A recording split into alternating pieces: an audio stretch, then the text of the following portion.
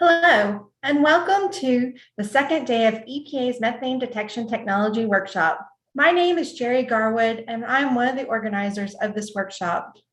I work in the Office of Air Quality Planning and Standards and the Office of Air and Radiation. I work in the Measurement Policy Group where I assist rule leads on monitoring and testing issues, and I've worked with the oil and gas team for the last 7 years.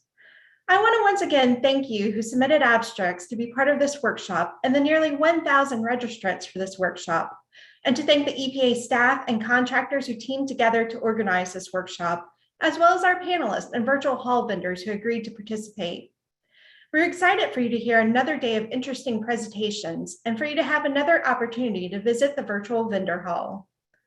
For those who could not join us yesterday, I would like to give you a little background about the workshop and how today will proceed.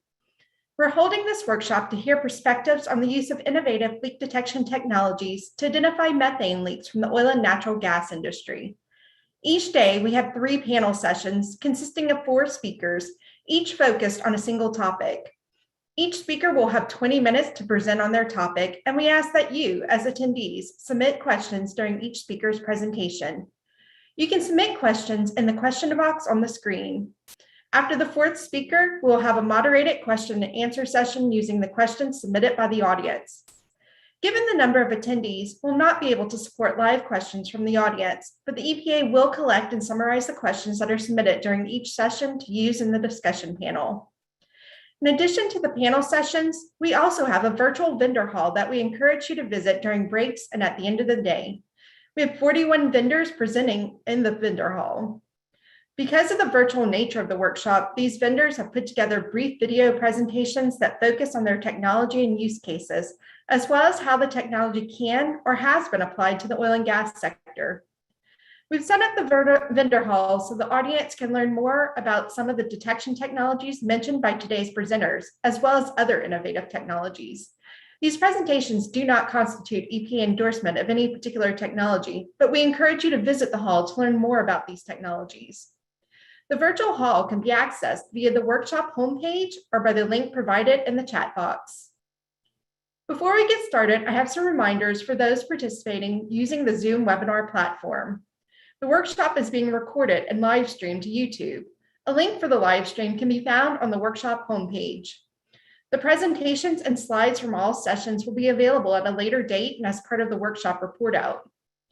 Because of the number of participants in the workshop, you'll not be able to ask questions live. Instead, we ask that if you have any general questions for the host, you submit them to the question and answer box at the bottom of your screen. This is the same box that you will use to submit your questions to the panelists during their presentations. To use this function, click on the Q&A button and a new panel will appear where you can type your question, then hit submit. During the workshop, also keep an eye on the chat box. The workshop host will use this box to provide general messages to the attendees. The chat box is next to the Q&A box at the bottom of the screen, and new messages to attendees will be flagged as shown on the example on your screen. If you're having any technical issues or experience video or sound issues, please try disconnecting and rejoining. You may also consider disconnecting through VPN if you're connected. If you continue to have issues, you may consider pausing active messaging services or other programs that require a lot of bandwidth. If you need to contact the host for any reason, message us using the Q&A box. If you cannot use the Q&A box for any reason, send us an email at ch4detection@epa.gov.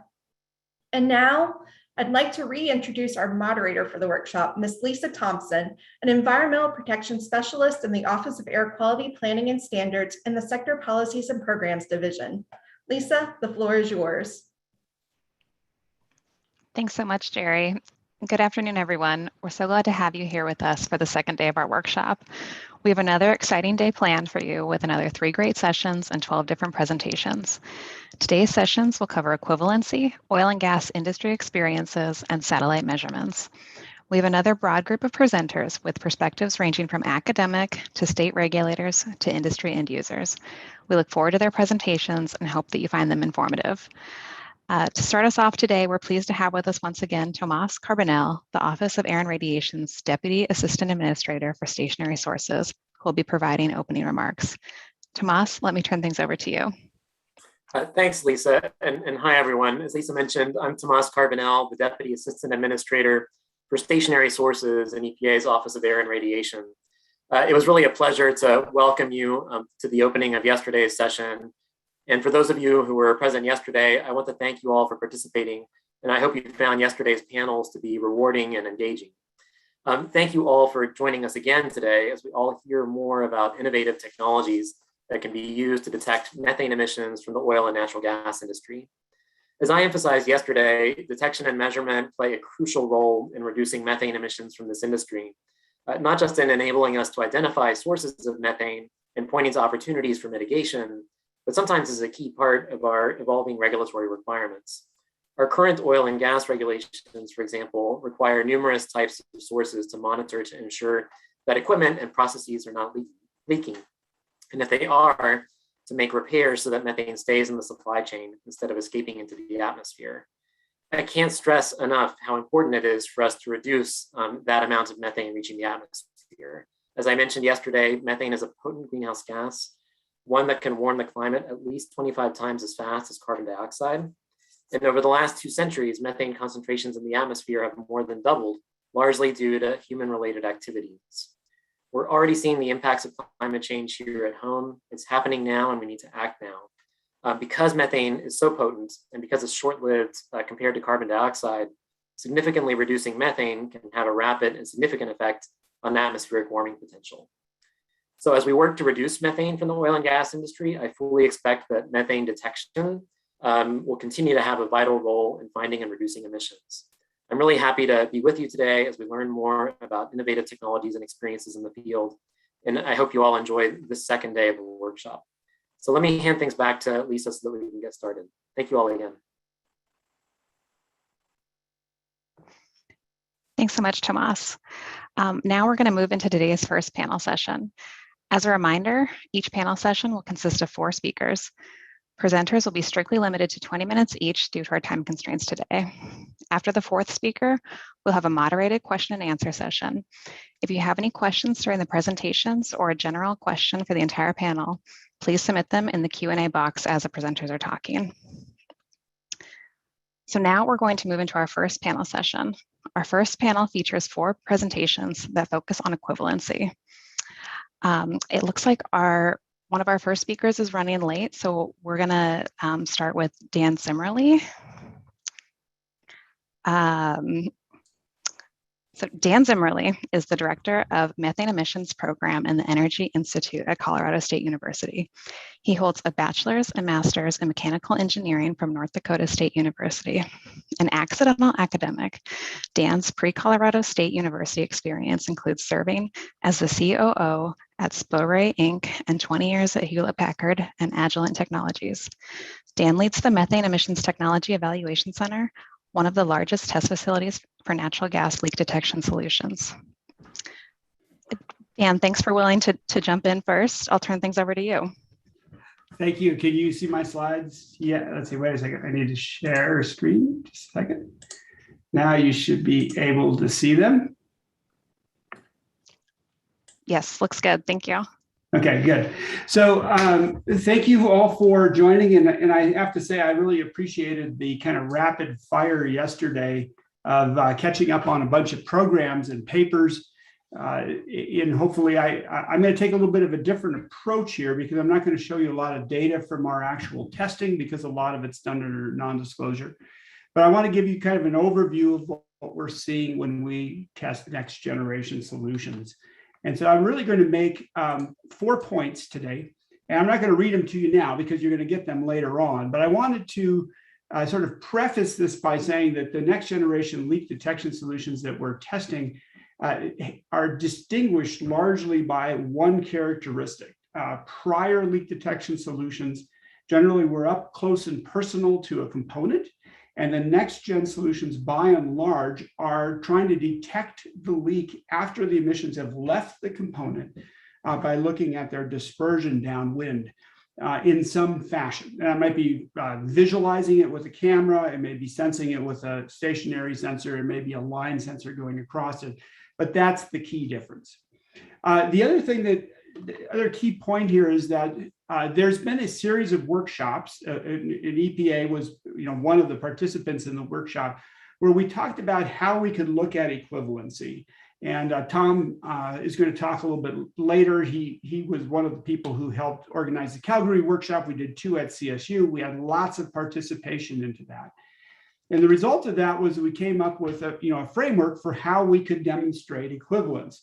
And the idea behind this was to get it to the point where it was transparent enough that if we loaded in the right data, we could characterize a leak detection solution performance in a way that would be auditable by a regulator and otherwise meet those requirements.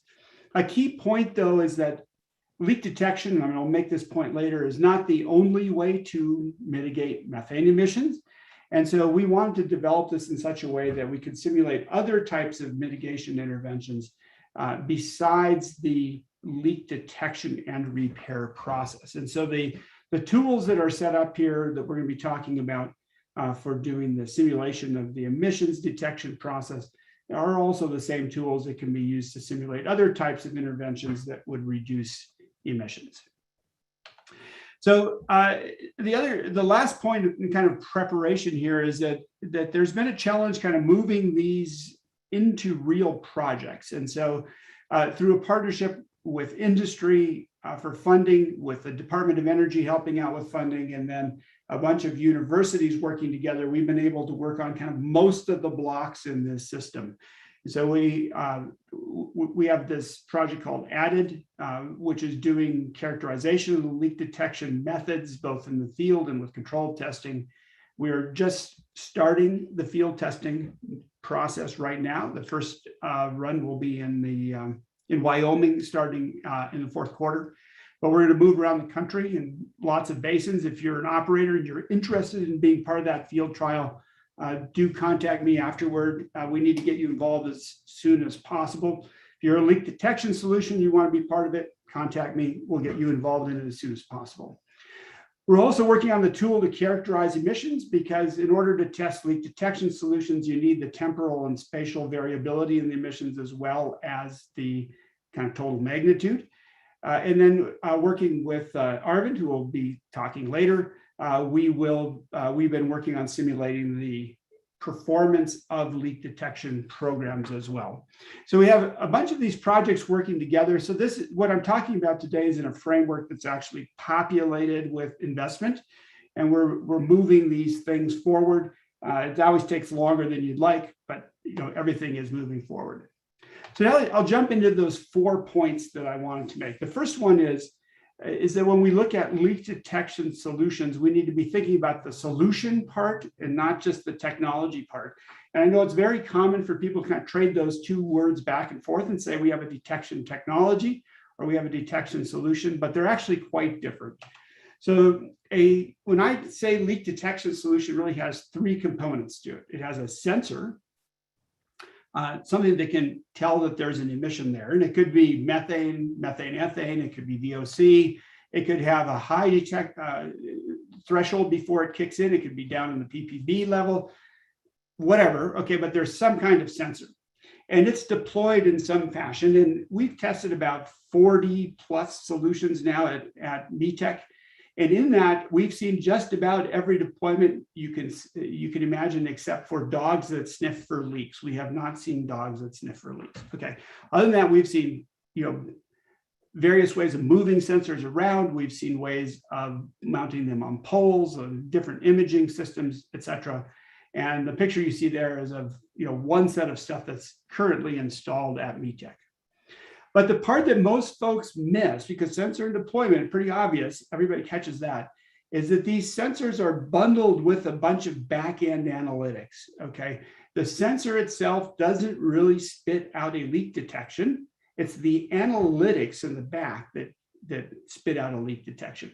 And I'll give you a couple points about that. The first one is that the performance of the leak detection solution is really something that needs to be characterized as that bundle of sensor deployment and analytics. And in fact, it's the analytics that probably have the biggest impact.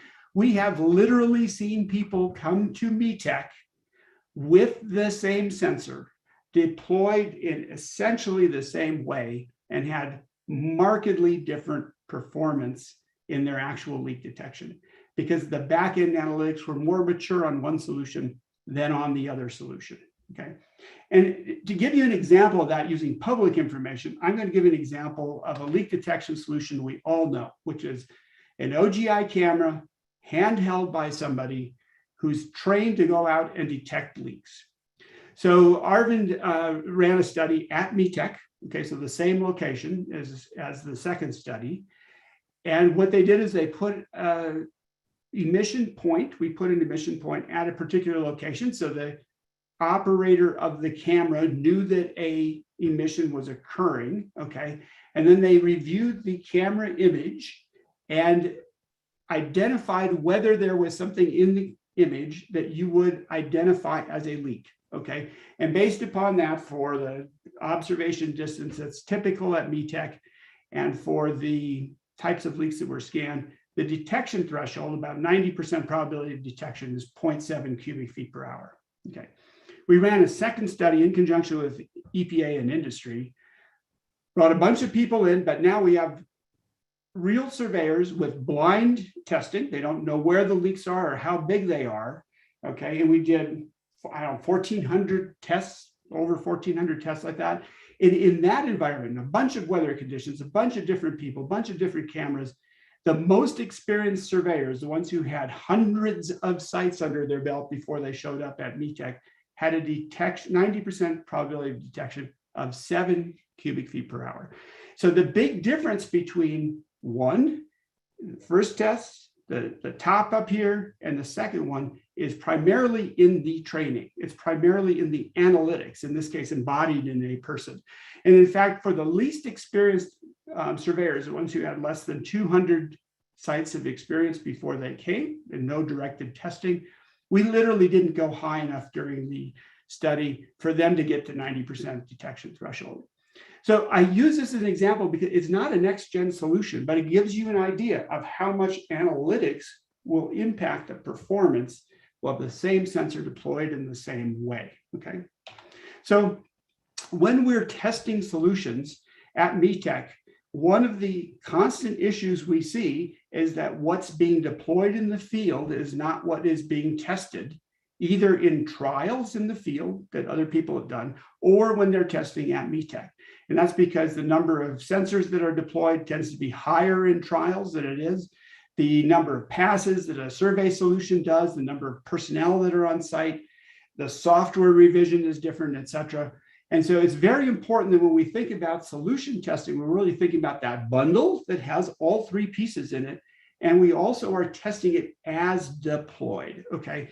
And there's a lot of movement in that space because, and I don't blame the solution developers, frankly, because when they come to our site and they're spending thousands of dollars and many weeks to be there, they want to deploy lots of stuff and they want to see how different numbers of sensors and stuff work. But the bottom line is that if you're a regulator or you're a company that's looking at the performance, you need to make sure that the results you're getting are the results for the same deployment structure as what you are going to see on your site, okay? Okay, the second point I want to make is that we need to be thinking about detection curves, not detection limits, probability of detection curves instead of probability of detection limits. So the traditional view is that we take some environmental variable. Oftentimes we don't specify it, or it's actually set to a very low level, like 0, okay, like no wind, like it's done indoors, okay? We set some range over where we think the solution will operate okay, and then we set a detection limit. So we set some sort of lower detection limit that says, okay, with this device, you can get anything over 10 cubic feet per hour or 10 kilograms per hour, whatever. Okay, that's sort of the traditional view of how things work.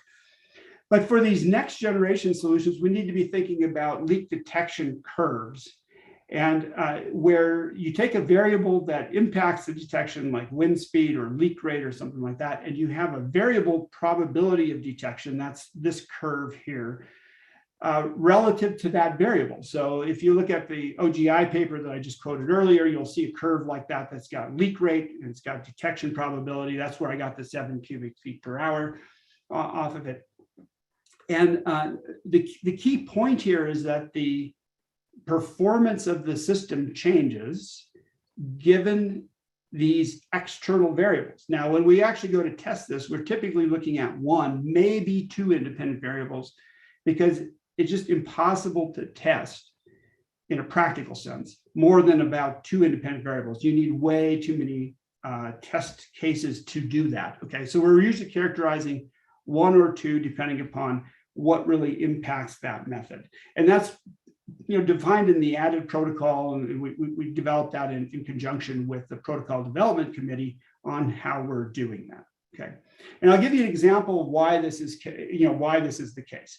So the promise of these next generation leak detection is that, unlike the traditional, where we just say don't use it unless it's in this band, okay, the promise of next generation solutions is we can go out there much more often. We can do that continuously or longer or more frequently, and therefore the conditions under which those solutions are deployed are much more variable. And that means that the lower detection limit might be 1 kilogram an hour under kind of ideal conditions, but it might slide up, for 90% probability of detection, it might slide up to 10 kilograms per hour under a different set of conditions.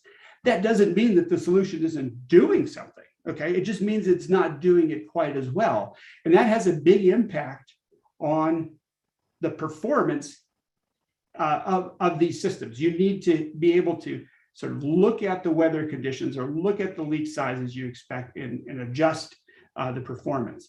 It's also important to capture the time it takes for the solution to do something. If something's instantaneous but not deployed very often, you get one answer. If it takes hours and hours for it to come up with a solution, that's a different answer. Okay, and I'll give you just a little toy example of that. So let's suppose we have a continuous monitor that we tested for like a 4-hour period. So we'll give it 4 hours to collect data, analyze, and detect. And let's suppose that the probability of detection of that method is 20%. And before you all recoil in horror that 90% probability of detection on a particular leak size is only 20%, this is not far off from some of the solutions we've tested. Okay, so that's not an unrealistic number given a controlled testing scenario. But if this solution operates 24 hours a day, within 44 hours, it's going to get up to about 90% probability of detection. Given you have the wind moves around a little bit, it keeps working on finding the same leak. Even if you only operated during daylight hours, it's going to find it in like 124 hours. Both of those still beats a survey solution that went out every 30 days.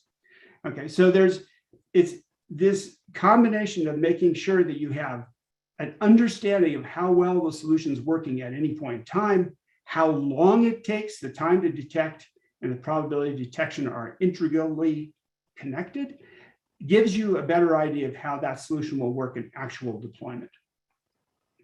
The third point I'd like to make, and I believe Arvind's following up, he wasn't, I think, yeah, he's following up on this, and he's going to talk a lot more about the solution part in a program, right? Is the key thing is to think about these solutions embedded in some program that includes the operation of the solution and what you did about it once it got a detection or it got a quantification out of it.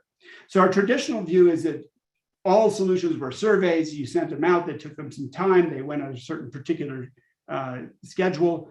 You dispatch that to repair. It can be from 0 days to some number of days before you attempt to repair, and it might take more than one try, then you're repaired. This is almost never the case with next-gen solutions.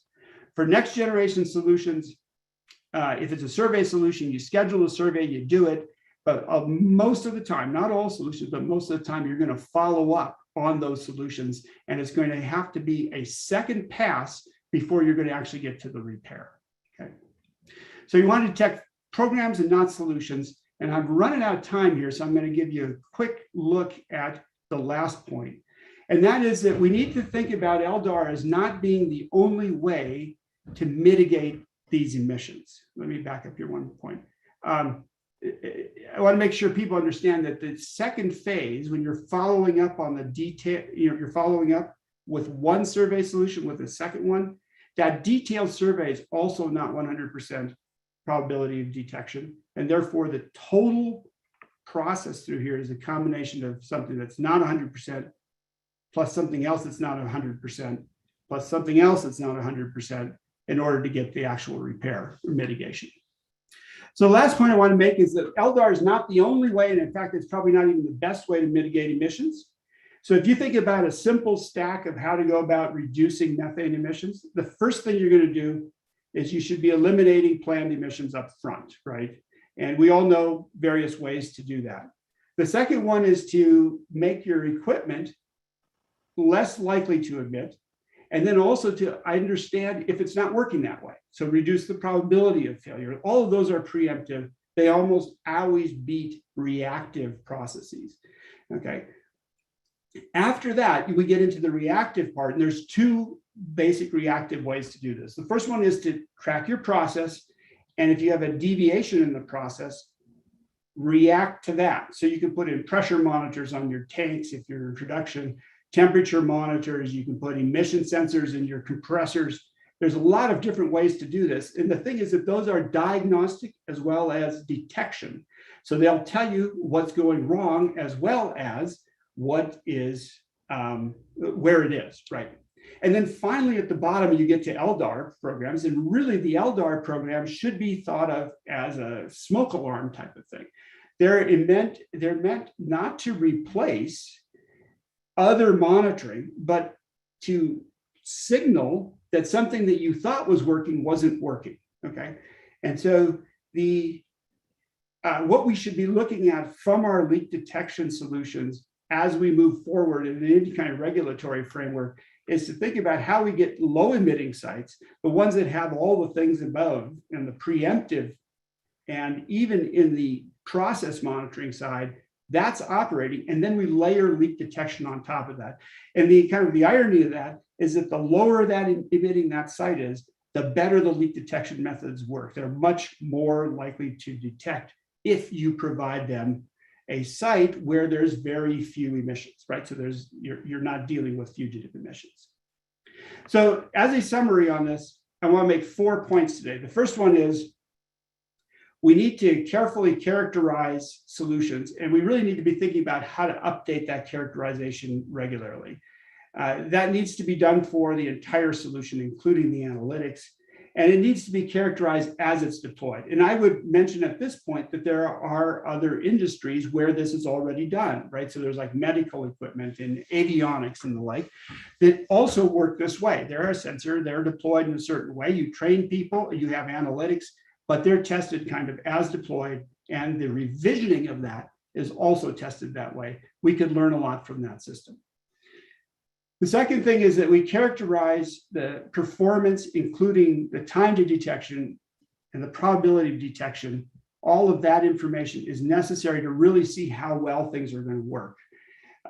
For example, a sustained measurement is going to be a lot better than something that's a really short measurement, for example. And finally, let's look at leak detection solutions in a stack of other mitigation methods, because that's probably going to be more successful for the leak detection and more successful for mitigation.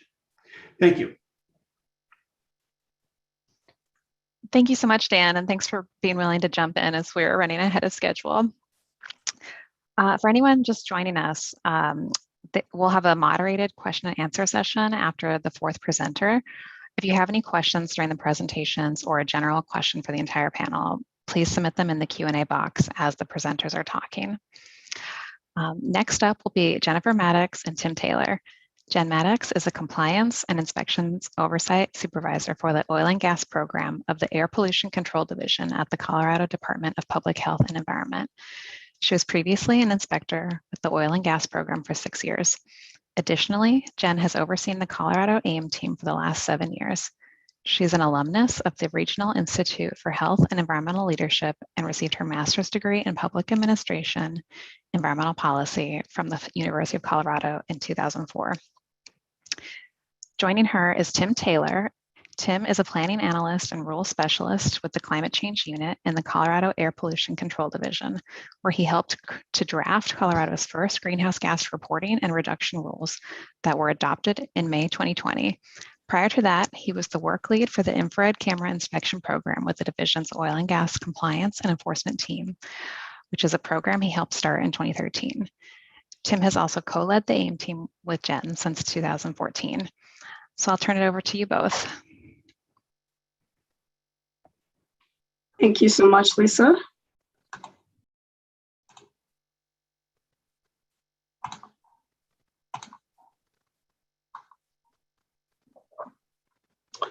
All right, so I'm actually going to start off this presentation and then I'll hand it over to Jen to finish it off. So first of all, just want to say good morning or afternoon to everyone, depending on where you're joining us from, and glad you can be here. Apologies for reshuffling the panel presentations, but we're glad to be able to present now. I want to thank EPA for putting this workshop together. This is a very important and timely topic, both from the perspective of climate change and how methane detection technologies have developed and improved over the years, as well as the protocols and approaches for evaluating such technology in a regulatory context, which is the perspective Jennifer and I are going to bring today as part of our presentation on Colorado's alternative AIM program. And I must say that we're proud to be part of this particular panel, since the other individuals presenting in it have played critical roles and continue to do so in helping to advance the evaluation of alternative methane detection technologies. So before I get into our presentation, I must say that this is something we in Colorado are not new to. In fact, we were the first air quality regulatory agency in the country to allow for the use of alternative emissions detection technologies to meet regulatory requirements for upstream oil and gas, starting in 2014.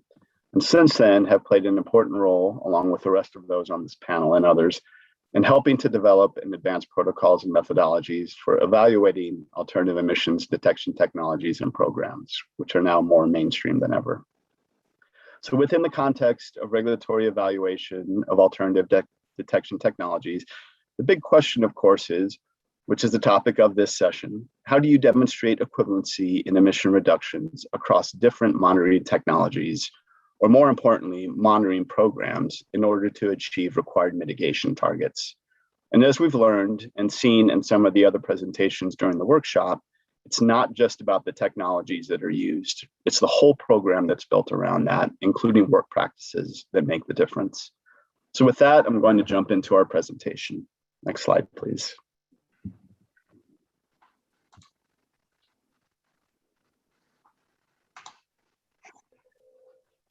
So today, what we'd like to cover is, first, what is AIM and what is it used for, since some of you may not be familiar with that. Also, what does Colorado's alternative AIM process look like? In particular, what are the factors or elements that are considered for alternative AIM approval? We'll also briefly cover the alternative AIM approvals that we've granted so far. And then from there, I'll turn it over to Jennifer to really jump into the meat of the presentation on demonstrating emissions reduction equivalency, which is the most critical factor in alternative AIM evaluations and approvals. She'll also cover how Colorado has collaborated over the years on the development of tools and approaches to evaluating alternative emissions detection technologies and programs, again, with a heavy emphasis on the programs piece being critical. And then we'll be happy to answer any questions during the panel discussion that follows. Next slide, please. So first and foremost, what is AIM? Well, like any good government agency, we had to come up with an acronym. So AIM stands for Approved Instrument Monitoring Method. And under our air quality regulations for oil and gas, AIM means an optical gas imaging infrared camera, EPA Method 21, or, and this is where the alternative AIM comes into play, any other instrument-based monitoring method or program approved by the Colorado Air Pollution Control Division. So even within the context of the regulatory language, there is a particular emphasis, not just on the technology, but also the method or program that's put in place for detecting, responding to, and mitigating emissions. And I do want to say that this is all there was in the original regulatory language for AIM, a definition and nothing more. There was no defined process for approving an alternative AIM. So that was actually something that we had to come up with on our own and has been refined over the years. And that process, or I should say, the factors or elements that are used for evaluating alternative AIM are now written into our regulations. And we'll cover that later as part of the alternative AIM review criteria. Next slide, please. So what is AIM used for? Well, as previously mentioned, the main purpose is for monitoring and reducing emissions of both methane and volatile organic compounds from oil and gas operations as required under Colorado's Regulation number 7. And this applies to leak detection and repair at well production facilities and natural gas compressor stations, storage tank monitoring at a variety of oil and gas facility types, since we found that storage tanks are a significant source of emissions, and natural gas driven pneumatic controllers to determine if they are operating properly or in need of maintenance, repair, or replacement. In fact, Colorado was also the first to require emissions monitoring pneumatic controllers, which is driven by our own observations of malfunctioning pneumatic controllers through our IR camera inspection program. Next slide, please. So this slide basically gives an overview of what the alternative AIM review and approval process looks like. The first step is an applicant submits an alternative AIM application to us following the guidelines and requirements we've laid out for that, which can be found on our AIM webpage. Next, the AIM team, which is more than just Jen and I, thankfully, reviews the application first for completeness and then for determination of approval. And the evaluation process for approval can often take some time, mostly because of the challenge that equivalency demonstrations can pose, but also because an application may not have clearly defined work practices for the proposed emissions monitoring program. Now, in terms of the work practices and program elements, we highly recommend that a technology provider who is considering an alternative AIM application work with an operator to develop a program that fits the operator as part of that AIM application, versus trying to develop a program that is a one-size-fits-all for all operators who might utilize it. The next step in the process is that if we determine an alternative AIM application meets approval requirements, we provide public notice of that and allow for the submission of comments on the proposed approval.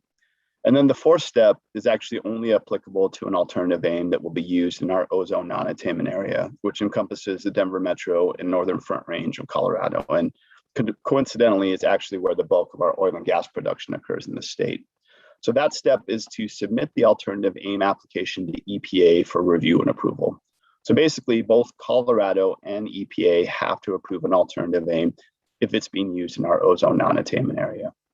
And to help streamline that process, we actually have a representative from EPA Region 8 on the AIM team, who I'm going to call out, and that's Cindy Bealers, and she's been an important part of our AIM team efforts and just working overall in the methane detection technology and evaluation space over the years.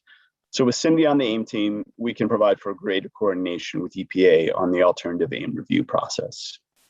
Now, if the alternative AIM will only be used outside of the ozone non-attainment area in Colorado, which we do have oil and gas operations elsewhere in the state, then only Colorado's approval is required of the alternative AIM.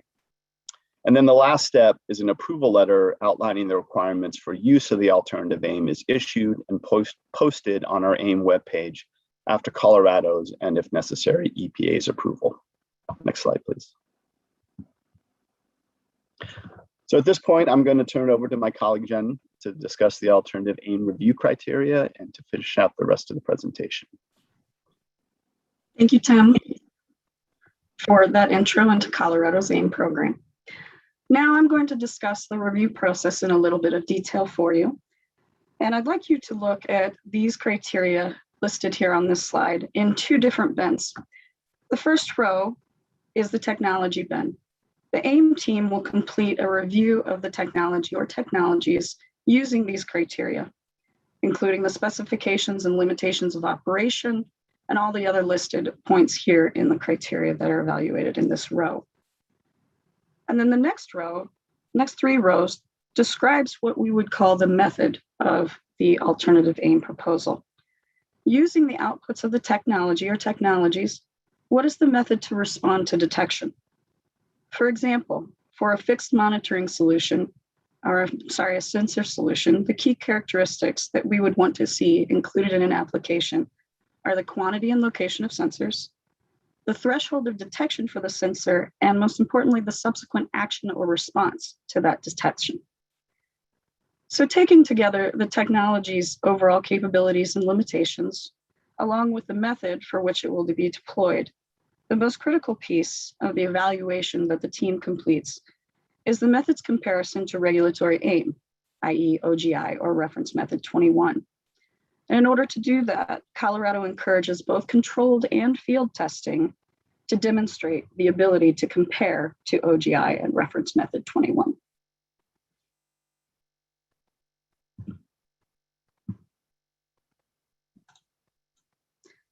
Through our review process, there's a couple of things that I wanted to make sure that the audience is aware of, that Tim mentioned a couple of them previously in this presentation. Ultimately, an alternative AIM proposal is a method, not just the technology or a review of technology, but it is a technology coupled with work practices in order to show that emissions can be reduced at least as effectively as an IR OGI camera or reference method 21. And in this vein, all applicants are encouraged, as Tim mentioned, to partner with an operator to develop key practices or responses in the method to implement the alternative method using the technology. Key considerations that we look at as far as the method goes is how does the technology detect emissions and at what level? And subsequent to that, what actions are required to respond to the detection? And how does that compare to the current regulatory aim of OGI and method 21? Operator-specific responses to technology can affect methods of efficacy in the testing. So that is why it's important to understand what the work practices and actions are in response to the technology to implement the program. And another thing that I wanted to make very clear for the audience is that the review process is a fairly long one. The timeline for approval can be at least, or can be expected to be at least 6 months to a year. Both public comment and EPA approval bake in an approximate 7 months of timeline approval, both to complete public comment through the AIM process here in Colorado, and for EPA to have time to review and provide comments and ultimately approve the alternative proposal. In addition, the team review takes at least 2 to 3 months to review the application, depending on the level of completeness. And what we've seen oftentimes is the largest time commitment for operators is expected to gather the data in order to support technology testing and field performance data.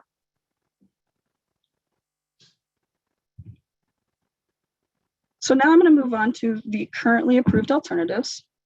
Colorado has approved 2 alternatives. They're listed here. Rebellion Photonics, now known as Honeywell Rebellion Photonics Gas Cloud Imager, and Pixel Velocity's Fixed Automated Hydrocarbon Leak Detection System. These have both been approved previous to our promulgation of the criteria listed in the regulation number 7. And we only have two approvals at this point in time. Why is that?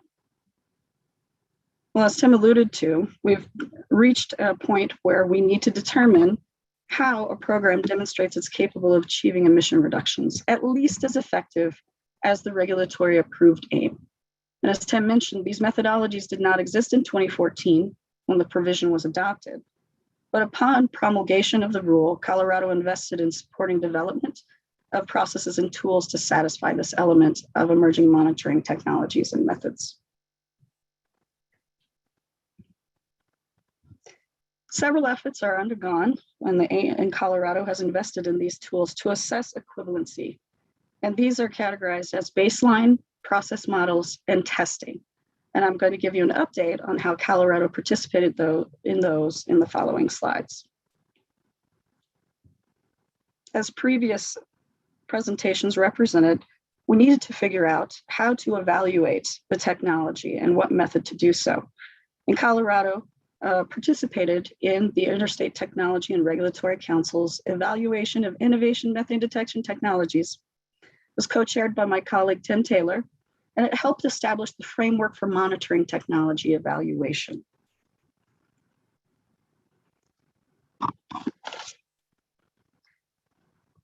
But what the product was a roadmap to evaluate these technologies.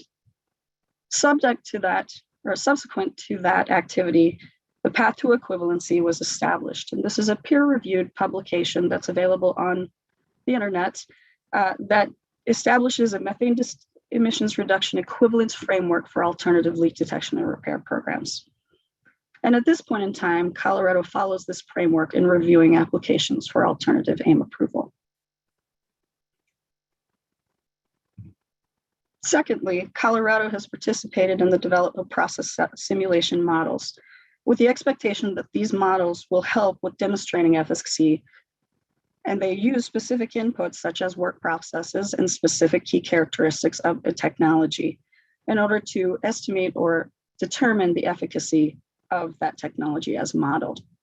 Colorado has collaborated with 2 developers of process models, including the Fugitive Emissions Abatement Simulation Toolkit, which you'll hear about in just a minute, as well as LDAR-Sim, which is also an open code, publicly available process simulation tool on the internet. Finally, Colorado also collaborated in the advanced development of emissions detections, spearheaded by Colorado State University's METEC facility and METEC Association. We participated in the development of both survey and continuous monitoring solution protocols to develop detection curves. And Dan gave a great overview of the findings so far to date of what's happening with added. And we do expect to see some field testing scheduled to begin in 2021.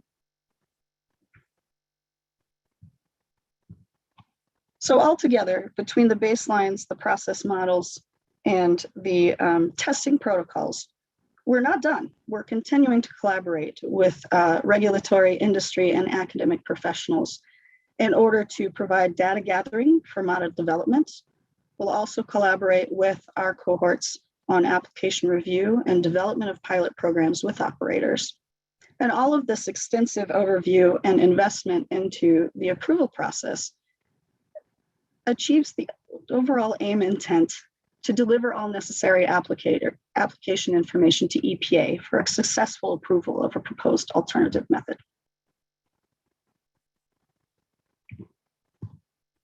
And for future reference, this is our webpage. I do recommend you take a look at it. It has all of our processes and procedures and findings that we've had to date, as well as approved or IR cameras that meet the definition of IR camera under our rule. And here are our contact information if you would like to reach out to us with any specific questions. Great, thank you so much. Our next presenter will be Dr. Thomas Fox. Thomas is the president of Highwood Emissions Management. He completed a Ph.D. at the University of Calgary, where he worked at the interface of industry, government, and academia to develop, evaluate, and deploy novel methane measurement technologies. Thomas works with clients from the energy sector across North America to design and implement integrated and cost-effective emissions management strategies. Thomas also works with innovators and solution providers to build, demonstrate, and deploy new technologies. Over to you, Thomas. Thanks, Lisa. Can you hear me and see my slides? Yes. Great. So I just want to start by thanking the organizers today. This is so cool. The talks yesterday and today so far have been really impressive and really exciting. I think we need to do more knowledge sharing like this, and especially on this topic, and to do it more often, because these are big challenges that we're working on. I have 33 slides and nobody believes that I'm going to get through them in 18 minutes. So buckle up and hold on to your hat, because here we go. All right. So everybody knows emissions management is changing rather rapidly. Regulations all the time changing. The only certainty is that we don't know what they're going to look like. New voluntary standards and expectations are arising regularly from various stakeholders. The amount of innovation that we've seen recently has been truly remarkable in the methane measurement and detection space. And then meanwhile, we have this kind of digitalization transition and flood of new data that's coming in from the oil and gas industry. And all this together presents a whole bunch of both risks and opportunities for the energy industry to reduce their emissions. Wherever you're playing in the emissions management space, and we're focusing a lot on detection and LDAR here, but there's kind of this whole other kind of world of emissions management that exists, and it's really important. Measurement is going to be increasingly important. And if you want to perform measurements, there's a whole bunch of ways that you can do so.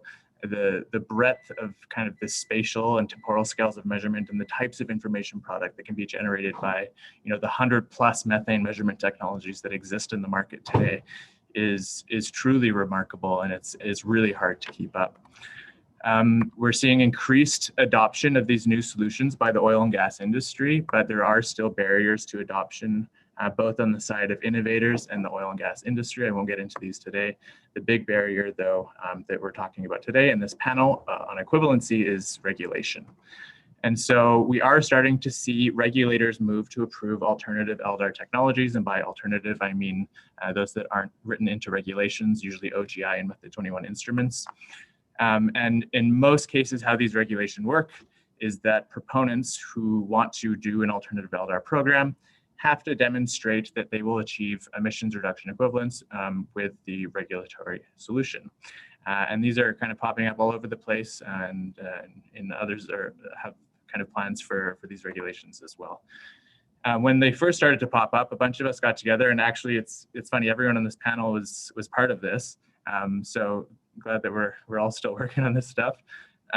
We got together, and we, as both Dan and Jennifer alluded to, we started asking this question, well, how do we actually demonstrate that two totally different things, solutions, technologies, programs, methods, are equivalent to each other and can reduce emissions just as effectively? And we came up with this framework that was published, and you can go ahead and download it. And it really consists of these three pieces that Dan has already graciously introduced, so I won't get into the details there.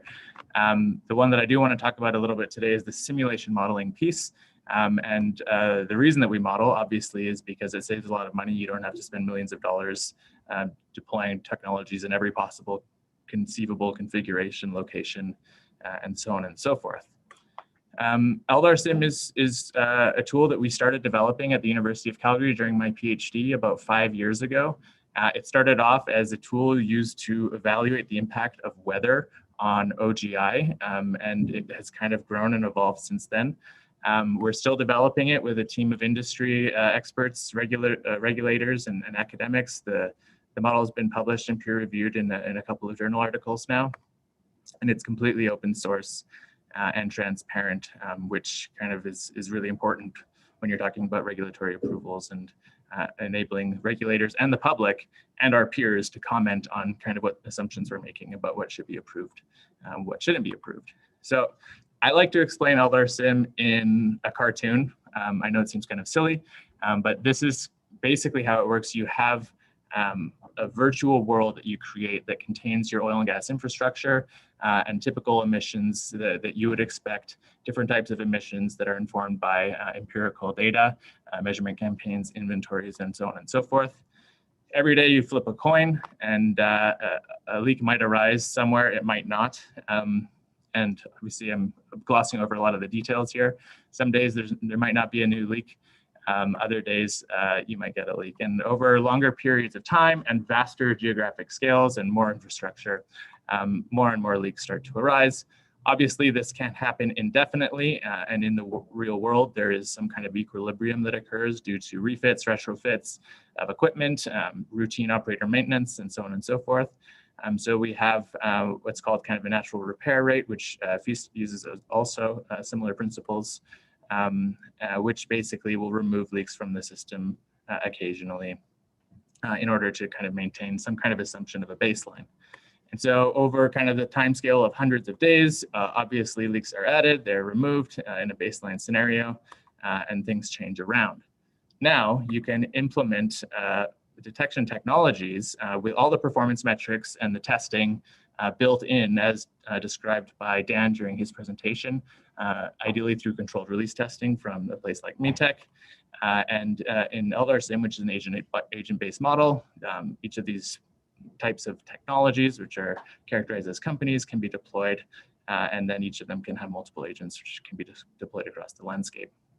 And so just quickly, these technologies are characterized by rules and kind of the performance metrics that you would see from testing in a place like MeTech. So just to quickly kind of describe what this looks like in very, very simple terms, imagine an OGI camera technician who's cruising around performing LDAR. We in LDAR-Sim distinguish between close range surveys and screening surveys. Close range surveys are the ones where you have an instrument that allows you to identify an individual leak, diagnose it, and put a tag on it so that you can generate a work order for repair. Screening technologies are the ones that kind of will look at the equipment level or at the site level and see things in a little bit less spatial resolution, and that have to send subsequent follow-up, whether the operator or an OGI technician, to inspect and to actually tag a leak for ultimate repair.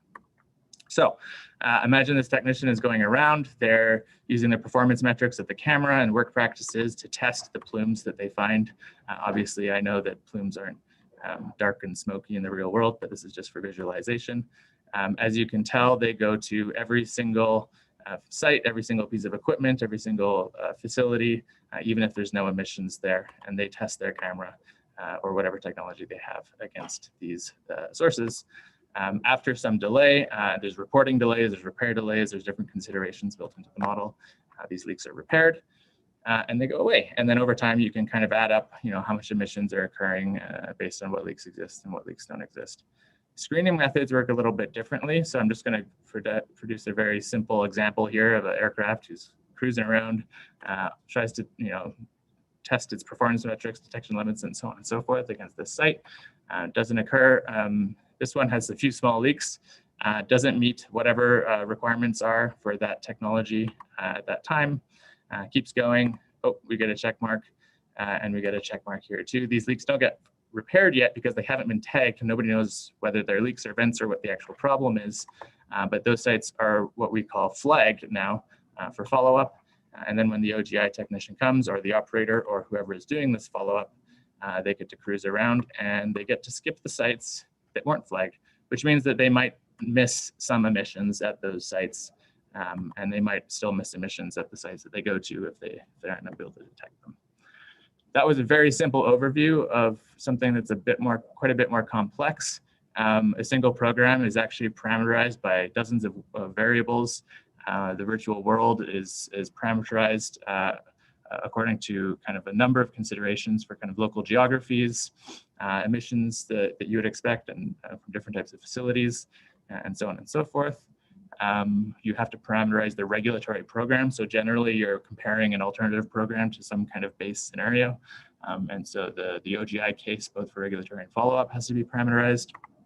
And then the same has to be done for the alternative technologies as well. I'm not going to get into these parameters today. I don't really have time, but feel free to get in touch. And just wanted to mention that these numbers are all made up, so that we don't give away any secrets here from any of our clients or what we're doing. In terms of the flexibility, in terms of how sites are described, there's also a lot that can be done there in terms of kind of on a site-by-site basis. Operator-specific data can be integrated into LDAR-Sim that defines kind of where those facilities are, what type of facility exists in the LDAR program, regulatory requirements for survey frequencies, alternative survey frequencies, how long it takes to visit different types of sites. You can also categorize how the sites behave in terms of their emissions based on their subtype, whether they're a compressor station or a well site, and so on and so forth. And then also kind of how long those sites take to survey, because as Dan mentioned, the survey timelines are absolutely crucial to understanding how long emissions are going to exist before they're removed from the system. At the end of the day, this is kind of a simplification of what kind of all the diverse outputs are that you would get from running LDAR-Sim simulations, but you get some idea of what your emissions are going to be over time, and emissions reductions from different types of programs. You get an estimate of the cost of those programs and where the individual cost components are for those programs. And then you also get to, because LDAR-Sim is a geospatial model, it's very focused on weather, you get to understand kind of how technology performance varies across space and time as well. Because it's a geospatial tool, it's also really great to be able to explore the outputs of LDAR-Sim in kind of a geospatial context, understanding what sites are emitting the most, where they are, how they're clustered, and then also looking at individual leaks, understanding who tagged them, what crew tagged them, how long they emitted for, how they were repaired, and so on and so forth. The one thing that makes LDAR-Sim pretty cool is that we've been doing a lot of work in terms of this work practice optimization. Dan also referred to this as deployment, as we call it work practice, a similar kind of thing, but understanding how Basically, you can vary different aspects of how the technology is used to develop kind of cost-optimized emissions reductions programs. So looking at different survey frequencies, looking at different follow-up rules, and so on and so forth, in order to identify programs that work best and that meet the regulatory requirements for equivalency. There's a lot of info on LDAR-Sim out there. If you're interested in getting into the nitty-gritty, please be in touch. As I mentioned before, it's completely open source, and we welcome collaboration from anyone on this. There's a lot of cool stuff happening these days in this world on this topic. And to speak a little bit more to that, we're working on an AIMM3S project right now. I think we're about a year into this project.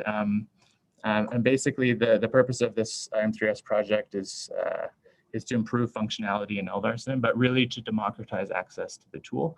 And so we're trying to build it in a way that more stakeholders can use LDAR-Sim. And so, regulators, innovators, solution providers, industry can test out different technologies. As part of that, we're building kind of a web-based application for running different types of simulations online that will be completely free and open access.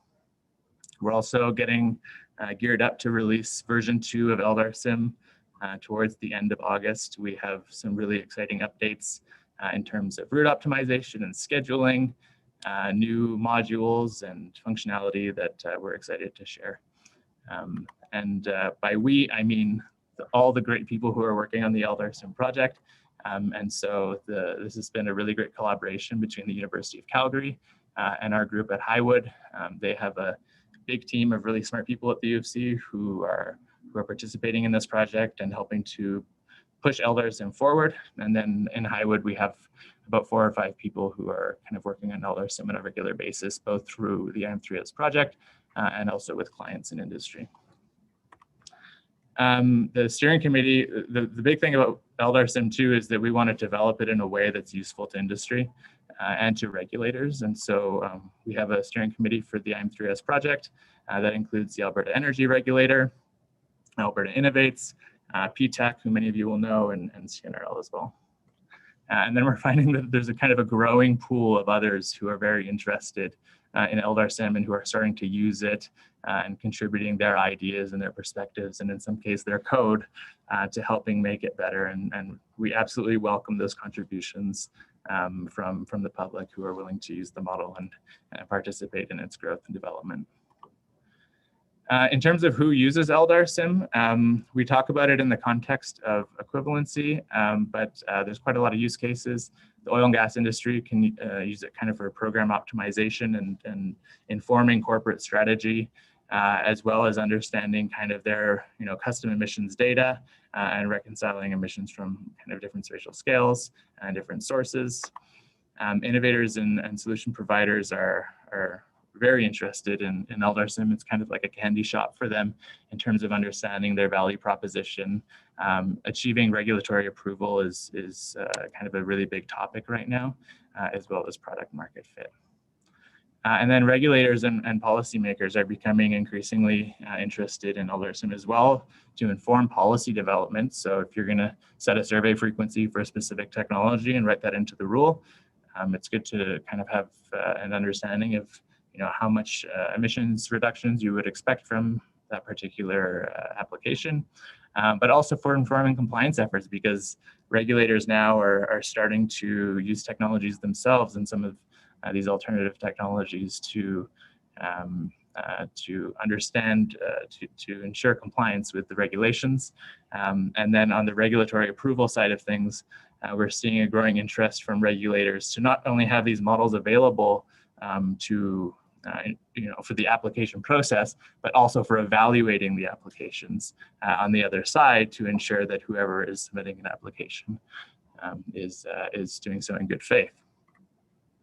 Highwood, I didn't talk about us, and if you're interested, get in touch, because I don't think this is the right platform for doing so, but I did just want to mention that we're working with LDAR-Sim in a number of ways. We're working actively on regulatory approvals in multiple jurisdictions, including Alberta, which is actually leading the world in approvals and has about 10 alternative LDAR approvals to date for pilot projects. But we're also working on kind of AMEL stuff, alternative AIM stuff from CD/Ph.D, as you just heard from Jennifer and Tim, a little bit in New Mexico now, and some other interesting stuff getting lined up. In general, we're getting better at guiding stakeholders because this is like a really interesting and difficult challenge to get these new technologies approved for use, because you have regulators, innovators, solution providers, and industry all sitting at the same table with slightly different interests and understandings of how things work, and different requirements that need to be met on different sides of the table. In general, when we do these alternative LDAR program approvals, we focus very closely on transparency. And so we like to submit all of our inputs, assumptions, model code, and everything along with our regulatory applications to the regulator, so that they can run everything themselves and they can know exactly what we did, and ask us hard questions if they don't agree with any of our assumptions. A few learnings just quickly before I wrap up. The jurisdictions vary quite markedly in their regulations and how programs are approved. So CD/Ph.D did a great job of kind of setting the groundwork for these requirements, and other jurisdictions have kind of gone their own ways in many cases. So it'd be great to see some harmonization on that front, and we're doing a little bit of work in terms of kind of developing a universal alternative LDAR application and soliciting that to various regulators to see if they'd be on board with some kind of harmonized standard to make things easier for everyone. We're finding that inputs and sensitivity are crucial.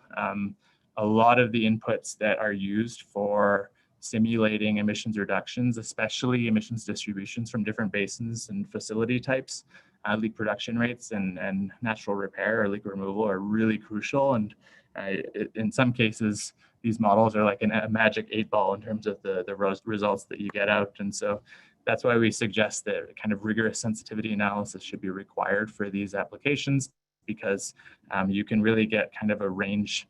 You should be exploring a range of results and using these as heuristic tools rather than just kind of looking at any one number and assuming that's the result. To further that point, I believe that these alternative kind of LDAR applications for equivalency should be much broader than just the modeling. There should be kind of an element of common sense and understanding what the technology is doing and how it works. Beyond LDAR, I think this is kind of a really exciting time for these technologies. I think, as I mentioned at the start of the talk, measurement of methane is really the future. There's synergies with abatement that are being built into LDAR-Sim. So, understanding kind of what the cost per ton CO2e of emissions that you get from deploying different types of LDAR programs, and how that compares with some of your abatement opportunities, such as tying into gathering lines or installing VRUs and so on and so forth. Understanding kind of the future of how measurement technologies fit in to new reporting and disclosure systems. For example, for differentiated gas or ESG reporting, we're seeing a big shift towards initiatives that rely more heavily on measurement. And so if you can use LDAR technologies for those measurements, then you're killing two birds with one stone. And I'm just going to end there. So thank you very much for your time, and happy to answer any questions. Great, thank you so much, Thomas. Our final presenter in this panel is Dr. Arvind Ravikumar. Arvind is a faculty member in the Petroleum and Geosystems Engineering Department at the University of Texas at Austin, where he directs the Sustainable Energy Transition Lab. He also holds fellow appointments with the Payne Institute for Public Policy at the Colorado School of Mines. His interdisciplinary research examines technical and economic approaches to sustainability to meet global energy demand while addressing climate impacts. Specifically, Arvind's work focuses on the role of technology and innovation in reducing the carbon footprint of global oil and gas operations. I'll turn it over to you. Hi, can you hear me? I can hear you. All right, just a quick second.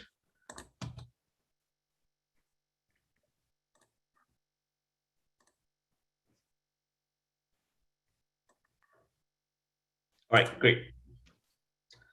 Thank you very much for having me today. It's been great to hear the other panelists talk about the importance of new technologies and modeling leak detection and repair programs for methane mitigation. My name is Arvind Ravikumar. I'm a faculty at the University of Texas at Austin. And today I'll be talking about fees-based evaluation of methane leak detection and repair programs using new technologies. I'm going to be talking about very specific examples and showing how we can use models to determine equivalency for LDAR programs that incorporate some of the newer technologies that we heard about yesterday. All right, so the choice of new technologies and therefore equivalence depends on various factors. So the first one is choosing the appropriate technology depends on your application. So questions about whether you want to just detect methane emissions or you want to quantify methane emissions. And based on that, you choose your technology. You can choose technologies based on whether you want to use it in an LDAR program or whether you want technology for inventory verification. It also depends on geography. And I'll show some examples later, but for example, high average winds can affect performance of some remote sensing methods. For example, if your location, especially in northern latitudes, have significant cloud cover, then satellites would become less useful. If you have extended winter months with snow cover, that can affect some imaging systems. And the last thing is, it also depends on the type of emissions at your facility. What we have seen in the past few years in terms of research is that emissions profiles look different under dry gas operations versus wet gas operations. It will also, the effectiveness of new technologies will also depend on whether your emissions are dominated by vented emissions or fugitive emissions. Then we also have to talk about whether your emissions are continuous or whether it's dominated by intermittent, by high volume events. So the point of all of this introduction is that equivalency can be context specific, and we have to think about what we mean by when we say equivalence. So there's a difference between technology performance and LDAR program effectiveness. New technologies are just one part of a methane mitigation program. If you want to know what a technology can do, for example, answering the question, can a new technology X on platform-wide detect methane emissions? This is what we do by testing at various test facilities across the country. The picture you're seeing is from METEC of the mobile monitoring challenge we conducted a couple of years ago. We have the aided field trials that Dan mentioned previously that does a lot of these technology testing. But if you want to move from technology testing to LDAR program, the question you're asking is slightly different. What you're really asking is, can an LDAR program with technology X in platform Y, surveying Z times per year in basin B, under these weather conditions and repair rules, reduce emissions by 50%, for example? And to be able to do this, to be able to understand how a new technology fits within a program, you need a model, and for which we are using the FEAST modeling platform. The FEAST platform stands for Fugitive Emissions Abatement Simulation Tool. And what it does is it provides a consistent platform to compare technologies and helps operators make robust decisions on methane mitigation. So briefly, what are the inputs to the FEAST modeling platform? So you have technology and methods, the performance of technologies. We get this from peer-reviewed data, from field studies that we conduct, for example, the mobile monitoring challenge at METEC, the upcoming aided field trials, the recently concluded Alberta Methane Field Challenge, all provide data on performance of technology in detecting and quantifying emissions.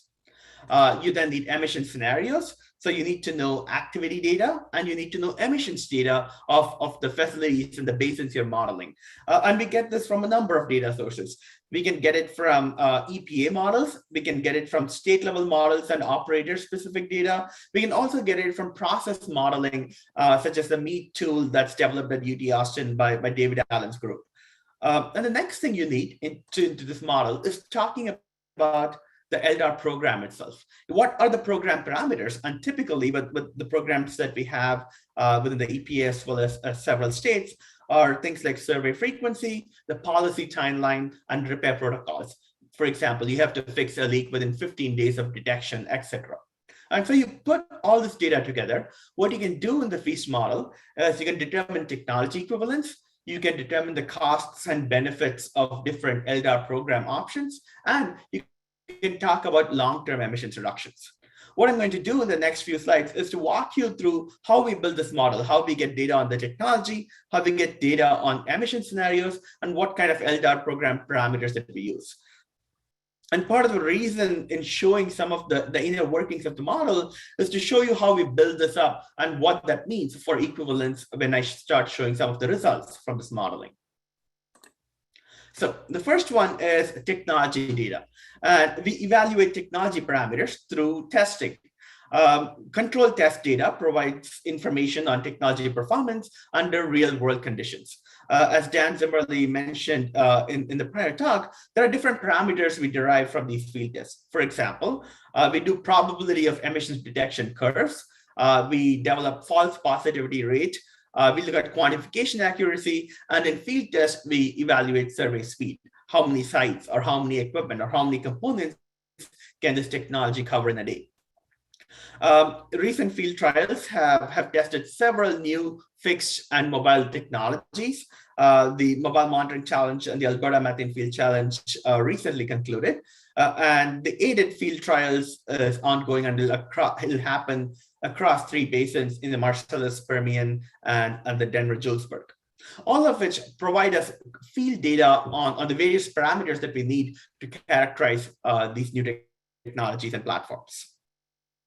So that's on the technology side. We have a lot of data on many of these new technologies that are directly put into the FEAST model.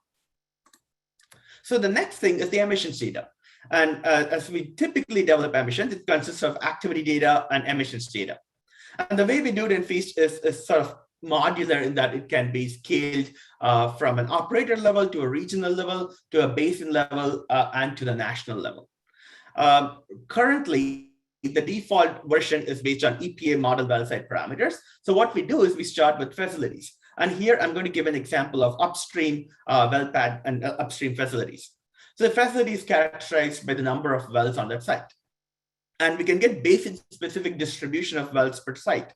For example, in Colorado, you have sites that have only 1 well to sites that have about 30 wells. And so you can get this distribution and model the actual sites and their sizes in the region of interest. And then you go 1 level down. So for each facility, you talk about what are the major equipment on site. This is something that's available with regulators. It's also available with operators. And in fact, most recently, you can use satellite data to figure out what are the major pieces of equipment on the site. So things like separators, dehydrators, tanks, compressors, VRUs, and flares. And we have scaling factors in terms of units per well.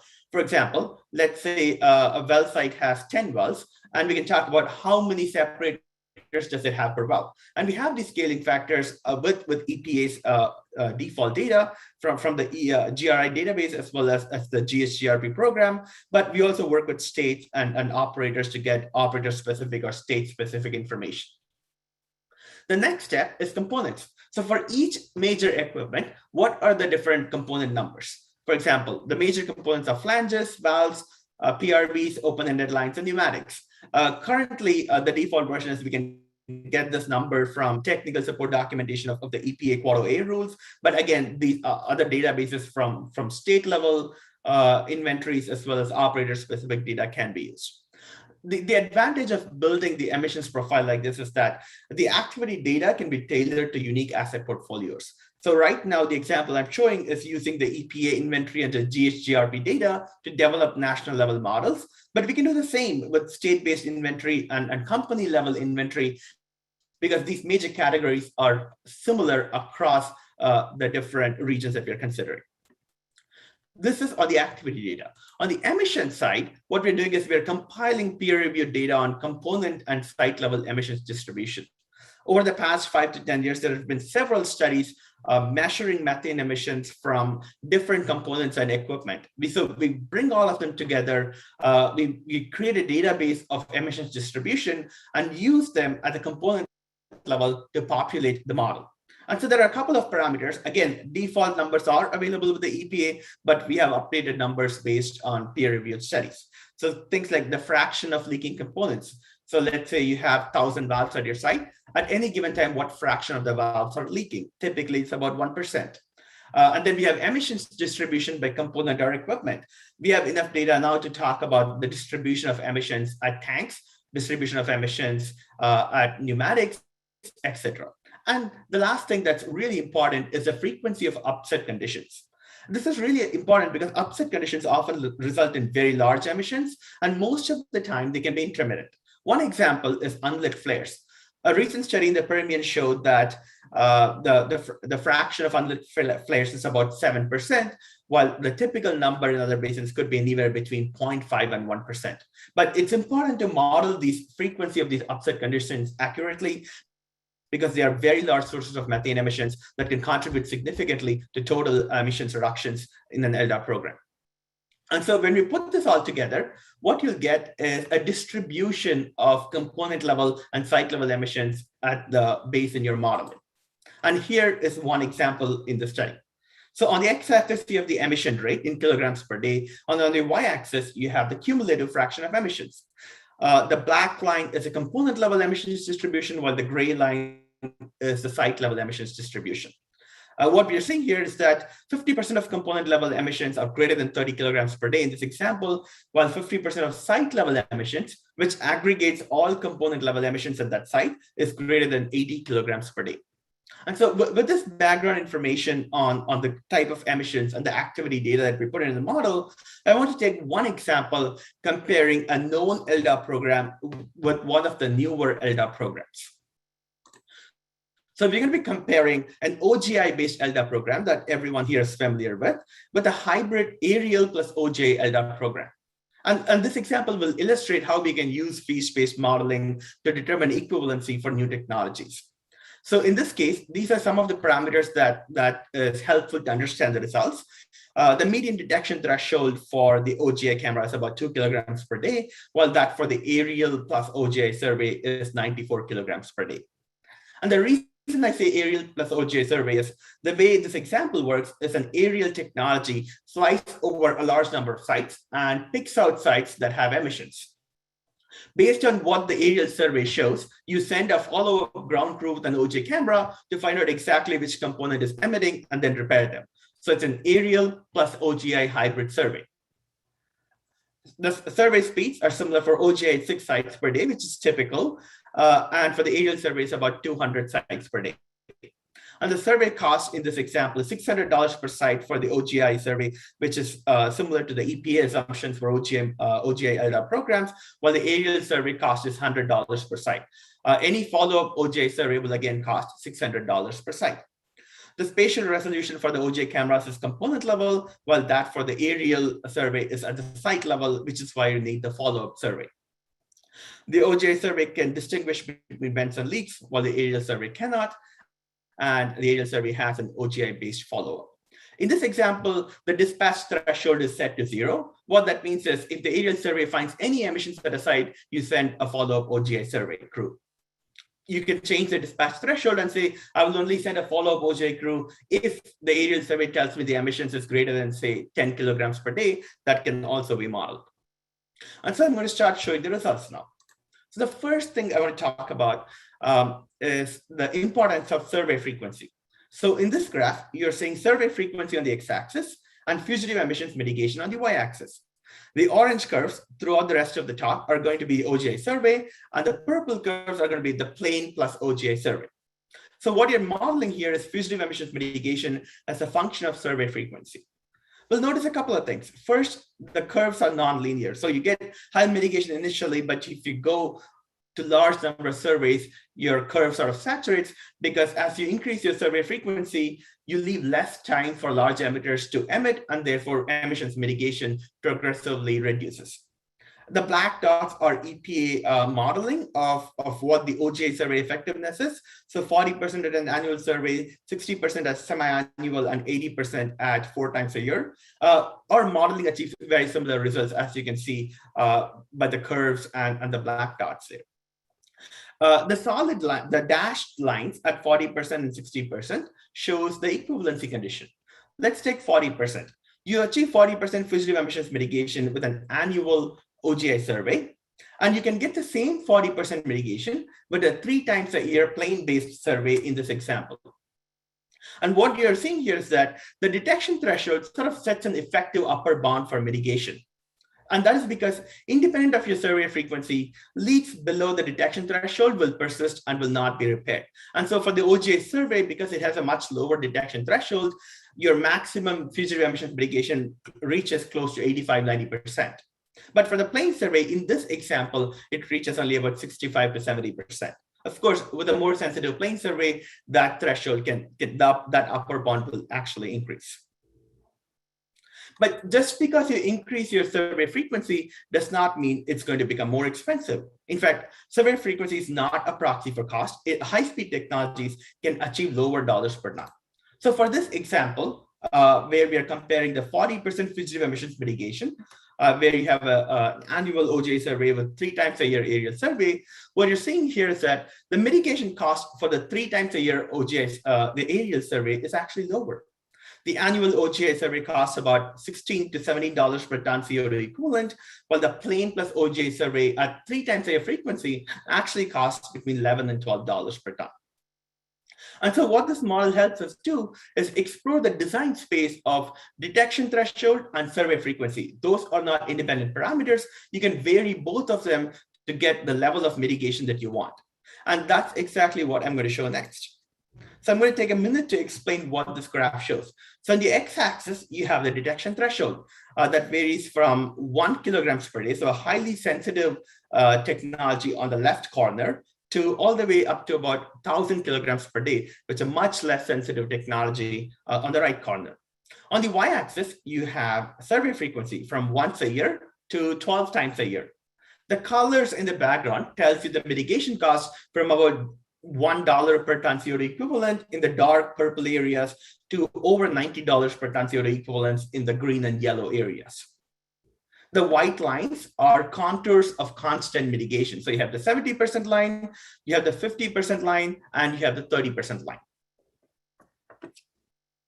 And so how do we use this graph? So we can use this graph to sort of understand how we can determine equivalence. I'm highlighting 2 different points in this 2-dimensional graph.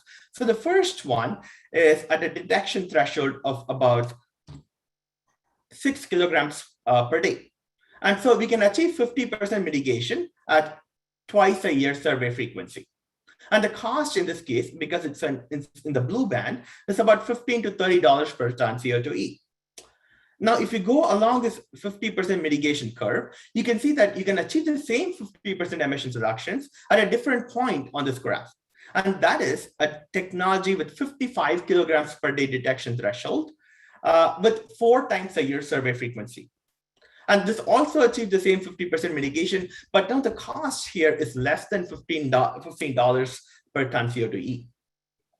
And so this is just an example with one OGI and one aerial-based system, so component level survey and the site level survey. But what this shows you is that we can use this design space to see for a given technology with a given detection threshold and parameters, what would be the appropriate survey frequency to achieve your level of emissions mitigation required.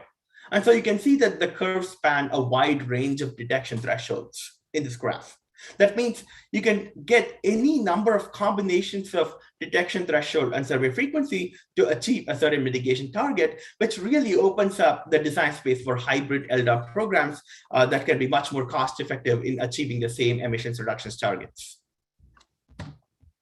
And one thing to address here is that increasing sensitivity of detection can improve mitigation outcomes, but only up to a point. For example, if you look at this curve that's highlighted by the red circle, is that the 50% mitigation curve sort of becomes flat when you go below detection thresholds of 10 kilograms per day.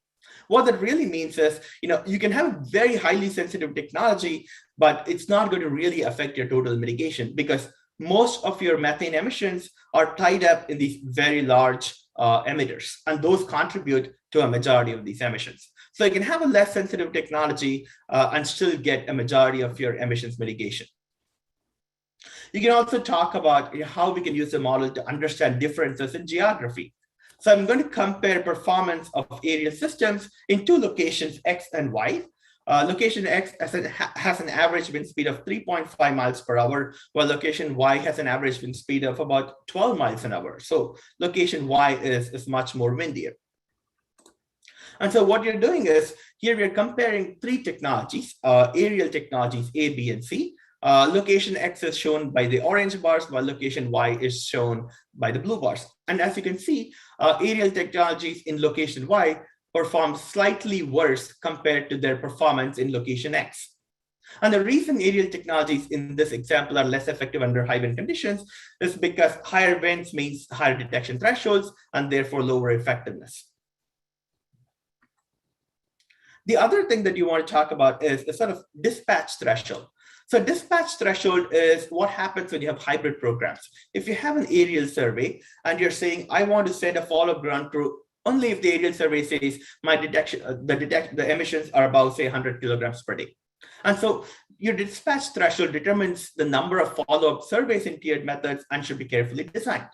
Here's an example. We go from D1 through D5 with increasing dispatch threshold limits, and the blue bars are the number of follow-up deployments. And on the y-axis, on the right y-axis, you have the fugitive emissions reductions. So D1 is where there's no dispatch threshold, where you follow up on every emission that the aerial system detects. You have over 120 deployments, and your emissions reductions is also very high, over 90%. And then as you increase your dispatch threshold from 0 to 10 to 100,000, your follow-up deployments rapidly reduce. In the case of D2, the follow-up deployments is only about 20. So you only send 20 times in the course of a year as follow-up. Your emissions reductions is lower, but you still achieve 75% emissions reductions. And so this trade-off must be discussed carefully with each technology to think where that dispatch threshold should be set. So to summarize, models like FEAST can provide systematic evaluation of the performance of new technologies in LDAR programs. We can use it to develop hybrid LDAR programs with multiple methods and determine equivalence. It's also helpful to make asset-specific technology recommendations, as sites in the Marcellus Shale will look very different from, say, sites in the Permian Basin. We can also help use the model to establish broad guidelines or requirements for the adoption of new technologies. We discussed some of these things: survey frequency and detection threshold combinations, detection threshold and dispatch threshold combinations as well. Equivalent emissions mitigation can be achieved with a broad range of sensitivities by choosing the appropriate survey frequency and or using a tiered detection approach. And the last thing is, the dispatch threshold for tiered methods have trade-offs between cost and mitigation. You want the dispatch threshold to be low enough to fix all the high emitters, but high enough to optimize the number of follow-up deployments. With that, I'm going to conclude and happy to answer questions. Thank you so much, Arvind. And thank you to everyone who submitted questions over the course of this panel. We will now move into our moderated question and answer session with the presenters. Each presenter will have up to 1 minute to respond to the question, after which we'll move to the next presenter, either with the same question or a new question. We'll continue asking questions until either time expires or we have exhausted the questions. If we can get all of our presenters to turn their cameras on, if possible, for the Q&A session. Dan, the first question is for you. You said that analytics will have as much or more impact on performance as the sensor or the deployment. What are your thoughts to address regulators' understanding of the analytics, and what do you see as an appropriate quality assurance indicators to verify the appropriateness of the analytics?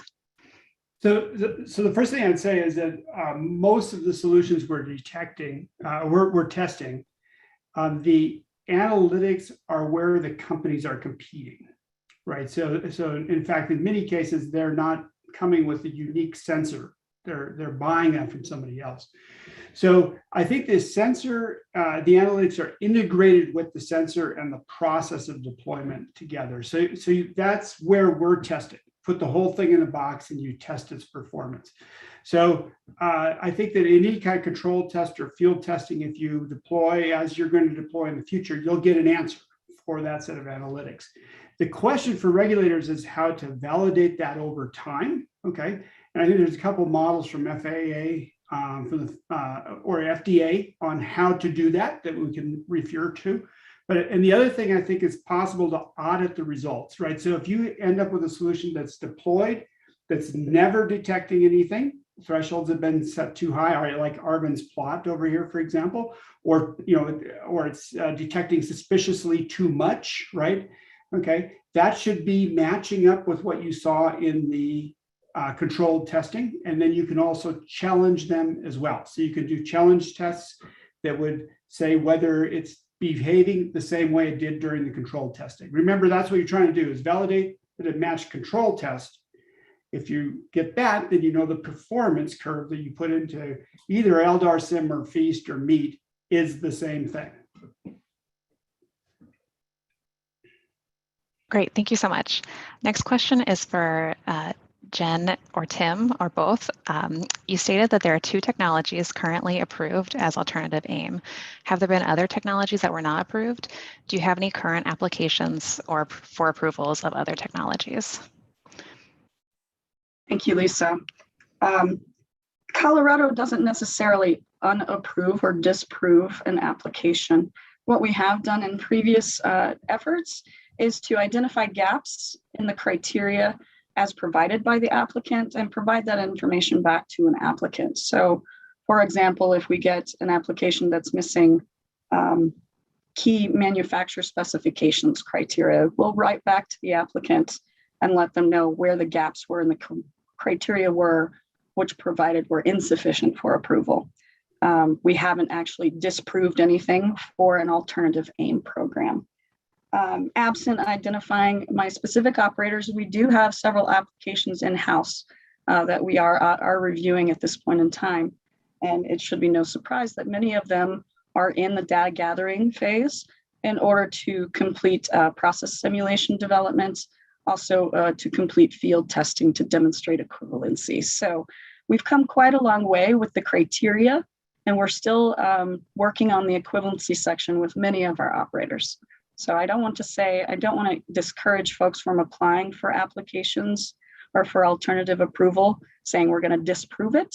That's not how the AIM team has operated. We will identify those gaps and return to the operators or the solution providers. We've been quite collaborative in this respect throughout our existence as a team. Thank you so much. Next question is for Thomas. You stated that you're working in multiple jurisdictions with LDAR-Sim. Has anyone yet given approval to an alternative technology based on the results presented by the model? And if so, did they require any ground truthing as part of the approval? Well, we only have 1 approval under our belts, but no rejections yet. So I would say we're 100% success rate. But yeah, we have 1 approval in Alberta and another submission there. And then we're actively working on approvals in various other jurisdictions.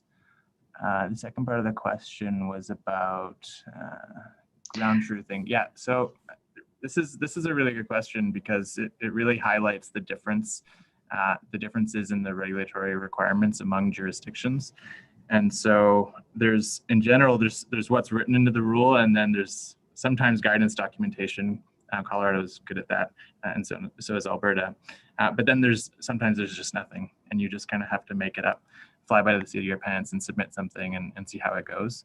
And so in Alberta, with the approvals that have existed to date, those are called alt-FET pilot program approvals. And so the amount of testing and field deployment that's required for those is relatively low. Because they're really designed, they're 2-year programs, 2-year approvals, they're really designed to help technologies get out into the field and facilitate that piloting process so that you don't have to invest in all this work before you even gain the approval. And so they're a little bit more risk tolerant in Alberta to deploying technologies and trying things out that haven't necessarily been completely fully vetted yet, just to see how it goes. In Colorado, and maybe Jen and Tim can speak a bit more to this, that requirement for piloting is quite a lot stronger. Great, thank you so much. Arvind, our next question is for you. Emission distribution curves are a critical ingredient in the Feast model. Can you describe sources of information Feast has used to create basin-specific emission distribution curves? How does Feast account for intermittent emissions? Right, that's a great question. So there are a couple of things here. So the first one is the activity data. The activity data for Colorado, for Denver Geothermal Basin, differs from that of the Permian Basin, which is very different from what we see in the Marcellus Basin. So we get the right activity data. So the right number of components, right number of equipment for that region. And then we have distributions for every specific type of equipment and component. What is the emissions distribution for flanges? What is the emissions distribution for tanks? And so we combine these two to get a unique distribution for each basin. The second important thing is superemitters, which is one example is, as I said, is upset conditions. And we get this data from peer-reviewed studies. What the frequency of upset conditions, as I said, is a very important parameter. Right now, we have data, for example, in the Permian saying it's about 7% for one example, such as unlit flares, and it's 0.5 to 1% in say the DJ Basin. And so we get data from publicly available sources and regulatory filings and use that for different basins. And so with whatever data that's available, combining the activity data for that basin and the emissions data and the frequency of upset conditions for each basin, we construct the emissions distribution at the basin level. Great, thank you so much. Another question for Dan. You stated that next generation leak detection solutions need to be characterized carefully, and characterization needs to be updated and revised regularly. How do you think that would best fit within a regulatory framework, considering regulatory updates can be a lengthy process? So I would say that the first thing is that there is a model out there already where this is done. So if you look at in a past life, I managed an R&D group that actually managed the process by which FDA allowed you to update an instrument that you use for medical approval. And there's actually a process there for if you change the software, you change the hardware, how you go through another validation test that's much less intense than the initial testing that got your instrument approved in the first place. So if you have an ultrasound machine and you changed out one of the sensors, okay, you can't just ship it, okay? You have to actually show that it still works the same way. And I think we could go to the same thing with these leak detection solutions. You have a big threshold initially to get through the initial approval and say that the thing works. And then you have revisions that basically say performance is equal or better than it was previously. Right now, I don't think that the solution developers have that in their box. They're not thinking about it that way. It's pretty much configuration management free. They deploy, they make changes and they just deploy it. Okay. I think eventually you have to have that discipline to say, this revision is out, it's approved, we made a revision, it got incrementally approved, and that's a lower threshold than just than it was initially, but it's not a zero threshold. Great, thank you so much. Jen or Tim, our next question is for you. What have been the most common challenges for applicants that you've experienced in reviewing applications, and have you identified any efficiencies for the processes? Yeah, I can take that one. You know, I think one of the biggest challenges that we've identified, and we certainly mentioned this during our presentation, is for a technology or solution provider to just come in and simply say, hey, this is our technology, this is what it can do, versus having a very defined LDAR program. And as we mentioned, that really, I think, requires working with an operator to develop that, and especially something that is going to work with an operator that is going to want to potentially utilize that solution. So as mentioned, that's something where we've recommended to those applicants that if they're not currently partnering with an operator to try to do that, and really to, again, help define some of those specific work practices and kind of what the overall program looks like, rather than just coming at it as, hey, this is the technology and this is what it can do. So that's something we've really been emphasizing to a number of our applicants, and some of those have you know, especially the ones that I think are further along in the process, have really taken that to heart and have partnered with operators and are definitely making good progress there. So yeah. Great, thank you. Next question is for Thomas. Does LDAR-Sim have a mechanism for collecting component data, and can it be used at the state, basin, or company level? Yeah, those are kind of two questions. So LDAR-Sim doesn't collect data.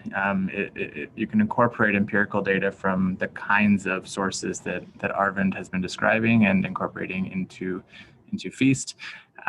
There's a variety of different sources of data out there. And these include inventories from the government.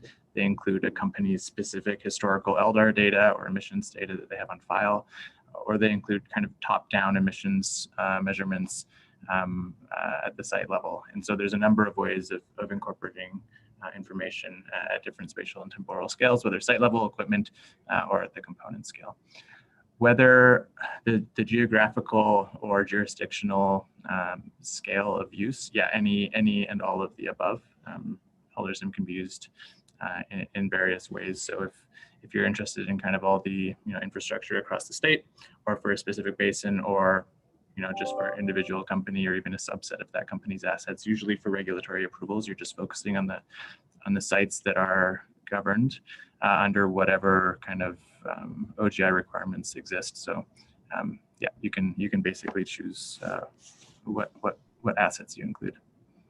Great, thank you so much. Arvind, our next question is for you. Yesterday, Matt Johnson showed that OGI and aircraft find different classes of emitters. OGI appears to miss some of the largest emitters. This effect does not seem to be included in Feast. Any thoughts on the disconnect and how the Feast model can account for that? Right. So it is included in Feast. So one of the differences we are seeing when we model aerial systems and OGI is that aerial systems are much more effective at finding high volume intermittent leaks, which OGI survey, if you only do it once a year, is not effective at finding them. So when we model, say, for example, the Permian Basin, where there are a lot of high volume but intermittent leaks, we find that aerial systems are actually more effective in finding those large emitters than infrequent OGI-based surveys. So which of those two technologies are more effective, whether it's aerial-based systems or OGI, really depends on the type of emissions that you're modeling and that you're seeing. If you're modeling a Marcellus-based environment, you're going to see different performance between the two technologies if we are modeling the Permian-based environment. So it's a function of the intermittency of emissions in the basin. Great, thank you so much. Next question is for the entire panel. We'll start with Dan and then go in order of the presenters. What role could a test facility similar to METEC play in development and standardization of technology for use in a regulatory type framework? What are the limitations of applicability of a test facility, considering actual field conditions such as gas matrix, vegetation, topography, and equipment type? Of course, METEC's wonderful, right? So you can do everything. Now, actually, I think that's a very interesting question, because METEC provides sort of a encapsulated block of controlled testing environment. And so it works for a certain size, it works for certain conditions. And I think the whole point of the added program that Arvind's on and I'm on, and that the CDPHE folks are supporting, is that we actually go out and see how applicable it is in field conditions. But we have to remember that there are site types that can't be tested at added. They have to be tested someplace else. And there's a challenge with controlled testing. So for example, we can't do releases large enough to really capture the quantification of aircraft at METEC. So we're working with Stanford right now, and between us doing some testing and them doing some testing that's not being done at METEC, we're applying the added protocols to characterize those solutions. And so I think we need to be flexible about the where. What we need to be inflexible about is the what, okay? Which is testing, single blind testing to a protocol that can be replicated multiple times in multiple places. Thank you. Jen, do you want to go next? Sure, thank you. I would just echo what Dan had said. METEC has provided a great place for controlled testing, absent going out to actual field conditions where safety considerations are in play. So I think it would be a great complement, like we have been emphasizing here, by partnering with an operator and using testing at METEC facility, actual field testing conducted by the operator in the established program that they want to approve. So I think it's very complementary. Great, thank you. Thomas? I would echo both Dan and Jennifer, and just add that METEC is an absolutely fantastic resource, and everyone should go there and test there. It's super cool what they're doing and really important. But in terms of the limitations, there's always going to be limitations in any experiment and in any setting. One of the things that I'm really curious about is kind of the human dimensions of LDAR. They've done some work at METech to kind of look at kind of real world OGI, but there's this whole other world out there of, you know, people being people, cutting corners, and how things actually work in the field in terms of kind of the subjectivity of emissions data collection and repair and accountability around documenting all of that. Then there's kind of the information transfer piece, which I think is really interesting, especially if you're deploying screening technologies. And you say you have an aircraft system and you're acquiring imagery of emissions, and you have to kind of send that imagery to somebody, and there's a transfer of accountability to some other party. How does that work? What happens with that, and how do you test the effectiveness of that? Because that's actually part of the work practice as well. And then kind of the impact and importance of company culture, I think is really integral to LDAR, but really hard to test and to characterize. Operator best management practices, routine maintenance, all this kind of stuff is I think really, really effective at reducing emissions. But it's really hard to understand how different rules or company policies lead to different outcomes. Great, thank you. Arvind? Yeah, just one point. I think control testing and field testing are complementary, that they're both necessary and useful. When you control test technologies, we get important technological parameters such as what is its quantification accuracy? What is its false positivity rate? Because we know exactly where the leaks are in test conditions. And then when we take it to the field and put these technologies out there, if it says a number, there's an emission of say 100 kilograms per hour from the site, we'll know what is the uncertainty around that number, what is the probability that it is a false positive as opposed to an exact emission. So to be able to do that kind of analysis, you need to know exactly what the technology does, and you'll only know that by doing it at controlled conditions. So it's not either or, but it is both. All right, thank you so much. The next question is also for the panel. We'll go in the same order as before. What do you think is the biggest gap or uncertainty around modeling of emissions and mitigation strategies? For example, intermittent sources, detection probability curves of technology, a combination of wide-ranging emissions information, or something else? Dan? So all of those, frankly, but I want to answer by telling a little bit of a story. Arvind and I were recently involved in some modeling, and the results showed that solutions did better that were not expected to do better. Okay, and the reason is because when we modeled the sites, we didn't put in the type of abnormal process conditions, the super emitters or the repeat failures, because the parties we were working with didn't want to model those because they didn't exist. Okay, so the reality is that if you don't model a certain emissions behavior, then the solutions that do good at detecting those don't show up being very good. Okay, and so I think that the anomalous behavior, which is really where we're seeing a lot of action right now, okay, is first of all, it's kind of the thing you need to critically model. And then the second part about it is it's a changing target. So as we look at places where people are doing more control loop type stuff, those go away and the emissions character changes as well. And so I still think that our largest problem is getting the upset conditions into the underlying model. Thank you. Jen or Tim, or both?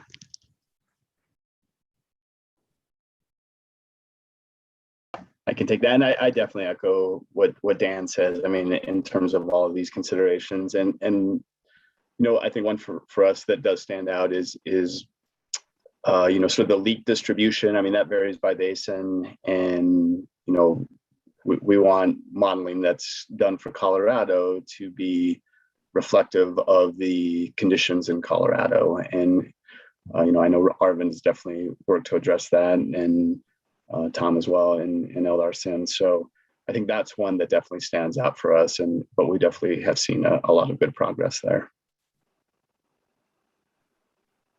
Thank you. Thomas? Yeah, I got two things to add to everything on that list and what Dan and Tim said. The first thing is that the reason we're doing testing is to evaluate whether imperfect and different technologies can do something. And the emissions data that we're inputting into the model was acquired using those imperfect technologies that do different things. And so if you populate your virtual world and the emissions in that virtual world using data that was only collected using OGI, then in many cases, that's just one version of the virtual world that emits other kinds of emissions data that, Matt Johnson, there's kind of a couple of comments about Matt Johnson's paper and how, they're seeing different types of emissions and different sizes of emissions. You need to account for all of that. And it's not really clear yet, at least to me, how to effectively account for that, because every technology has imperfections and detects certain things, but it's not, it's a chicken or the egg issue. The second thing is the what we call the operator. In FEAST, it's been natural repair, undirected inspection and maintenance. It's basically this idea that you can just remove leaks from the modeling system, and you have to, otherwise they'll just kind of increase indefinitely. But we don't know anything about how those leaks are removed. We don't know kind of the effectiveness of AVO, of how long a leak just lasts in the wild, and kind of what I like to call the leak life cycle. Especially the latter part of the leak life cycle is very difficult to constrain, because we don't really know we don't know what we can't know. If a leak arises, exists for some period of time, and then is repaired naturally through maintenance or refits or whatever, we can't measure that because now it's gone. And so the importance of that is in setting the baseline. And if you assume that leaks last 150 days versus 365 days, the impact on the cost of mitigation, on which technologies to use and how those technologies are effective and the emissions reductions is vastly different. And so it's important to kind of understand that stuff a little bit better, at least the implications of being wrong. Thank you, Thomas. Arvind? Echoing Tim and Dan here, I think one of the biggest uncertainties is sort of the failure rate for some major processes. For example, things like a stuck dump valve or an unlit flare. We don't have a lot of experiential evidence on what those numbers are, and those are really important because stuck dump valves can result in huge emissions from tanks, while an unlit flare can vent a lot of methane emissions directly into the atmosphere, and those can vary by basin. I think those are some of those large emitters where we'd like to have basin-specific data on that can drive uncertainty in some of these models. But one of the advantages of some states already having LDAR programs is that they're collecting a lot of important data from operators as part of the LDAR program, and using that data can be extremely helpful in sort of getting some of these parameters out over the next few years. For example, Colorado has been collecting data for the past few years, and that data has been helpful to understand what fraction of components are emitting, what fraction of components have been repaired. And I think those things can be modeled and put into these models to make it more accurate in terms of what's happening in the field. Great, thank you so much. One last question for the panel. Outside of the current ongoing work talked about in this panel, what additional work is needed to standardize the use and application of these technologies such that they may be applied in a regulatory type framework? I know we're running out of time, so we'll quickly round robin through the panel and wrap this up.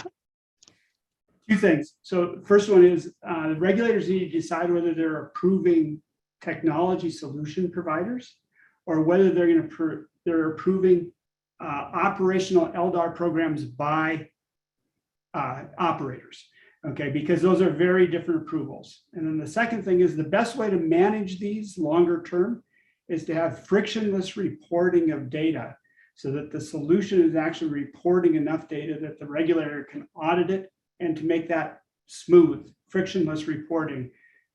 Those two, I think, are not being touched. They're regulatory issues, and they're big enablers, I think, to making things move ahead.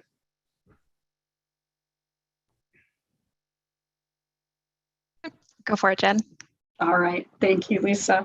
I just wanted to add on to that, since this is an EPA workshop on methane detection, I would say one of the largest ongoing needs we need is for EPA participation in the collaboration that's going on. So Colorado has developed their framework and are routinely collaborating with our EPA cohorts. But as you can see, how many different studies and solutions and objectives and models are being run and trying to put together for a successful approval of alternatives.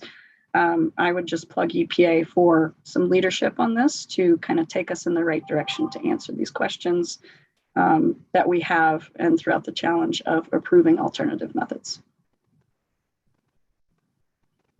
Thanks, Thomas. I'll just reiterate that the equivalency challenge and the alternative application process is bigger than just modeling, and the modeling is one piece, but that there's this whole other kind of building an argument, building a case, common sense aspect of explaining what you're going to do and how it's going to work and what are all the pieces and what the reporting looks like and so on and so forth. The second thing I'll just say quickly is that we never held OGI to the same level of rigor or standards that we're holding alternative LDAR technologies to. These technologies have immense potential to reduce emissions a lot. And we kind of just need to start learning and making mistakes, and issuing approvals with a little bit of risk tolerance is one way to start learning better and faster and moving more quickly towards emissions reductions. Arvind? Yep. So two things. The first thing is I think there's a lot of commonality between site types. So thinking about approvals of new technologies in an LDAR program should be done at the site type level and not at individual sites to get advantages over scale. And the second point is very similar to what Jen said. What technology works for the Denver-Julesburg Basin in Colorado might not be the same as what will work for an average national US modeling. So recognizing those differences and allowing states to develop some of their own practices that are specific to their states and their facilities would be also helpful. Great. Thank you all so much. That's all the time we have for this panel. I want to thank all of our panelists for being with us today and providing such an interesting discussion. We're now going to head into our first break of the day. I'd like to remind you that we do have a virtual vendor hall as part of the workshop, and we invite you to visit it during our break. You can find a link to the virtual vendor hall in the chat box. Thank you all again, and we'll see you for our next panel at 2:20 Eastern Time.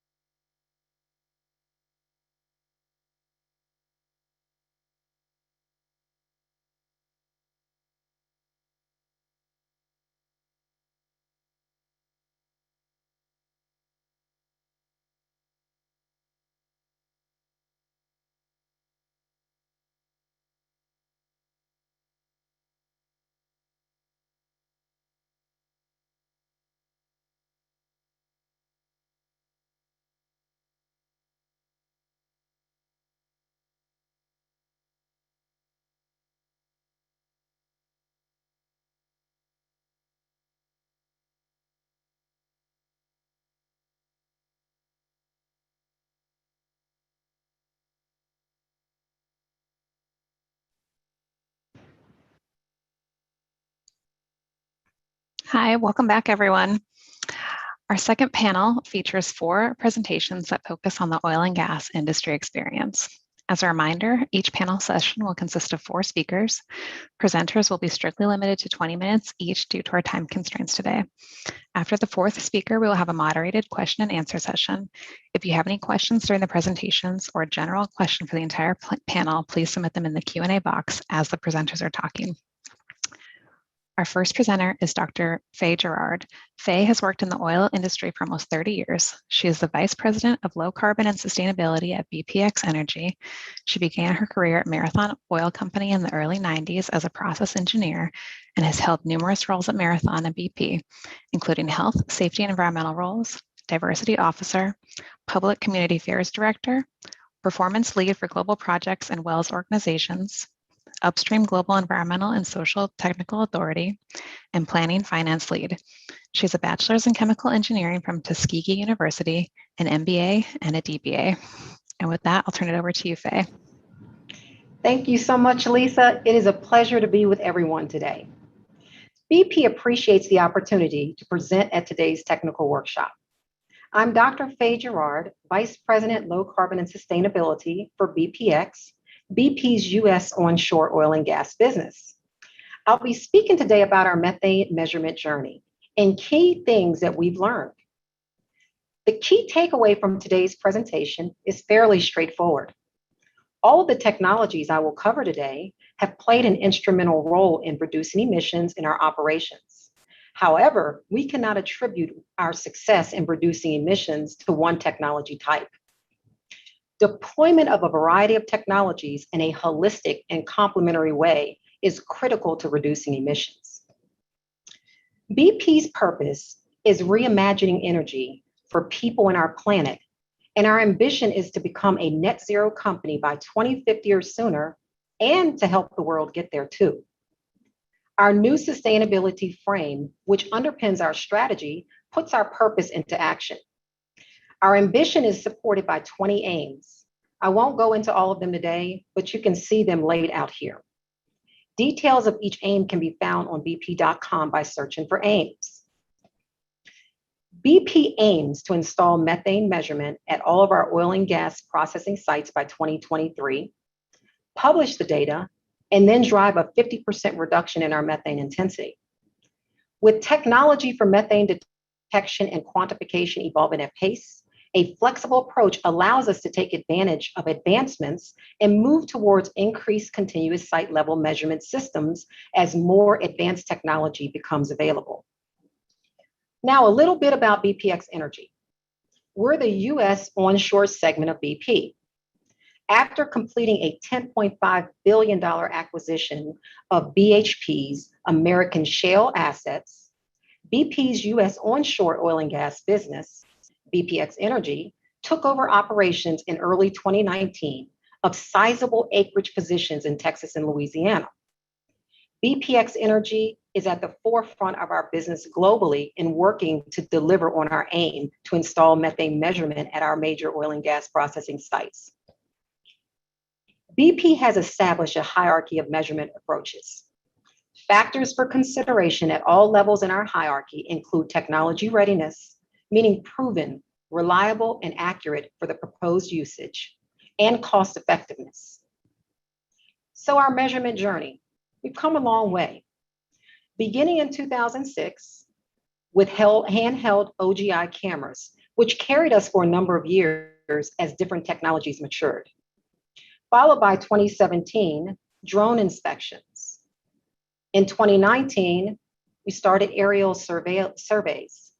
And then 2020, we began piloting continuous monitoring.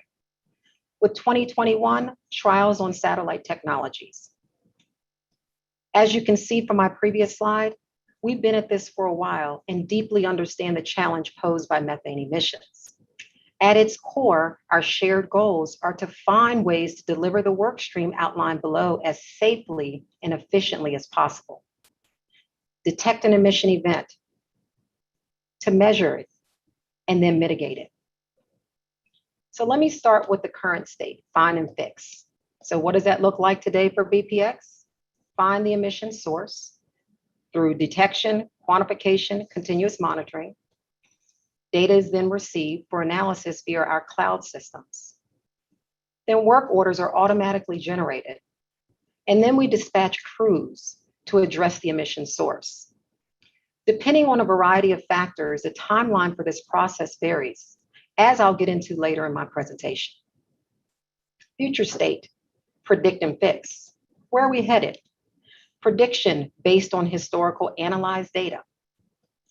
Work orders then automatically generated based on the predictive emission monitoring, and then dispatching crews scheduled before a problem occurs at a predetermined frequency.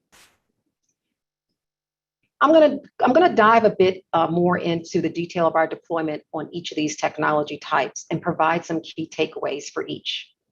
Let me start with satellites. BPX is trialing short-wave infrared satellite imaging, or SWIR. SWIR satellite imagery is based on a single exposure of the sensors to an electromagnetic radiation at SWIR wavelengths. The output of the satellite imagery analysis, which is conducted using data analytics, machine learning, and algorithms, is mapped with images to detect methane sources, location, and estimated rates. Detection limits are around 100 kilograms per hour, depending on the vendor and imaging equipment capabilities. Satellite images can capture areas of up to 100 square miles, enabling entire basins to be surveyed in a short time span. Some of the benefits of satellites. Each satellite image is typically 100 square miles, which is beneficial in detecting methane sources over a large area. Another benefit is satellite imagery can capture the entirety of a methane source and identify release point of the source.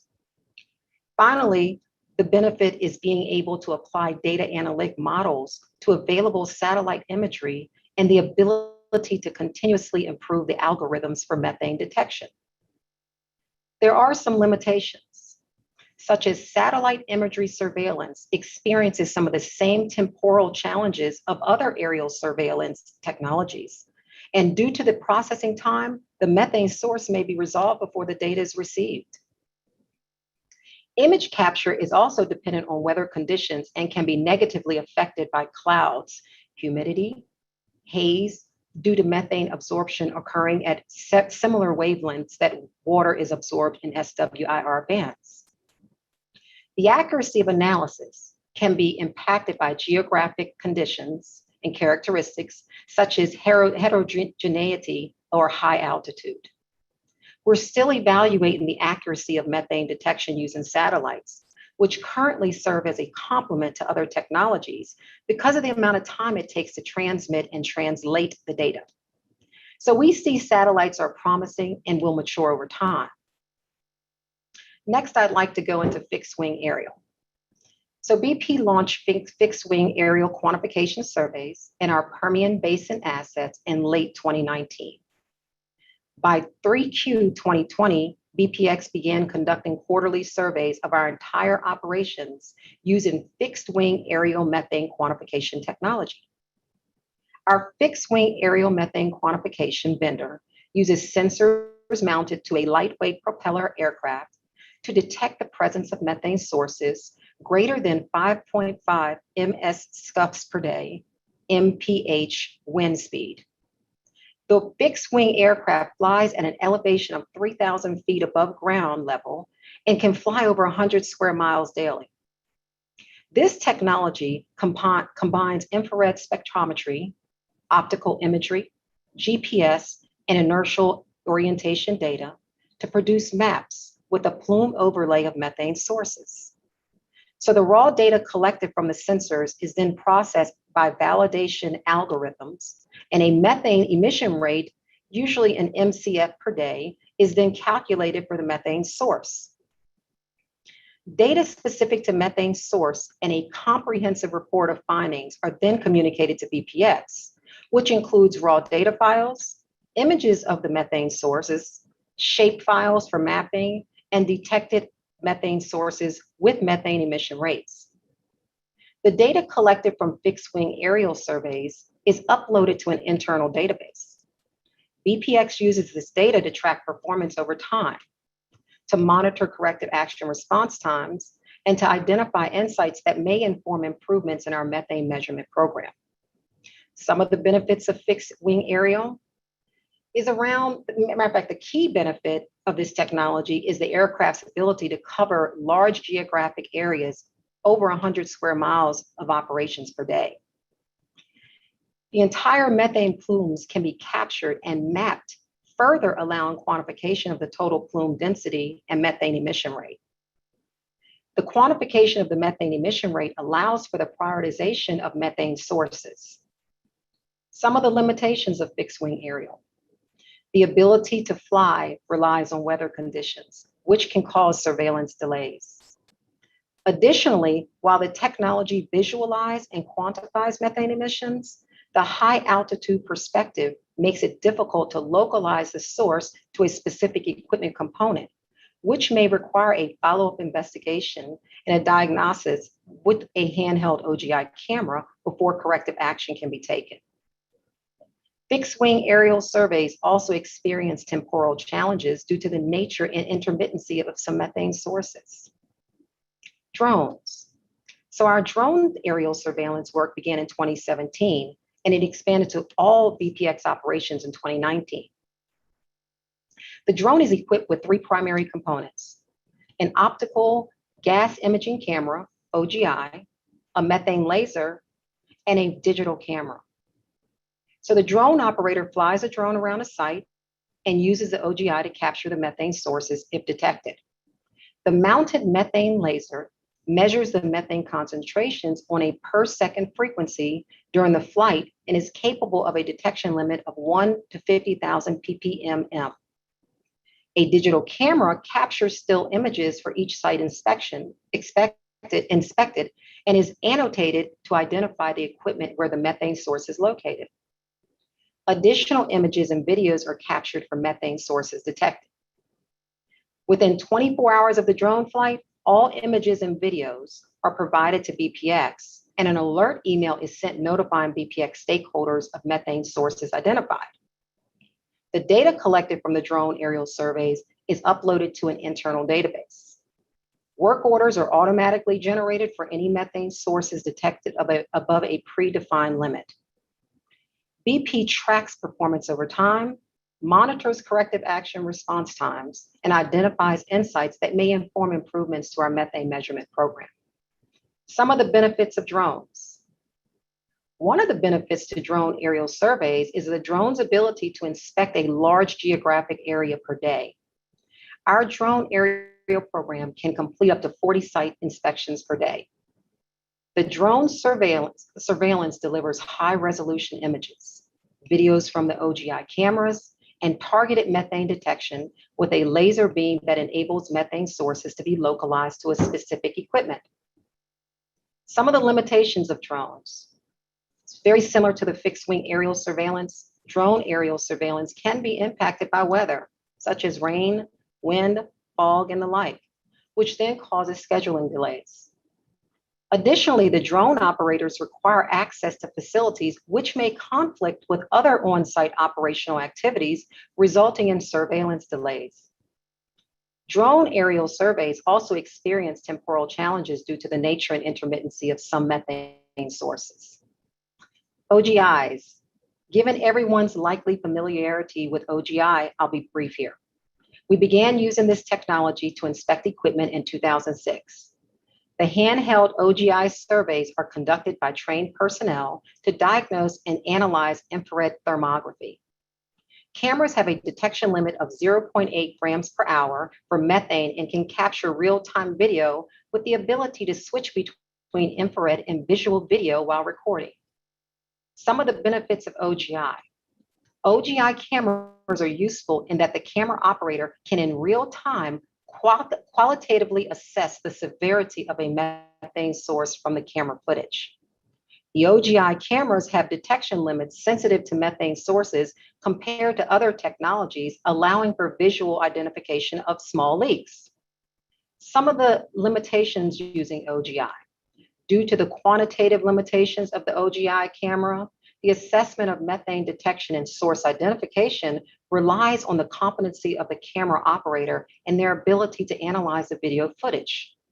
The camera operators can only detect up to 10 OGI inspections per day due to the geographical expanse of our operations. Additionally, handheld OGI cameras are expensive to purchase and require specialized training for use. And finally, the use of handheld OGI cameras require an operator to drive to location. Safety is our top priority, and driving has been identified as one of our biggest operational risks. Next, I'll talk about continuous monitoring, or referenced as CM. So BPX methane measurement technologies include trialing continuous monitoring detection. The trialing of continuous monitoring systems began in late 2020. BPX piloted our Permian Basin and midstream assets in 2021. CM sensor units are mounted to poles on the perimeter of the facility. Typically, 4 sensor units are deployed on a site, 1 for each side of the facility. The sensor unit collects high-frequency methane concentration data, humidity, wind speed, and wind direction, and are averaged on a per-minute basis. The vendor then creates geo-referenced polygons that cover specific equipment and equipment groups on the facility. Methane concentration readings and weather data are then combined in a data model that detects methane for each of the identified equipment polygons defined on the site. If an anomalous reading is detected, which is 2 standard deviations from the base methane levels, an alert is sent to BPX. Once an alert is sent, our operations team can access Google Earth images of the site with overlays of the sensor locations, wind cones, and equipment polygons. This information is used to verify findings and take any corrective actions necessary. This CM monitor sensor data is refreshed every 15 minutes. Some of the benefits of CM. The primary benefit of CM is that high-frequency, continuous observations resolve the temporal challenges posed by other methane detection methods and increase the probability of detecting intermittent emission sources. Early results from the pilot suggest alerts generated improve our LDAR program by reducing response times between initial detection and repair. The sensors also capture a methane source for its entire duration, addressing temporal limitations of other methane detecting technologies. Limitations of CM today. While we continue to pilot CM technologies, one of the early challenges we have identified is the infrastructure necessary to collect data and create anomalous alerts may be limited. In some locations, since CM technologies rely on cellular or fiber network coverage. Additionally, we are finding certain sensors may produce inaccurate information due to sensor placement and interference from weather. Lastly, the use of data analytics to approximate the location of the methane source makes it difficult to localize the source to specific equipment, which requires follow-up on-site investigation and diagnosis with handheld OGI camera prior to implementing corrective action. What have we learned? Integrating multiple technologies is required to optimize spatial and temporal coverage. There's no one-size solution for measurement needs at this time. We utilize various technologies to optimize our coverage both spatially and temporally with limited resources. But there are trade-offs as we scale and deploy. Complete coverage yields a host of challenges like external interfaces such as weather, data quality and accuracy or false positives, resolution, and infrastructure, i.e. remote locations. So addressing timing challenges will be key. The intermittent nature of emissions combined with the intermittent measurement reduces the probability of detection. The longer the duration of leak detection per inspection, the higher the chance of detecting intermittent leaks. Continuous monitoring is a potential solution to address intermittency and could provide benchmarking for other intermittent monitoring. Correlating available data and methane detection results could help in the development of predictive detection models. A holistic approach, combining detection, timely repair, and root cause analysis is essential to achieve prolonged emission reductions. So what's next? We are trialing emerging technologies such as satellites, continuous monitoring, and data analytics. We are refining our methodology to optimize a mix of available technologies, including spatial and temporal coverage. We're streamlining operational processes, and we're improving data architecture and quality. Finally, we are transforming our emission factor-based systems to measurement-driven systems. Thank you for your time today.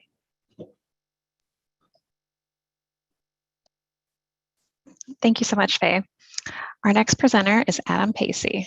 Adam is a strategic carbon management advisor for Chevron, based in San Ramon, California.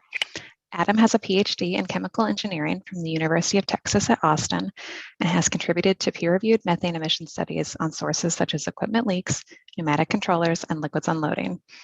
Over his 6+ years with Chevron, Adam has focused on methane emission estimation techniques and control technologies, detection technology deployment, and corporate emission reduction strategies. And with that, I'll turn it over to you, Adam. Thank you, Lisa. First off, I'd like to start off by thanking EPA for hosting this timely workshop. And I think it's a really good time to be having these discussions. I think the methane detection technology space has moved a lot from when EPA was first considering methane monitoring under Quad OA several years ago. And when some of the initial states were also determining some other rules. So I think it's a really good conversation to be having now. I think it's important to point out that this has been a concerted effort by a lot of the stakeholders that you've been hearing from over the last couple of days, from early government work with the Department of Energy to invest in early phase technologies, from a lot of the companies that are here who've put a lot of sweat equity into understanding the technologies and how to operationalize those out in the field, as well as the solution providers that you've heard about who've really taken some risks in terms of getting new technology options out there. So I'm going to focus my presentation on really 3 types of categories to talk about. The first is just approaches about the 3 ways I tend to think about methane emissions detection solutions, traditional options, newer commercial platforms, and emerging sensor options. Then I'm going to talk a little bit about some of the early learnings we've had around trying to scale technology for a global methane detection program that we think are useful as EPA and others start considering scaling methane detection programs. And the third is to share some perspectives on some simplified screening criteria for technology acceptance that I think would help this field. The first area that I think about in terms of technology options is your traditional options, your optical gas imaging and your method 21. These are the types of approaches that are available for compliance under Quad OA and have really been around in the industry for a number of years. We've had these kind of programs in place in a number of our operations over time and really had some learnings, I think, from these programs. Some of the learnings we've had from these internal leak detection repair programs are that you tend to find the most emissions during your first initial survey. Sort of subsequent surveys, you tend to find less emission sources. And then the cost effectiveness of those programs then tends to go down over time as you're finding kind of less emission events. I think that's kind of borne out in our own internal programs, as well as some of the work that you've seen through the environmental partnership over the years as well, at sort of an industry-wide scale. The second point on kind of optical gas imaging and method 21 that I wanted to touch on was a field study that I did with the American Petroleum Institute on equipment leaks in the Western US. So I looked at 67 sites in your traditional valve, flange, connector type leaks that are associated with equipment leaks. And it looked at 2 different approaches. It did method 21 surveys in OGI, as well as follow-up quantification with a high flow sampler. The results were pretty interesting in aggregate. You actually found very similar emissions detected by OGI and method 21 that got there in very different ways. So about 67% of the emissions were uniquely found with method 21, but there were very low overall emission rates, generally less than 1 standard cubic foot an hour. By contrast, OGI actually found a couple of the larger sort of valve and flange or traditional equipment leaks in the study data set that were missed by the method 21 survey. So the overall aggregate emissions between the 2 methods were quite similar. What that's taught me in this space is that equivalency is very different than finding the exact same leaks and emission sources over time. The other high-level finding from the study was that emissions from these traditional equipment leak sources, valve, flanges, et cetera, when you aggregated them up over the sites in the study and compared them to EPA equipment count factors, we're actually about 20% lower than what you'd get with an EPA equipment count estimate under Subpart W, something like GHGRP reporting. Really, I think the importance of that finding is it's really that I think the emissions from these particular subset of sources, your valves, your flanges, those types of things are fairly well constrained by current emission factors, which tells me that if you're looking for things like top-down, bottom-up reconciliation, you should be considering different approaches, different sources, and thus different technologies to make that more efficient. The second category of technology that I tend to think about in methane is one of my group is newer commercial platforms. Combines a lot of different technology solutions from drones, fixed-wing aerial, and satellites. And I think Faye did a very nice job of talking about the pluses and minuses of some of those different techniques in the last discussion. But what I think brings this grouping together of technologies is really the space where you've seen the most movement since EPA was initially considering Quad OA in terms of the rulemaking and in terms of methane monitoring. So it's really the areas where you can now go out and sign sort of commercial agreements for methane monitoring services in the US onshore region. It intentionally covers a fairly diverse suite of technology options because I think those are needed for different types of operations around the industry. You have to match to, say, the density of sites, the expected emission profile from sites. And there's also influence on the way different operators work and how their systems operate to sort of match the different outputs of the technology with how operator workflows tend to work. So I'm not going to go into and endorse any specific technologies or vendors in this space today, because I really think the others have done a good job about talking about the different approaches and the technology. I will say the theme that we've sort of pulled out from testing more than 10 of these technologies across our operations is that we're really finding the detection ability, the ability of a sensor to sort of detect things that are emitting more than you would expect or sources that you need to focus on for follow-up repair is a lot better than the quantification abilities and a lot more exact than the ability to specifically measure from the sites. So we're really focusing our internal programs on emissions detection technology approaches for that reason. There's a couple of things that I think that are important to find out as we've been trialing technologies around the types of approaches that have best fit our operations in terms of the types of information coming on the back end of these surveys. The first is the scale of geospatial information has been really important. The sort of absolute minimum to be able to follow up is a site level methane emissions assessment to understand that a particular site is emitting, a little bit more than you might expect from your sort of bottom up emission estimates or really to prioritize sort of follow up work with the OGI cameras and those sorts of approaches. I think we've been really encouraged over the last couple of years with technologies that have gotten even better spatial resolution that can point you to either a specific part of a facility or at times a specific piece of equipment. That really helps to prioritize follow-up research, looks with an OGI camera and to really direct repair resources more effectively. The second piece that I think is important to consider as you're looking at different approaches is that repair timelines may be affected by the different types of information that you're getting from these technologies. So with a traditional OGI or Method 21 survey, you have an operator that can do a few sites a day in terms of screening for emissions, and you're getting back the leaks sort of at that rate. If you're talking about something like a fixed wing aerial or satellite approach, where you can get hundreds of sites potentially in a day over specific geographic regions, the amount of information that you're getting back in those sort of bulk chunks is a lot different than the information that you would have gotten over time with traditional technologies. So I do think as we're talking about integrating some of these new approaches, I do think there needs to be some considerations that you're tending to get information more in batch from these approaches as opposed to sort of staggered over time. The third class of technologies that we've really tried to look at is what I'm going to call fixed sensor networks or emerging sensor options. Some people refer to it as continuous monitoring from sites. We actually did our first continuous monitoring trial about 5 years ago with a technology vendor. And we quickly learned when we put it out, it was a lot more than just collecting data in the field and placing a sensor there. We actually saw some pretty large challenges on the pathway to scale with the technology, where we didn't actually see costs going down with wider deployment because you had sort of fixed costs around infrastructure, site deployment, understanding the characteristics of the site after it was deployed. There were a lot of things that made it challenging to take lessons learned in technology from one site to another.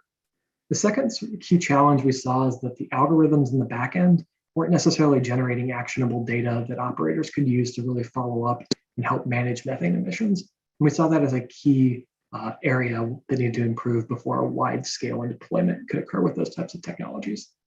As a result of that initial pilot, we've actually pivoted to a research and development focus in the space to really understand and improve technology to make more viable options for the future. There's really two key projects I think I'd like to highlight here, and I think you've heard various speakers talk in detail about them, so I'll just hit some of the highlights. We're participating in Project Astra in the Permian, which is looking in its initial phase at the performance of some of these lower cost fixed sensors in sort of actual field conditions, as opposed to the laboratories where they're tested, to really understand sort of the real world performance. And the goal for Project Astra at scale is looking at a mesh network, a multi-operator mesh network of sources with a really high-end data algorithms in the back end to make the results and alerts much more actionable. And I think we're really excited to see the results around where that project is going. The second group we're participating in is Project Falcon with Scientific Aviation and 8 other operators in the US onshore. And that's really focused at understanding some of this basic science you need around fence line monitoring for methane and upstream. How high do you place the sensors?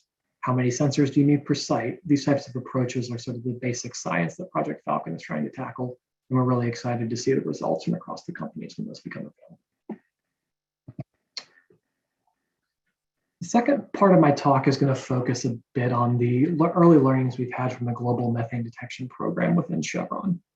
We have a upstream intensity reduction metric for 2028, where we're trying to have our global upstream portfolio be less than 2 kilograms CO2e per barrel oil equivalent for methane, which would be a 53% reduction from 2016, and having a global methane detection campaign deployment that supports that metric, looking to cover assets that make up 80% of our equity emissions worldwide as part of that program.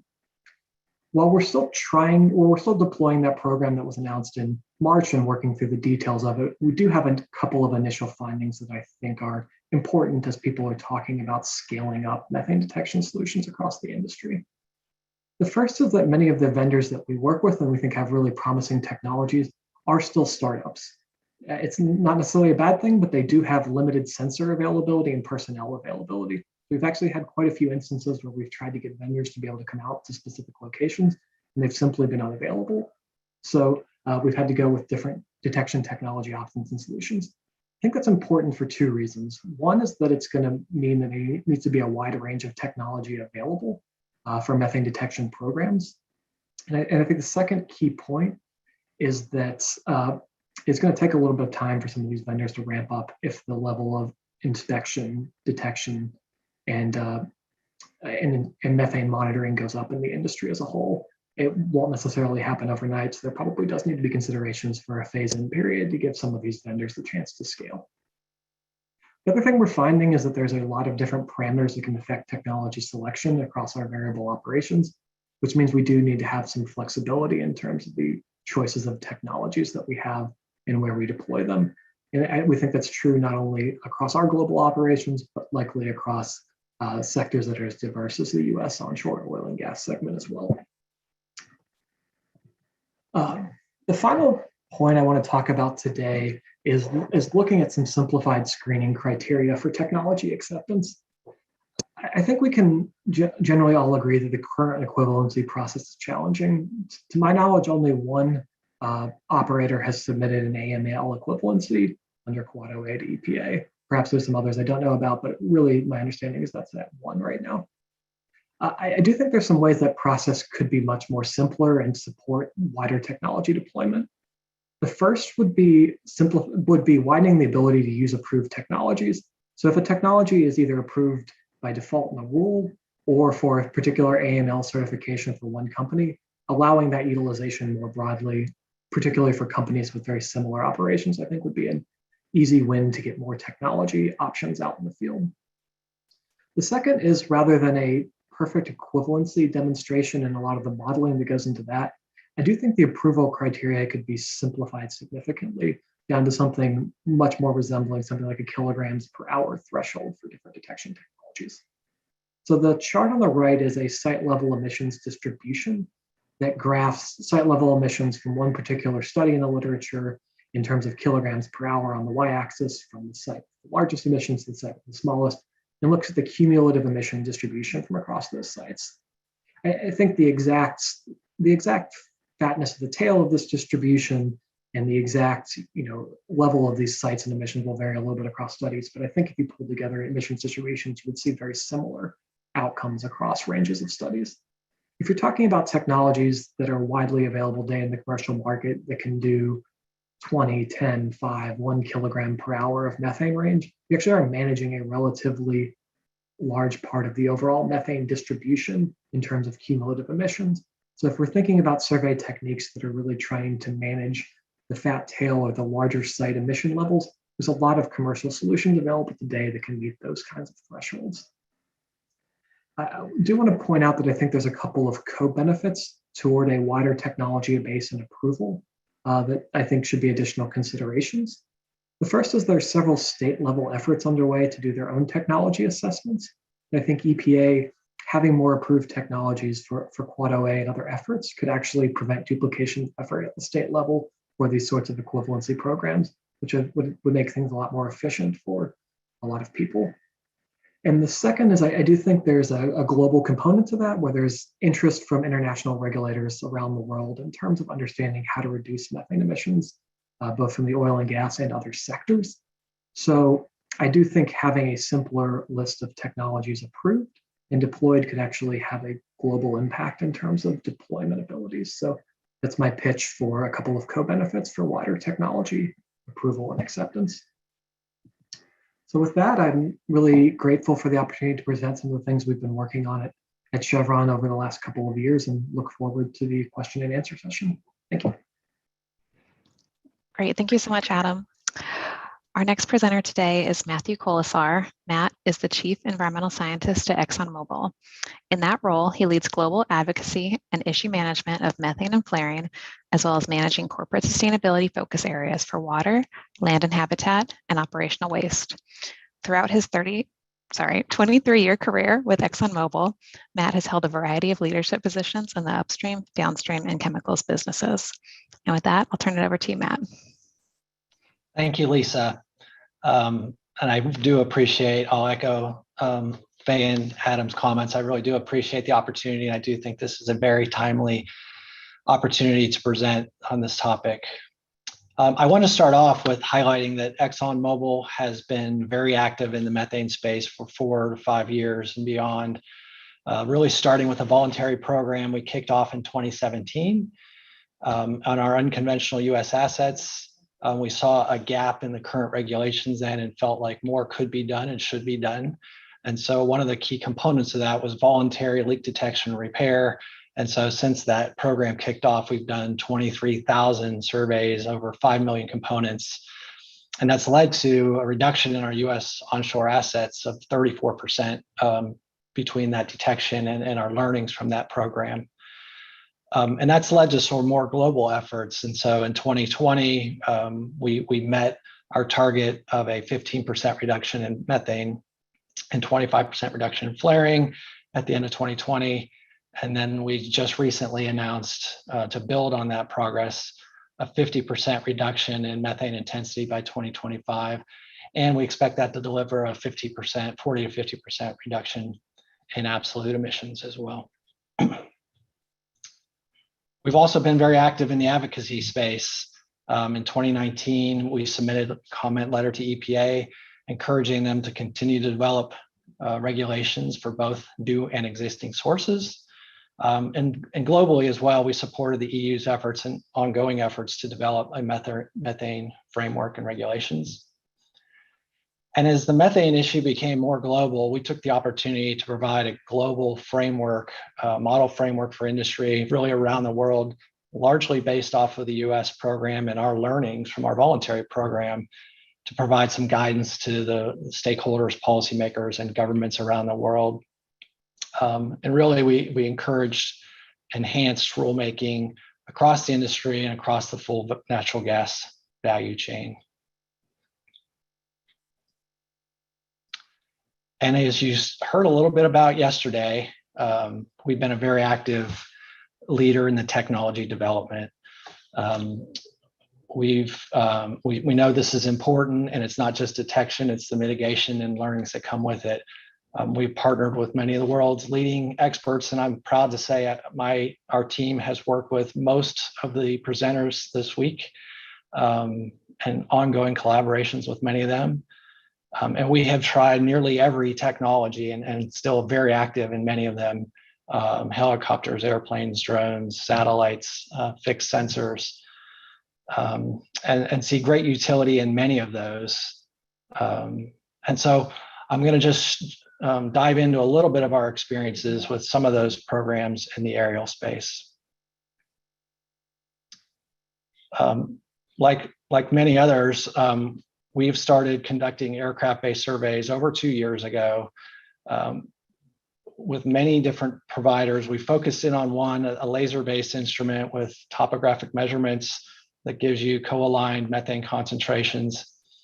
I think you've seen several images already this week of the plumes laid onto aerial imagery that provides great insights. The airplane technology has about 130-meter swath that it can cover, which does provide great utility over historical classic methods like optical gas imaging or method 21. It flies somewhere between 500 and 750 feet.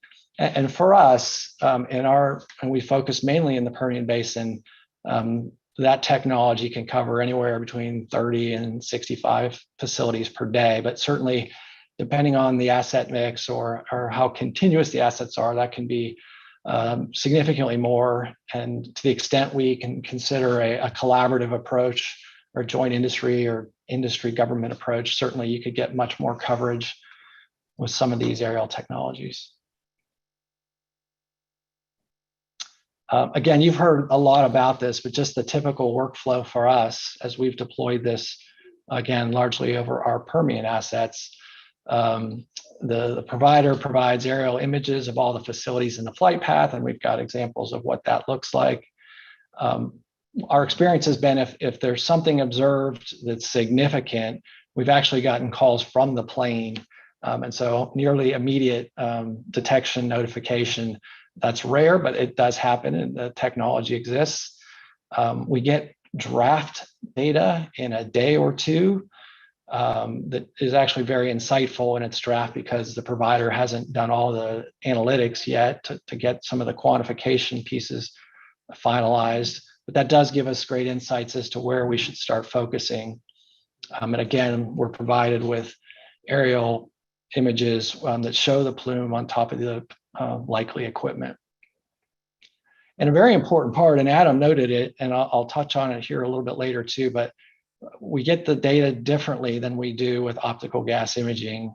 And so with these aerial technologies and the broad coverage that they're able to achieve, we get a lot of data at once that can sometimes be more than we're used to with traditional methods. And so we do deploy a screening technology. We certainly try to mitigate all sources as quickly as possible, given some of the volume of just data received. There is some screening that has to happen.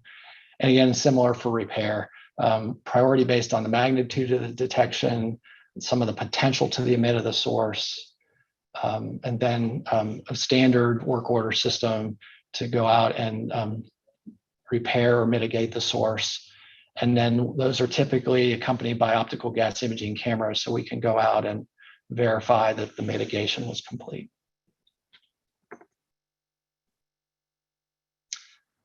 And ultimately, after all that work of 2 years, certainly we think aerial technologies is one of many possible solutions to make methane detection and repair significantly more efficient. It gives you the ability to accurately pinpoint emissions from your sources, as you can see from some of the examples and as you've seen throughout the last 2 days. If need be, we can refly within minutes or days when looking for emission sources to determine if there's persistency.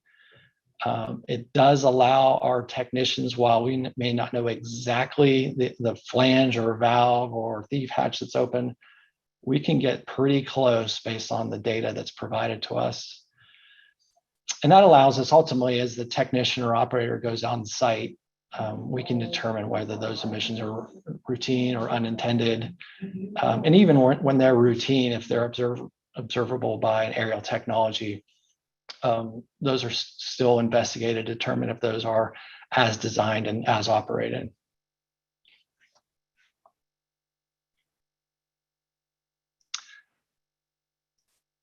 With all that work and 2 years of data under our wings, we decided to go in and submit an application for an alternate means of emission limitation application. At the time, I believe we were the first and may still be the only.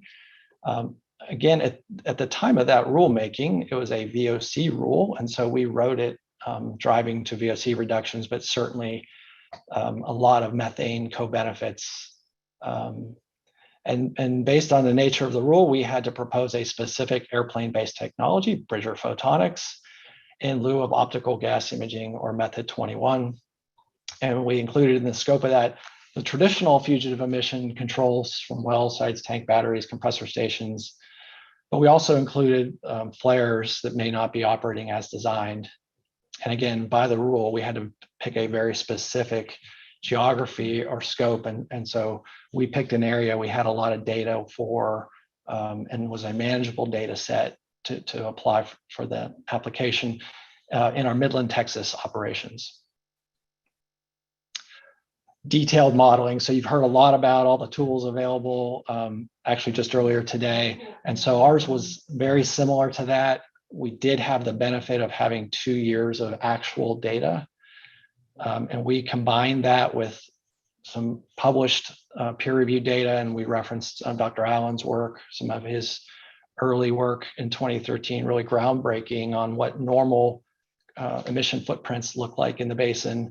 We combined that with our data set and modeled that under multiple scenarios. And many have touched on this already, but certainly we saw it come to life as we developed the application. The detection thresholds, very important in how you demonstrate equivalency, the scope of the monitoring, the type of facilities, the geography, certainly the frequency. And again, Arvind showed that in great graphic detail earlier today. And then what hasn't been talked a lot about, which is somewhat unique with some of these emerging remote sensing technologies, is when you get a large volume of data all at once, how and what sources you repair and how fast you repair it becomes a pretty important parameter. And so I'll show you a little bit of data on how we manage that.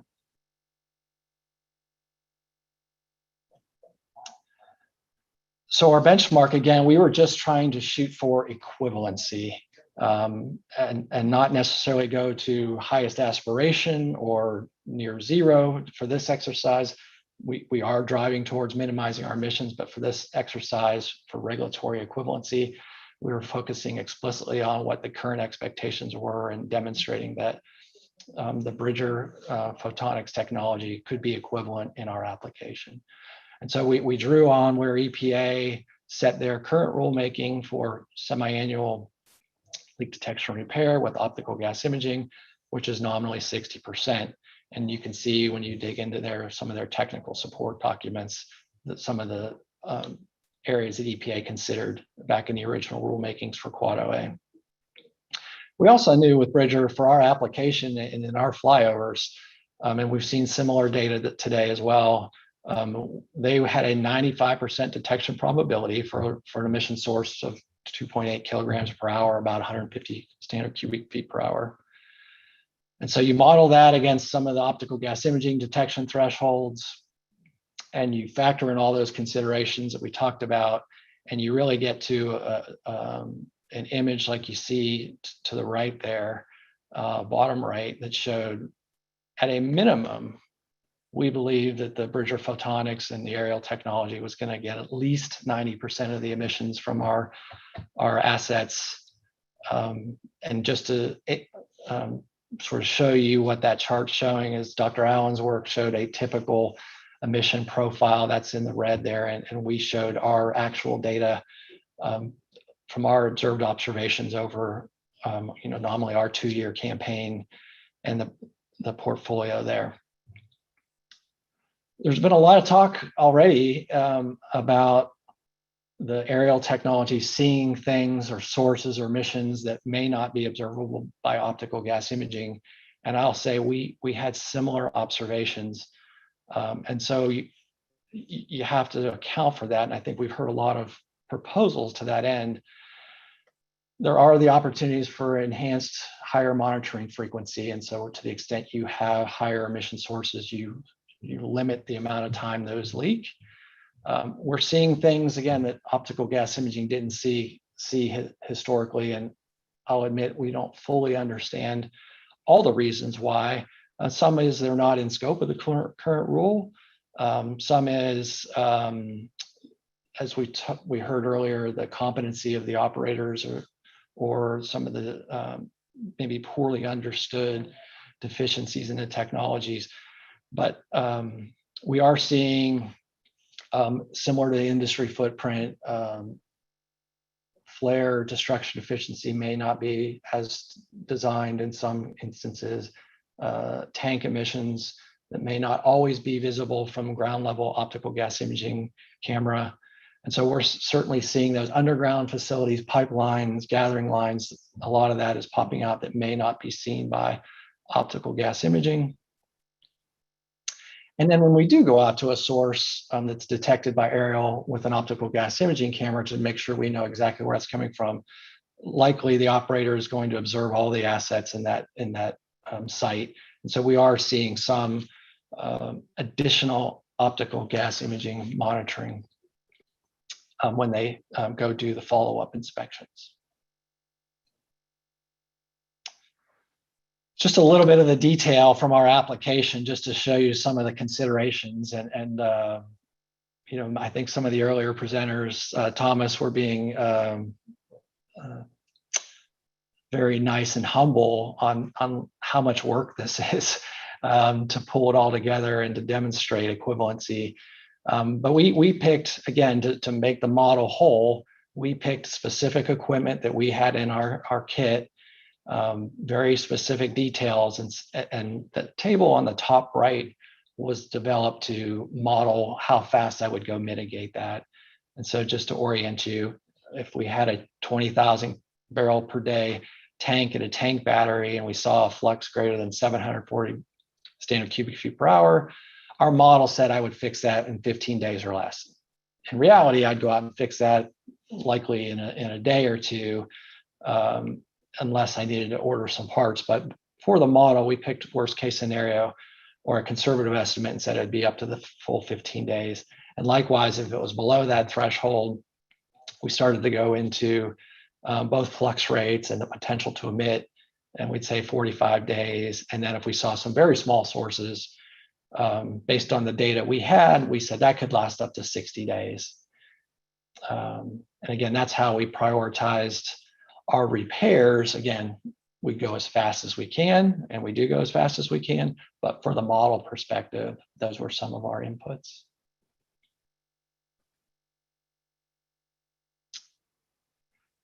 And the punchline of our application was we felt like the Bridger photonics for Milind was clearly at least equivalent, if not superior. And so we've included a table of some of our, just a handful of the scenarios we ran. Again, we ran, at the time we submitted this, the rule was still a VOC rule. And so we have both VOC and methane in the red on this table, very similar, but there were some nuances in the data. And so the second or the third column over showed that twice a year aerial technology was similar to the twice a year optical gas imaging. Our modeling showed it just marginally below 60%, but I think certainly within or close to the error bands. And then we proposed 3 times a year aerial technologies as equivalent. And again, that showed above the 60% that was current expectation under the rule. Again, we strive to do more and drive reductions further. I think Arvind showed a table earlier that showed that the aerial technology performance may peak or flatten out Our data showed a little bit differently, but I think you would expect that it's sort of a basin by basin, depending on the status of that current basin's performance. So there is opportunity, I think, that this percentage would go up a little steeper than Arvind's chart, at least for our observations in the Permian. And then finally, just some final observations, and just to reiterate points made throughout the day. I mean, this technology is going so fast. The continuous you've heard a lot about. We're also participants in Project Astra and Project Falcon, which again, I agree, have great promise. The airplanes and drones, we've heard a lot about. I think, again, those have great utility. We haven't talked a lot about satellite. Exxon is also involved in that space.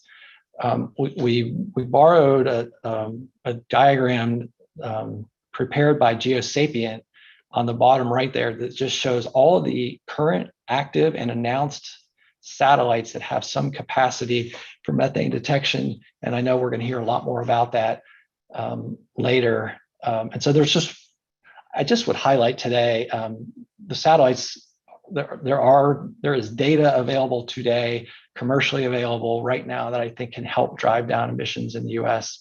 And I think we need to be writing rules that account for that. I'll echo what Faye and Adam said as well. I do think ultimately we're going to need some sort of layered approach and an application of these technologies that balances frequency, detection thresholds, cost. What I will say about costs, given our experience, and again, Arvind had some good numbers in there that are in the ballpark of what we see, and certainly we see data published by IEA. When you put those numbers on methane mitigation against some of the other societal costs for mitigating greenhouse gas, I think methane always looks very favorable, methane mitigation, including these leak detection technologies, the deployment of these technologies. So I would encourage EPA to pursue strong methane regulations in this space. And then finally, I'll just say, summarize, I mean, our experience demonstrates that significant progress in reducing methane emissions can be accomplished quickly and cost effectively, and would further support the benefits of natural gas in the global energy mix. So Lisa, I'll wrap it up with that, and I look forward to the questions in a bit. Great, thank you so much, Matt. Our final presenter in this panel is Dr. Milind Bhatte. Milind has a bachelor's, master's, and doctoral degrees in chemical engineering and over 30 years of environmental experience working for consulting and industry. He has been with ConocoPhillips company since 1997 and has experience in refining, transportation, major projects, and upstream sectors of the business. Currently, he is an emissions fellow for ConocoPhillips L48 business unit. And with that, I'll turn it over to you.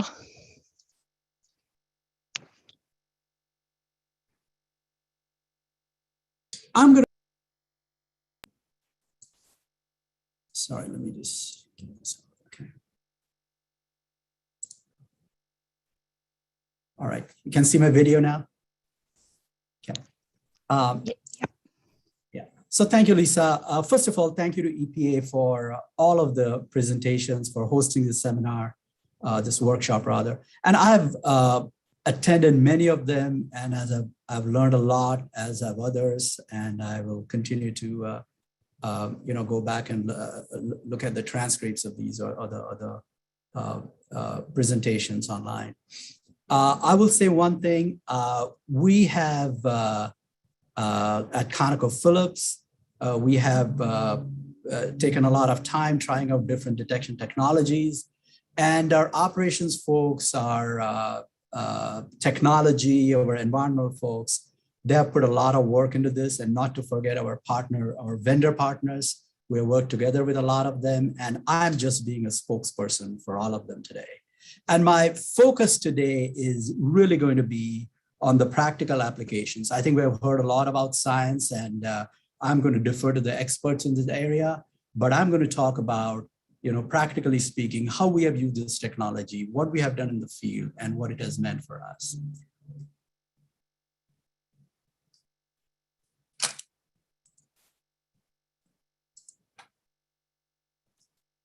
All right. Sorry, so there's a little bit of lag there.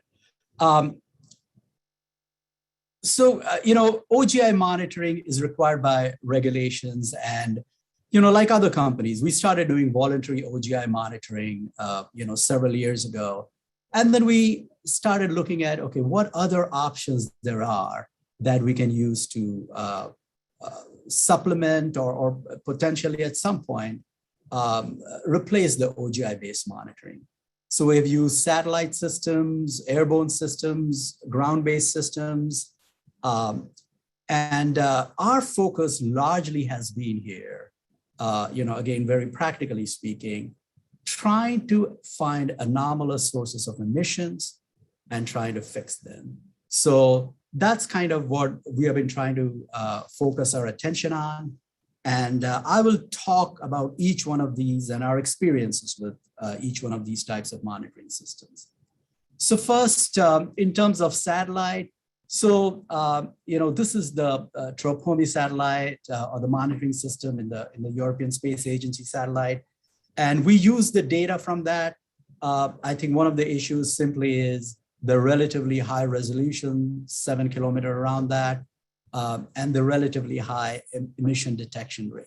And I'm not going to talk much about satellite because there's a whole session devoted to that right after this one. So I'll skip over some of these slides here. After that, we went to GHG satellite.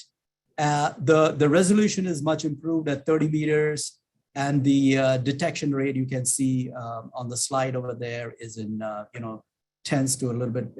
Those are some of the rates that it can detect, have been detected. We use the data from satellites to identify areas of concern. We are doing periodic passes for some of our assets in lower 48. Satellites cover the globe in about 90 minutes, so you can quickly go over wide areas with each pass. If there are any big sources of emissions, you can quickly identify them. Like I said, the resolution is a little bit of a limitation. Sometimes you can, it can indicate a detection, yet when we go to the site to find it, we may not be able to find it, or we may find it may be on a different site or a neighboring site, particularly where there are a lot of sites together.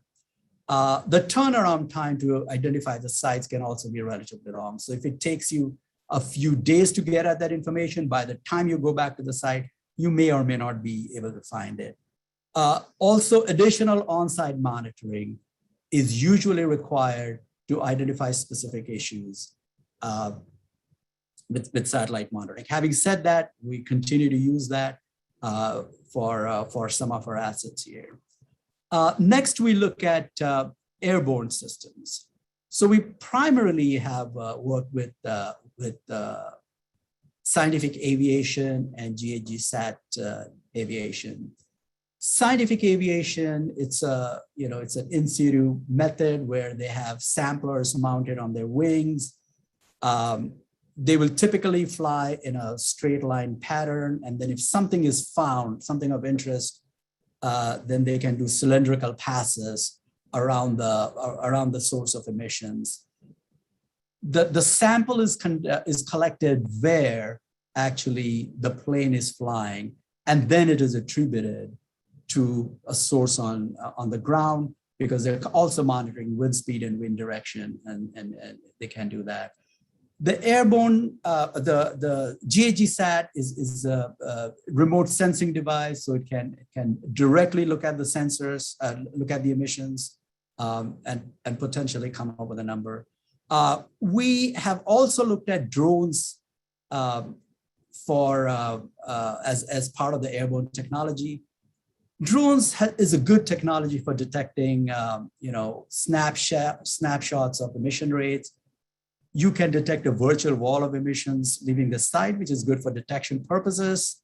The pictures here on the top left, we are showing when we did a combined study with the aircraft and drone survey at the same time. The two on the right-hand sides are drone surveys that are sites, one within lower 48, one in a national site. The other picture on the bottom left is actually proving the technology at an offsite location. So drones actually can collect real-time data during the drone flight, concentrations, as well as wind speed, wind direction. We don't use drones as much just because of the specialized nature of the operation and the line of sight issues, etc. But that certainly continues to be a tool in our toolkit.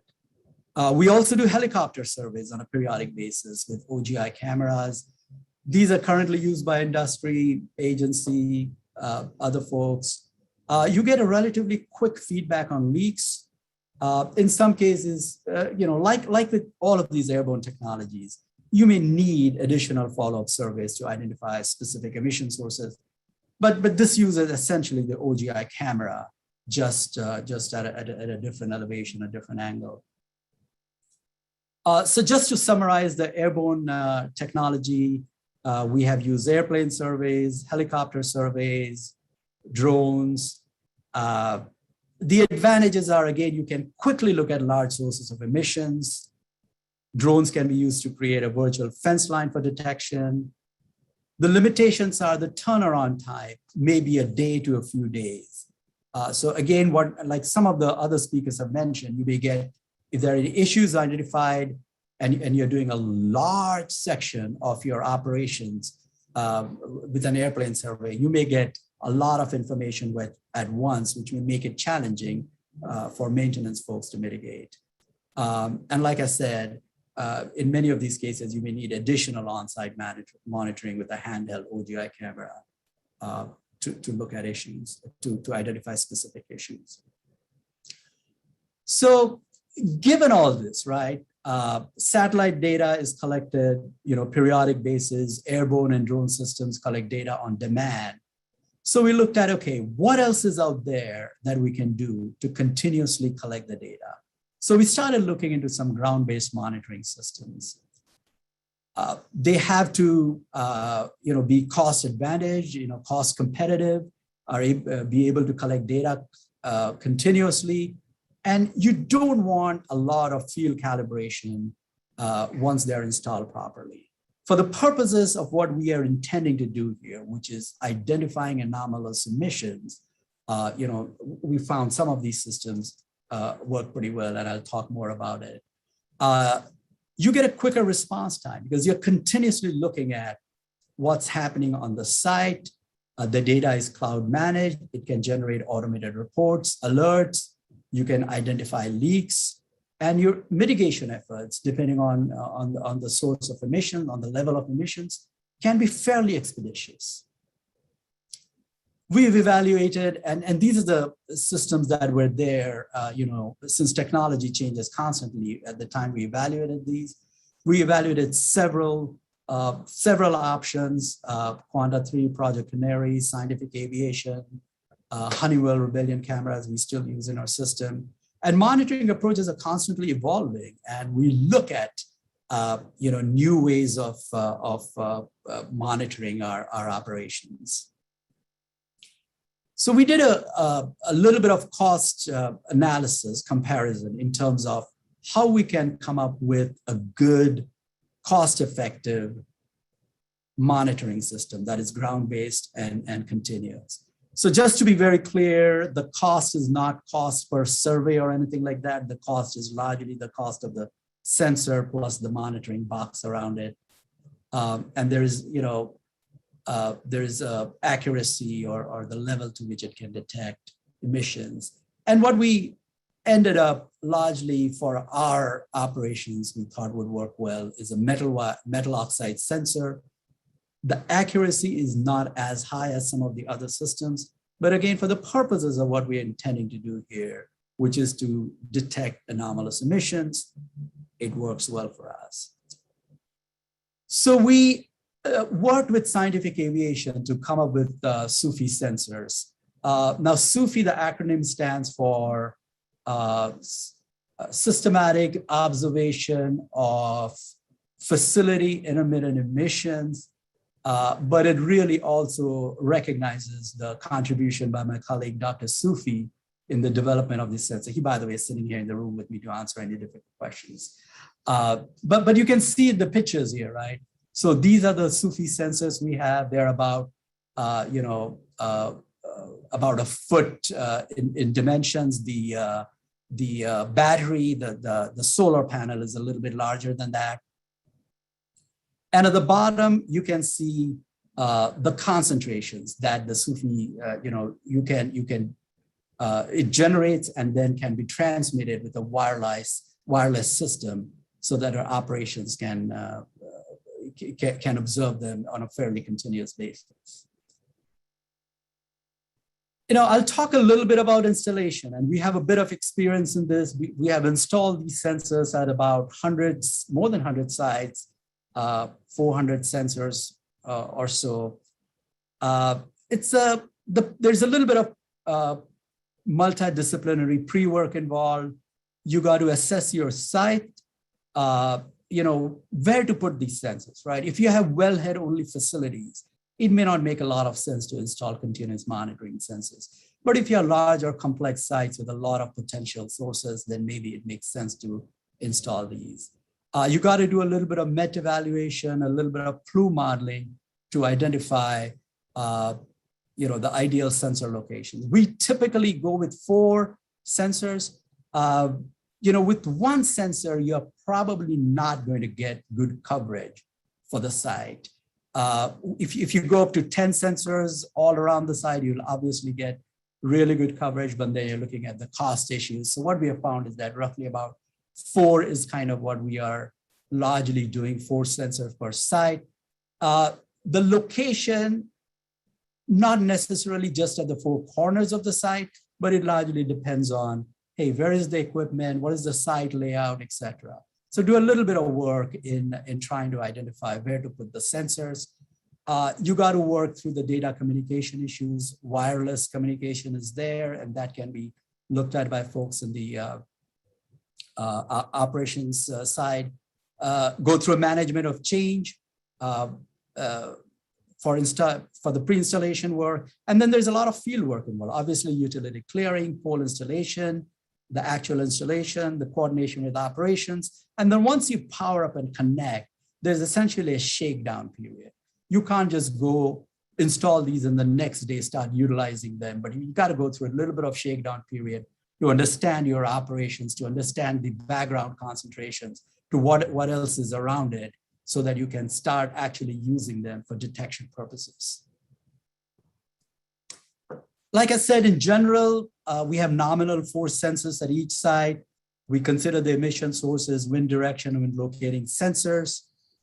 Sensors can detect concentration as the emission plume passes over them. That's why it's critical to install them properly so that they're able to catch the emission plume. Sensors also measure wind speed, wind direction, in addition to concentration. One of the things is also that the concentration by itself is not the best measure of how and what we need to mitigate. So we have 4 sensors and their algorithms built in the SUFI monitoring system here. But essentially, it's a reverse modeling based on concentration, the typical sources at the site, the wind speed, sort of a triangulation method depending on what each of those sensors is detecting. So you do reverse modeling and come up with a qualitative rate for detection and the most likely location of where that source of emissions is. So that helps us in prioritizing our repairs and in identifying where the source of emission is. In some cases, it can be fairly obvious. In some cases, we still have had to go and look with an OGI camera to find exactly what is the particular valve that may be showing a leak over there. The data is displayed on a dashboard that can be viewed by operations, and action can be taken fairly quickly depending on what is detected. In summary, for ground-based, we are, in addition to airborne systems, satellites, we are deploying SUFI monitors, and we are using other technologies across our assets. Our intent, again, is to find anomalous sources of emissions and to repair them quickly. With these ground-based monitoring, results are available very quickly for expeditious repairs. In some cases, like I said, we may need some on-site vetting with OGI cameras. I think it is important to identify what is an action level for mitigation. Each site has a slightly different background level, depending on what is near it, what are the sources on the site. So it's a little bit of a case by case in trying to identify what is a realistic action level for mitigation. Otherwise, you may end up with a lot of false alarms and you know, that may drive the utility of this effort. Sensors will need certain amount of routine maintenance in the field, although I would have to say not a whole lot. And quite honestly, the technology is evolving, and we'll continuously look at what are the options there. So let me just summarize. You know, there are many technologies available and continue to evolve. Our goal here is, like I've said a couple of times before, primarily to detect elevated emissions and mitigate them. Regulatory flexibility. If we're allowed to use some of these methods for regulations, it will accelerate the continued development and deployment of new technologies. It can also mitigate the costs by eliminating redundancy, right? I mean, if you're doing certain technology, do you also continue to do AVO monitoring or even OGI monitoring? We have used many technologies and we continue to use different approaches because not one technology we have found is right for each of our sites. So we would prefer that you know, we have many technologies in the toolkit for detection as EPA modifies its regulations, allows us the options for using other technologies so that we can deploy the appropriate technology depending on the specific conditions at its site. So, you know, again, I want to thank EPA for this workshop, and Lisa, back to you. Thank you. Thank you so much, Milind. With that, we're going to switch to our Q&A session. I want to thank everyone who submitted questions over the course of this panel. As a reminder, during the Q&A session, each presenter will have up to 1 minute to respond to the question, after which we'll move to the next presenter, either with the same question or a new question. We'll continue asking questions until either time expires or we have exhausted the questions. If I can ask all of our panelists to turn their screens on, thank you so much. Faye, the first question is for you. Do you believe satellites can be the long-term solution for leak detection, location, quantification, and notification to local supervision? If yes, what do you believe is the estimated time frame? If no, what are the challenges that must be addressed? Thank you, Lisa, for the question from the audience. Couple things on that. We have a goal to install methane measurement at all of our major oil and gas processing sites. And the longer it takes for technology to evolve, it puts us a damper of delivering on our goal. So we have a goal of doing this by 2023. What I will say is it will take satellites and a multitude of potential other technologies to progress us in this space. I know that I mentioned that in my presentation that satellites were promising and as they develop could potentially be used, but I think it's in tandem with other technologies. One of the challenges I will say with the satellites right now is that by the time we get the data or by the time the data is received, sometimes the methane source could be gone. So it's the time between we'll call it the detection or the availability of data and the source. Thank you, Lisa. Thank you, Faye. Next question is for Adam. You mentioned that the process for approving new technology could be simplified by simplifying the approval criteria, such as by setting a mass rate detection threshold. How would you envision that being applied to a variety of sites that differ in size, production levels, and types of on-site equipment, especially considering the differences in the upstream production, boosting, and processing segments? That's a really good question. Thanks for asking it. When I think about these kind of questions, I start thinking about things in terms of more distributions of sites. So I think you could look at distributions of these different sectors of production, of gathering and boosting, and those types of things. And my expectation would be that you would see sort of larger emitting sites dominating the distributions from any of those individual sectors. So I do think sort of if you're looking to reduce emissions most cost effectively, looking at the sites that would help you understand what those looking at technology would help you understand those larger emitting sites would help kind of regardless of sector. And I do think it's also important to point out that I don't think the technology in the space is static, that we've seen a lot of growth in the next 5 years. And I think we'd expect to see a lot more growth over the next 5 years, both in terms of improving detection limits, localization, all of those sorts of things. So I wouldn't necessarily view this as a static space. Thanks, Adam. Next question is for Matt. You stated that for aerial technologies, you need to refly within minutes or days to determine if emissions are persistent. What happens with emissions that are intermittent? Are these investigated? Yes, and it depends on the source that we think the aerial technology has identified. I mean, our experience has been there's very few, if any, ever false positives in the field application of this. And so if we send technicians or operators to a site and they don't see what the aerial technology saw, we'll still document that, we'll investigate it. And the scope and extent of that depends on the source. If it's a source that we see might be vulnerable to intermittency, like a flare destruction efficiency or a safety relief valve on a tank system, that's something that we'll continue to investigate and understand why that may have happened. Thanks, Matt. Milind, our next question is for you. You said that evolving technology may need constant review of monitoring techniques in field operations. What do you envision that flexibility would look like in a regulatory structure?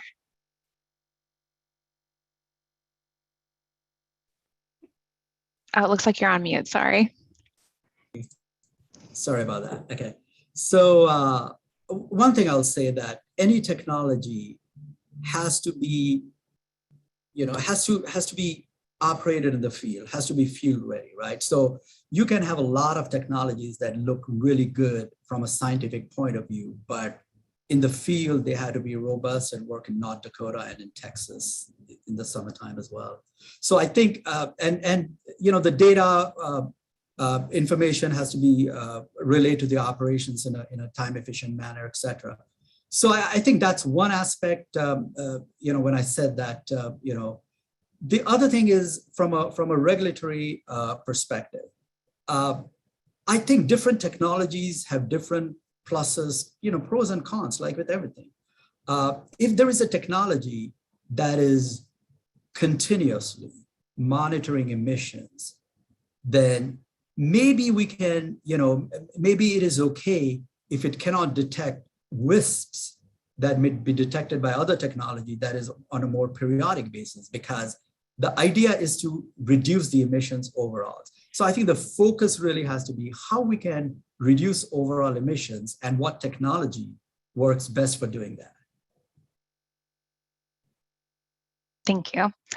The next question is for Faye. You stated that a goal of BPX was to install measurement at all of your major oil and gas processing sites by 2023. What does that look like? Does this refer only to well pads or to gas plants as well, or even further downstream like refineries? Excellent question. Let me start off by saying the goal of 2023. So it's the technologies that are available for us to use. They need to be readily available, proven technologies. So what does it ultimately look like? It could be around continuous emission monitoring, continuous monitoring. It could be using that with drones. I see it being a multitude of technologies as opposed to one. Could be satellites if developed by then. But I don't see it's one technology to get us there.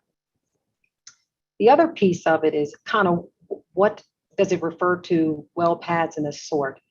So we're the onshore subsidiary, and it does apply in our case to the well sites, the well pads. But the aim for, I'll call it, or our goal for methane measurement by 2023 is for the entire company. So that does include downstream, it includes offshore others as well. but how that looks will be different for each of the areas or locations within BP. It all depends on what location they're in, possibly what country they're in, their conditions, and what technologies are proven and available to install methane measurement at those locations.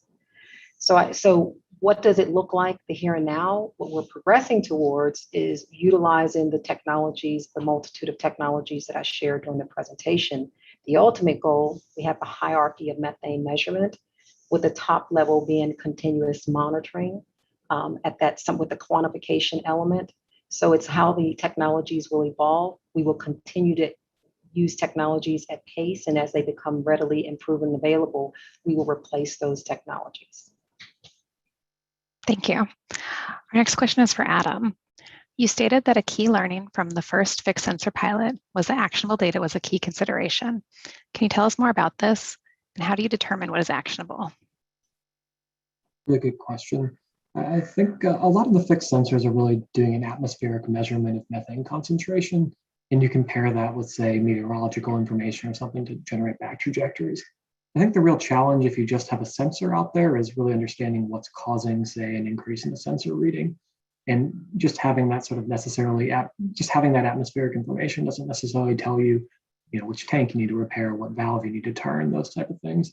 So really the challenge is to have better modeling that helps you understand and inform what mitigation actions you might need to take, I think. And I think that's really some of the nice features and things, some of the technologies that Matt has shown some nice views on, and some other speakers have shown today, is really things that are getting you into the right area of the facility, the right types of equipment can really help inform those decisions and make them happen much more quickly.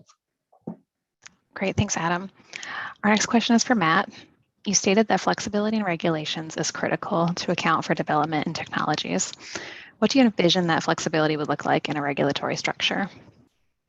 I would start off by saying, and I think Adam mentioned this too, none of the technologies we've heard about over the last day and a half existed or were just a twinkle in someone's eye in 2015 and 2016, the last time we were part of this rulemaking on our industry. And so we'd be naive to think that that's not going to happen again over the next 5 to 10 years.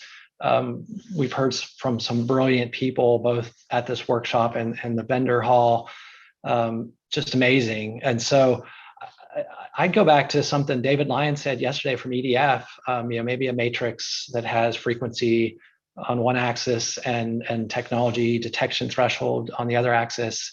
And Arvind showed some plots to that end. That's a viable option, and that doesn't exclude all these emerging technologies and their emerging capabilities. And I guess the other thing I'd say, there's another end of this, is industry is going to evolve, and I am highly confident. If you don't walk away from this last day and a half of sessions to think that we're not going to make a significant step change in methane performance from our industry, then you haven't been listening. I mean, there's great attention. There's some brilliant minds are set on fixing this. And so industry is going to evolve too. And so we shouldn't put on some framework today that looks like industry today. I know we have to address that, and we should, and we can, and we will, but we also need to have the flexibility to know that industry is going to evolve. And I'll just throw out a few examples. I'm old and I grew up in refining. They're sort of good performer where you get to sort of skip leak monitoring, and maybe that's in our future. And alternatively, there's sort of bad performer and chronic leaker provisions where you have to take more extreme mitigation and like physically replace equipment versus just repairing it. So I think that flexibility needs to be baked in as well. Great, thank you, Matt. Milind, our next question is for you. You mentioned flexibility on a sensor-based action level based on qualitative emissions mass rate estimate versus just a concentration. What would that qualitative emissions mass rate be based on? For example, would it be based on a fraction of gas production or something else?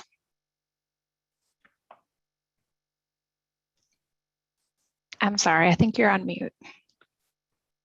Sorry, I keep doing that. That's okay.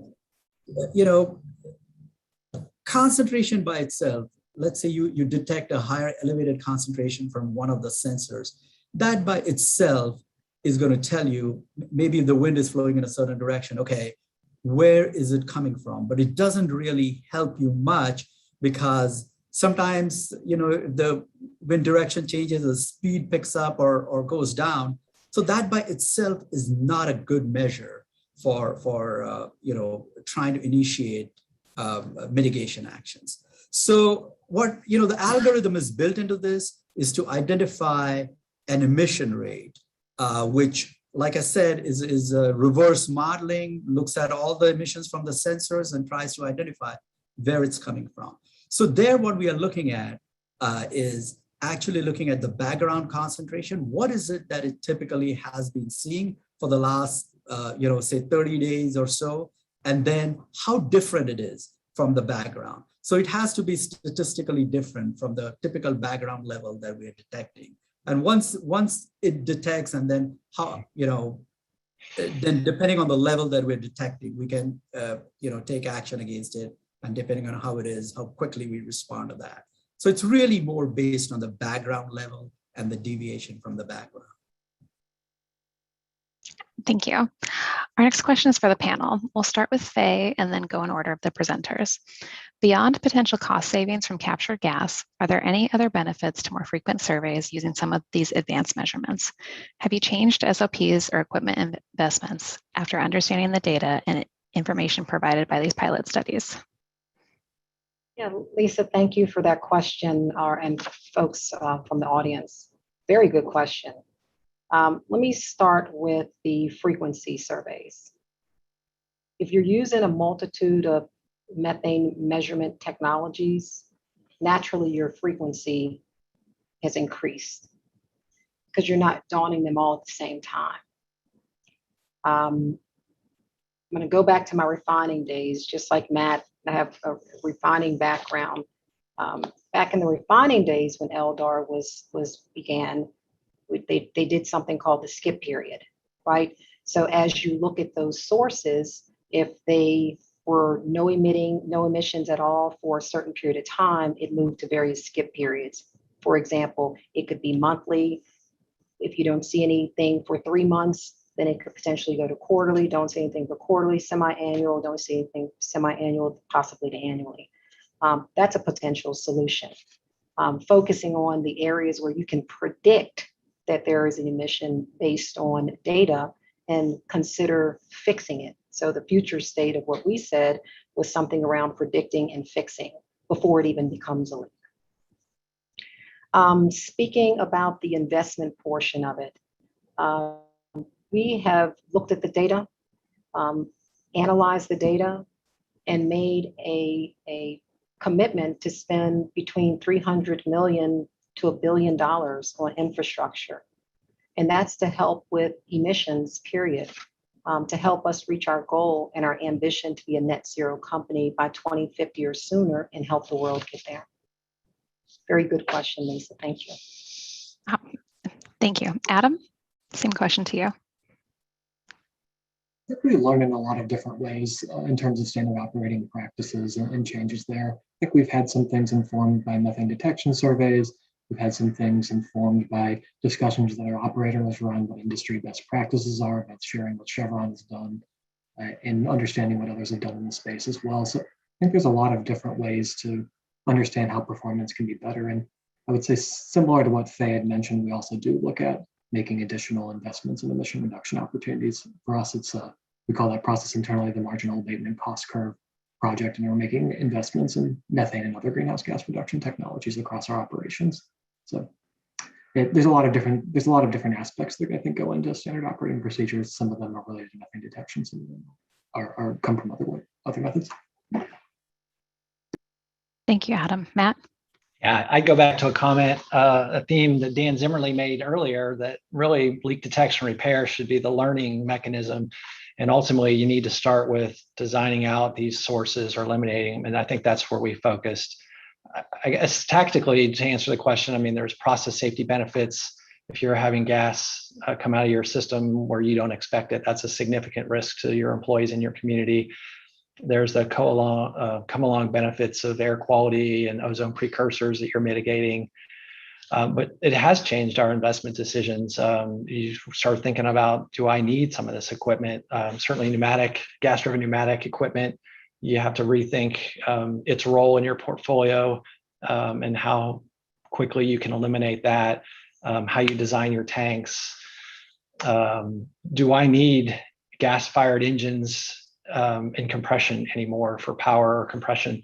Can I electrify that and get rid of the source that is both a continuous source and has potential to emit more than you think it should? So yeah, certainly I agree with Faye and Adam. There's a lot of change going on. Thanks so much. Milind? And I have unmuted myself. So, I will say that we have similar processes. Some others mention about marginal abatement cost curves, et cetera, to drive down our greenhouse gas emissions. But in response to this specific question, what I'll say is that I guess it doesn't really matter whether you do it from continuous emission monitoring, from drones, from flyovers, or what, right? The idea is to identify what is causing the emissions and fix it. It's the design, it's the changes in the operating practices that take you there. So absolutely, right? I mean, looking at better equipment or better teeth hatches or changes in, hey, how do you start something up? Because when the last time we started it, we detected something in our continuous emission monitoring. So all of those changes happen and occur as a result of all of these emission monitoring detecting. And that's really the big value that we get out of it. Thanks so much. One more question for the whole panel. We'll go in the same order as before. We know that flares can be a significant contributor to methane emissions from oil and gas production. Currently, the most common approach for estimating methane emissions from flares is based on flow rate and presumed flare combustion efficiency. One of the largest sources of errors in this approach is the presumed methane conversion efficiency. This method assumes that the methane emission rate is always proportional to the flow rate of combusted gas, which is likely untrue because higher flaring rates may correspond to a higher conversion efficiency and other flares may not be operating as designed. What is your view on this issue in terms of priority of importance of flare sources emissions and candidate solutions for measurement or estimation of flare emissions? Faye? Excellent question. So what I heard, I think I have it all, Lisa. It's a long one. It's a long one. But let me share what I picked up on. So I heard something around the priority of importance of flare source emissions. So I will share specifically for BP, BPX. Our commitment is zero routine flaring by 2025. So from a priority standpoint, it is the priority. What are we going to do about ensuring that we have zero routine flaring by 2025? Part of that effort, you're exactly right, or the question was right, is the measurement solutions. How are we going to measure that to ensure that the routine flaring is taken into account and understanding what that looks like? So the portion on go seeing and assessing, go look at the data, go assess the data, and put programs or processes in place to ensure that we mitigate the routine flaring. Taking that approach to do that and hitting our commitment of 2025. So it is our priority. Thank you. Adam? It's a good question. I would point to a report that we worked on last year that Gaffney Klein put out around people that are leading on flaring performance, particularly in the Permian, where a lot of these observations are coming out. And we shared a lot of our perspectives in that document, probably broader than I can get to in this quick answer. But in short, our goal is to reduce the amount of volumes that we're sending to flares, because a more efficient flare is the ones that aren't taking volume. So we see by reducing the overall rates of flaring, we think this issue can be more managed, and that's our general approach in this space. Thank you. Matt? Yeah, I'd echo that, right? Minimize flaring in the base case. And I'd say that the US industry has made tremendous progress. We led the world, a 32% decrease in flaring, according to the World Bank's methods in 2020 versus 2019. And I think we've seen continued progress as that's become a priority for the industry. And we've seen rulemaking in New Mexico to help sort of accelerate that progress. And there's another global initiative going on through the methane guiding principles that some of Faye's colleagues are leading as part of their Oil and Gas Methane Partnership 2.0 initiative to better understand that source. And so it's really asking the questions that question asked is, how can I be smarter at making sure I understand those emissions? Thank you. Milind? Yes, sort of similar answer, right? First of all, try to eliminate flaring to the extent possible, particularly for produced gas flaring.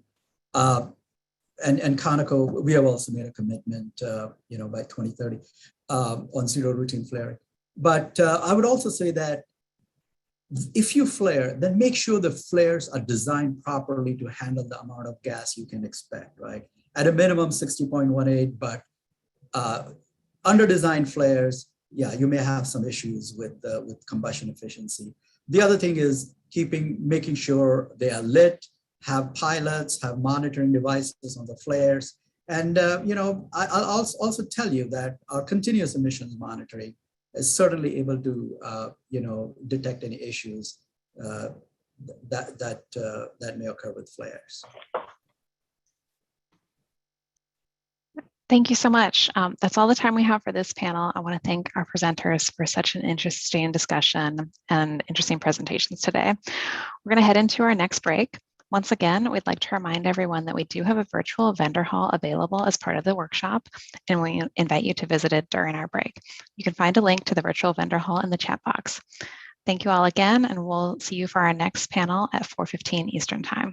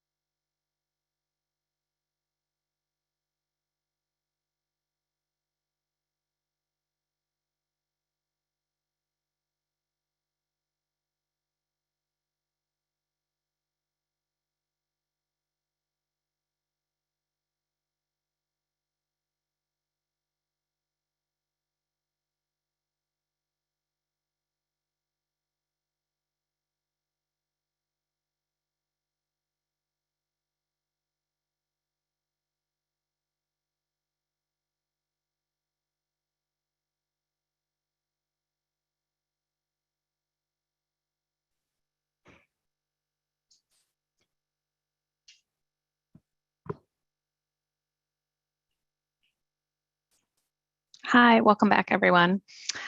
Our final panel of the day features 4 presentations that focus on satellite measurements. As a reminder, each panel session will consist of 4 speakers. Presenters will be strictly limited to 20 minutes each due to our time constraints today. After the 4th speaker, we will have a moderated question and answer session. If you have any questions during the presentation or a general question for the entire panel, please submit them in the Q&A box as the presenters are talking. So our first presenter in this session will be Dr. Bram Mattox. Bram has a bachelor's and master's in applied physics, as well as a Ph.D. in environmental science and engineering, with a thesis on improving understanding of methane emissions by a combination of bottom-up and top-down methods. Since 2018, he has been a scientist at SRON, the Netherlands Institute for Space Research, working on the interpretation of methane and carbon monoxide satellite data in terms of emissions. With that, I'll turn it over to you, Bram.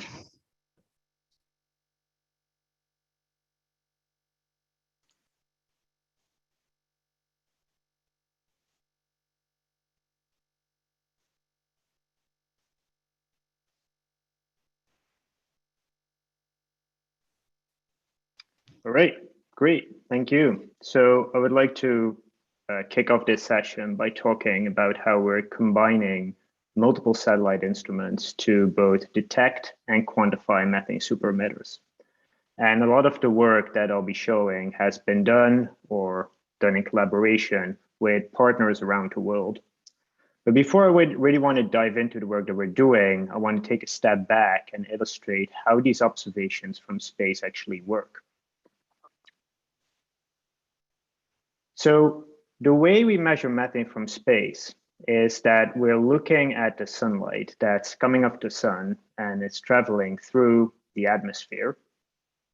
And on the path to the satellite, light is absorbed at different wavelengths by different molecules, including methane. And by looking at the footprint that methane leaves on the light that reaches the satellite, we can then figure out how much methane is present in the atmospheric column that we're looking at. And one of the instruments that does this is the Tropomi instrument aboard ESA's Sentinel-5P satellite. And this is the instrument that SRON is the co-principal investigator institute for. Now, the great thing about Tropomi is that it looks at the entire world every single day, which means that we get our methane data everywhere and on every day. And that means that with a spatial resolution of 7 by 5.5 kilometers, we can use it to detect methane emission plumes. And an example of one of these plumes is shown here. So in September 2019, there was a big gas well blowout in Louisiana. And here Louisiana is marked by the X, that's the site of the blowout. And then on the right, you can see the plume that we saw with Tropomi. So you can see that the plume extends all the way northward following the wind into the neighboring state of Arkansas. Now, while for some of these events, we can mark where they're coming from just by looking at Tropomi, the resolution of 7 by 5.5 kilometers does not always allow that. And therefore, we're partnering with a number of high spatial resolution instruments to figure out where exactly emissions are coming from. So the idea behind that is relatively simple. We scan the entire world every day with Tropomi, and at a resolution of 5.5 by 7 kilometer, we can find out the big enhancements in methane concentrations, and then we target high spatial resolution instruments to figure out where exactly those increased concentrations of methane are originating from. And an example of one of those instruments is the GHGSat instrument operated by a Canadian company. So this instrument observes methane at a resolution of 25 meters, allowing us to pinpoint the exact facility that emissions are coming from. But it only does so for limited spatial domains that need to be targeted. So, to be most efficient, you want to know where to look. And that can be done by looking at the Tropomi data. And I'll show in this presentation that there are a lot of future instruments, as well as some current instruments that feature a similar potential for this kind of synergy. But before we jump in and do the high resolution part, I want to illustrate our work on Tropomi a little bit. So Tropomi takes millions of observations And we cannot just scan through those manually to look for these super emitter signals. And therefore, we've set up a machine learning method that can automatically spot methane plumes in the tropomi data. And so this works in a two-step method. First, we divide the tropomi data into methane scenes, such as the one shown in the top left here, where we've grouped together 32 by 32 tropomi pixels. And then we've trained a convolutional neural network to automatically flag those scenes that have increased methane concentrations and plume-like features. And this approach identifies about 1% of all those scenes as potentially having plumes.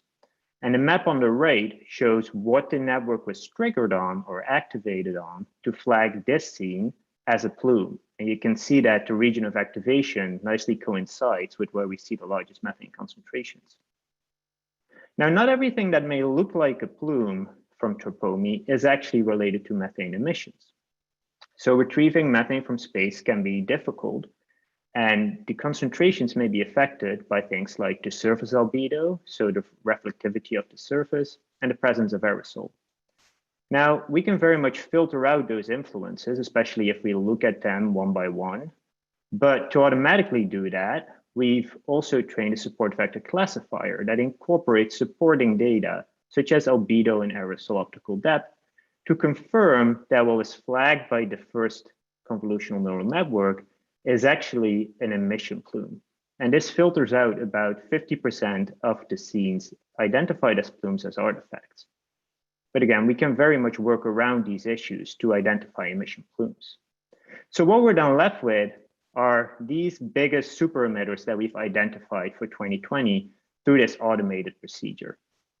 Now, we've detected about 1,500 plumes, and these are really the tip of the iceberg when it comes to the plumes that we can detect with tropomi, as these are the biggest ones that got through our automated detection system.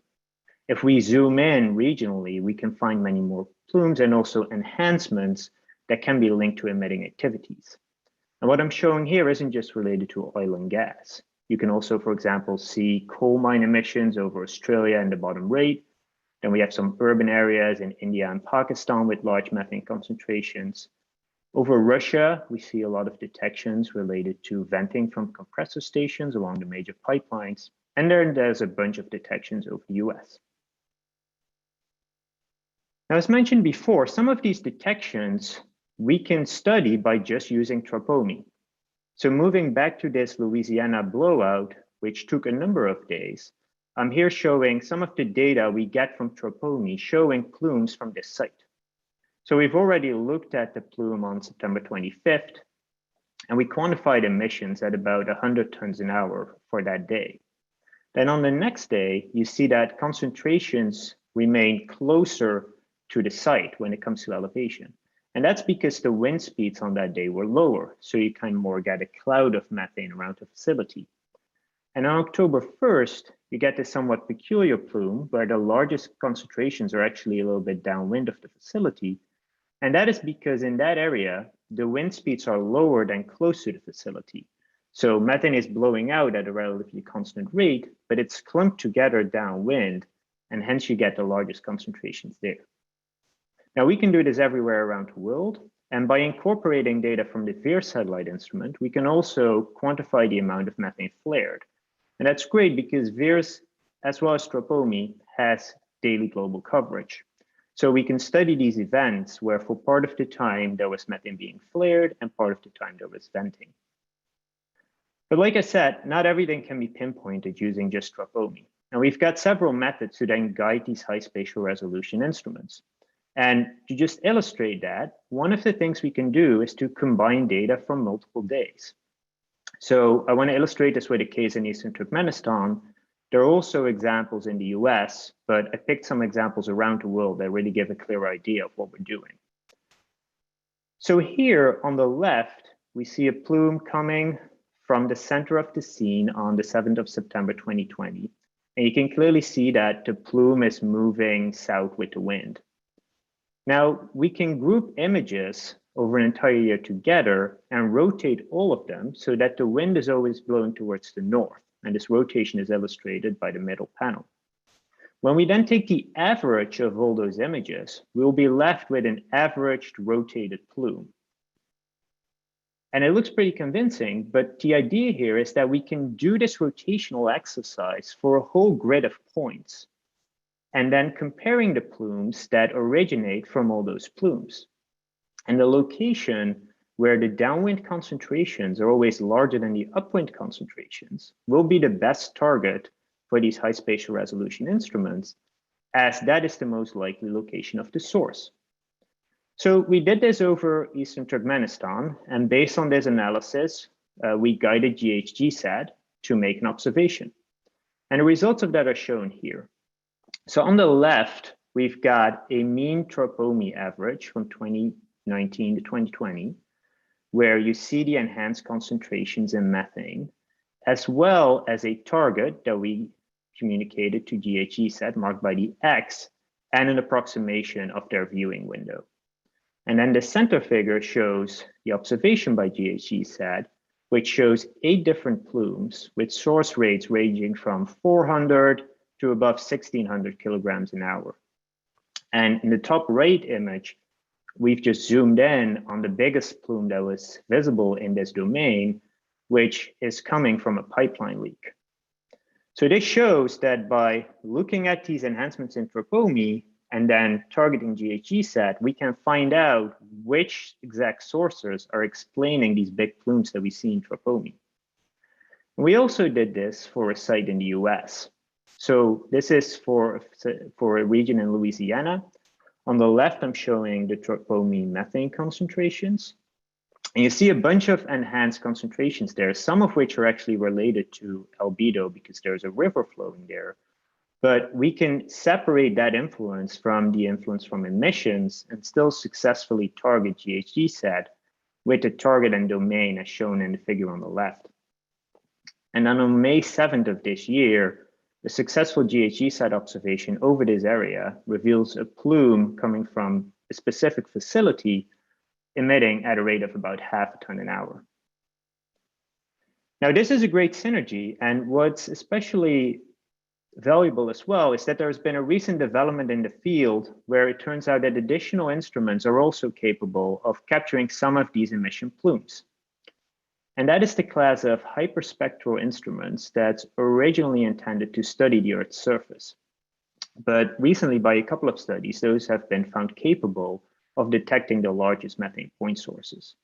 So these instruments aren't as sensitive as GHGSat, but they provide additional coverage, allowing us to spot more leaks.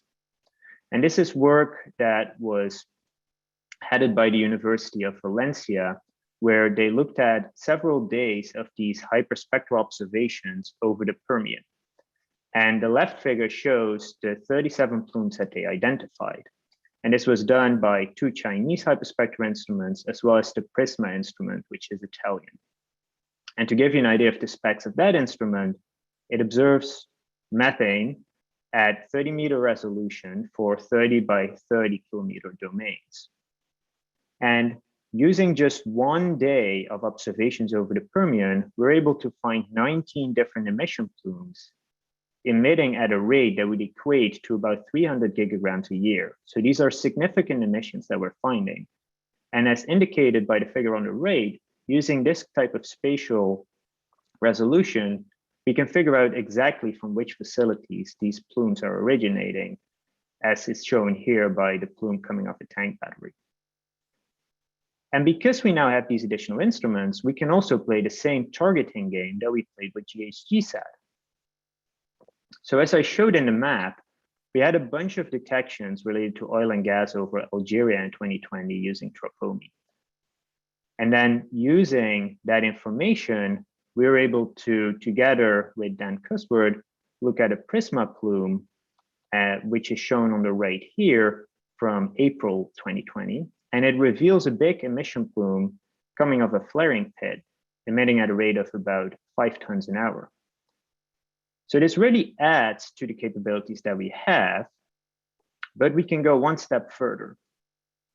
So this is work again over Western Turkmenistan that we did together with the University of Valencia, where we start off with tropomi. So that's the image that's shown on the left. So we look at average concentrations from 2018 to 2020, and you see several hotspots in the methane concentrations on the map on the left. And using the targeting approach that we discussed before, we decided on several targets that they then followed up with hyperspectral images from ZY1 and the aforementioned Prisma instrument. And they're able to detect several leaks using those instruments, and then also analyze those areas with multispectral instruments. So those are an additional class, which includes Sentinel-2 and Landsat-8, and they're not as sensitive as the hyperspectral instruments, but they provide more coverage. So these instruments will not detect anything under a ton an hour, but for example, Sentinel-2 gives us global coverage every 5 days. And in this study, we're able to identify a number of sources responsible for these enhanced concentrations that we saw in Tropomi, including 24 unlit flares that have been emitting methane for years in some cases. And I want to illustrate that by just zooming into one of the facilities that we spotted, which is shown in the figure on the right, which is an inactive flare. And to the left of that, I've included two images, one from Landsat 8 in 2014, one from Sentinel-2 in 2017, that show emissions at this site. And then the bottom panel shows all the Sentinel-2 data that we have for 2017 up to 2020. And the color codes here show successful observations with Sentinel-2. So the green ones show that there was coverage with Sentinel-2 without emissions being identified. Orange would show flaring, which is detectable with Sentinel-2, but isn't present at this location at any time from 2017 to 2020, even though it's a flaring pit. And instead, we find that there were 80 days with emissions from 2017 to 2020, meaning that these are a significant amount of methane that are being emitted to the atmosphere. So in addition to studying the temporal variation by combining these instruments, Sentinel-2 has the advantage that we can go back in time for sites where targeting would have been complicated. So some of these emission plumes that we find in Tropomi are only there for a day and they're gone the next. An example of those is shown here for Kazakhstan in May this year. So we see two distinct methane plumes in the Tropomi data. And by analyzing Sentinel-2 data, we're able to pinpoint two facilities responsible for these plumes. So those are shown on the right. So both the northern and the southern plume are explained by a facility emitting at 150 and about 50 tons an hour respectively. So even though these events only last for a short amount of time, they emit at such a rate that they really still have a big impact on the atmospheric methane levels. Now, finally, I want to give a little bit more perspective on what we can do with these satellites. So we've talked a lot about identifying the biggest super emitters and then monitoring at the facility scale. But using Tropomi, we can also study more spread out enhancements, such as the Permian Basin in Texas and New Mexico. And this has been done using a number of different satellites observing methane. But here I want to focus on the work of Zhang et al., who focused on the Permian using Tropomi data from 2018 and 2019. And in the Tropomi mean averages shown on the right, you can clearly see the Delaware Basin and the Midland Basin showing up as hotspots. Now, what we can do is that we can run a chemical transport model using a map of emissions as input, and then evaluate how well those emissions match up with what we see in Tropomi. So we put in the map of emissions into the model, and those maps can, for example, be based on what EPA reports to the UNFCCC. Then we get modeled concentrations out by incorporating things like winds, and we can compare those modeled concentrations to the observed concentrations by Tropomi. And through this comparison, we can then scale the emissions so that our modeled concentrations best match our observed concentrations. And in the case of the Permian, we found that we needed to scale up emissions by more than a factor 2 to get a match with the Tropomi satellite data. So this shows that in addition to finding these biggest leaks, we can also evaluate emissions over larger spatial scales. So to wrap things up, we can both look at overall emissions over large areas, but by combining these multiple satellite instruments, we can both detect and quantify methane superemitters that don't only give us more insight into their behavior, but also give us the information at hand to then try to stop and mitigate these emissions. Thank you. Thank you so much, Bram. As a reminder, if you have any questions during the presentations or a general question for the entire panel, please submit them in the Q&A box as the presenters are talking. Our next presenter today will be Dr. Jorn Herner. Jorn is the Chief of the Research Planning and Emission Mitigation Branch in the Research Division at the California Air Resources Board. He oversees the division's extramural research program, the implementation of the state's greenhouse gases monitoring network, and the short-lived climate pollutant research program. Jorn earned his Ph.D. in civil and environmental engineering from the University of California, Davis. With that, I'll turn it to you, Jorn. Thank you. I couldn't unmute and share my video while sharing my screen, so sorry about that little back and forth. All right. Well, thank you for having me. I'm excited to give this presentation. So what I want to talk about today is what we've done in the state of California over the last 6-7 years to use imaging spectroscopy to both detect and mitigate plumes in California. And we're kind of at the end of that research phase of the work and now considering how to operationalize it and how to bring in satellite data to go beyond kind of a proof of concept and actually have a functioning program around this type of data. So I'm going to start with a little bit of background and definition of terms as I use them. First thing is that it can be very confusing when people talk about observing methane with satellites, because there are so many different satellites that do so many different things. And we just heard a great presentation on what Tropomi can do. And they all kind of look at methane from a slightly different angle. And a lot of it has to do with kind of the pixel size that they impress upon the ground and that you can see. So for example, the Tropomi satellite has the 7x7 kilometer. I think I heard Bram say 7 by 5.5 kilometers. And that can give you an estimate of emissions from very large areas and maybe find some individual very, very large plumes. MethaneSat from EDF is going to be launched here in a couple of years. And it's going to have a 1 kilometer pixel size. So better quantification of large basins, what the emissions is, and also be able to identify some individual plumes. But really what we're talking about using in California are satellites with very small pixel size, 30 meters by 30 meters, similar to what GHGSat is doing right now.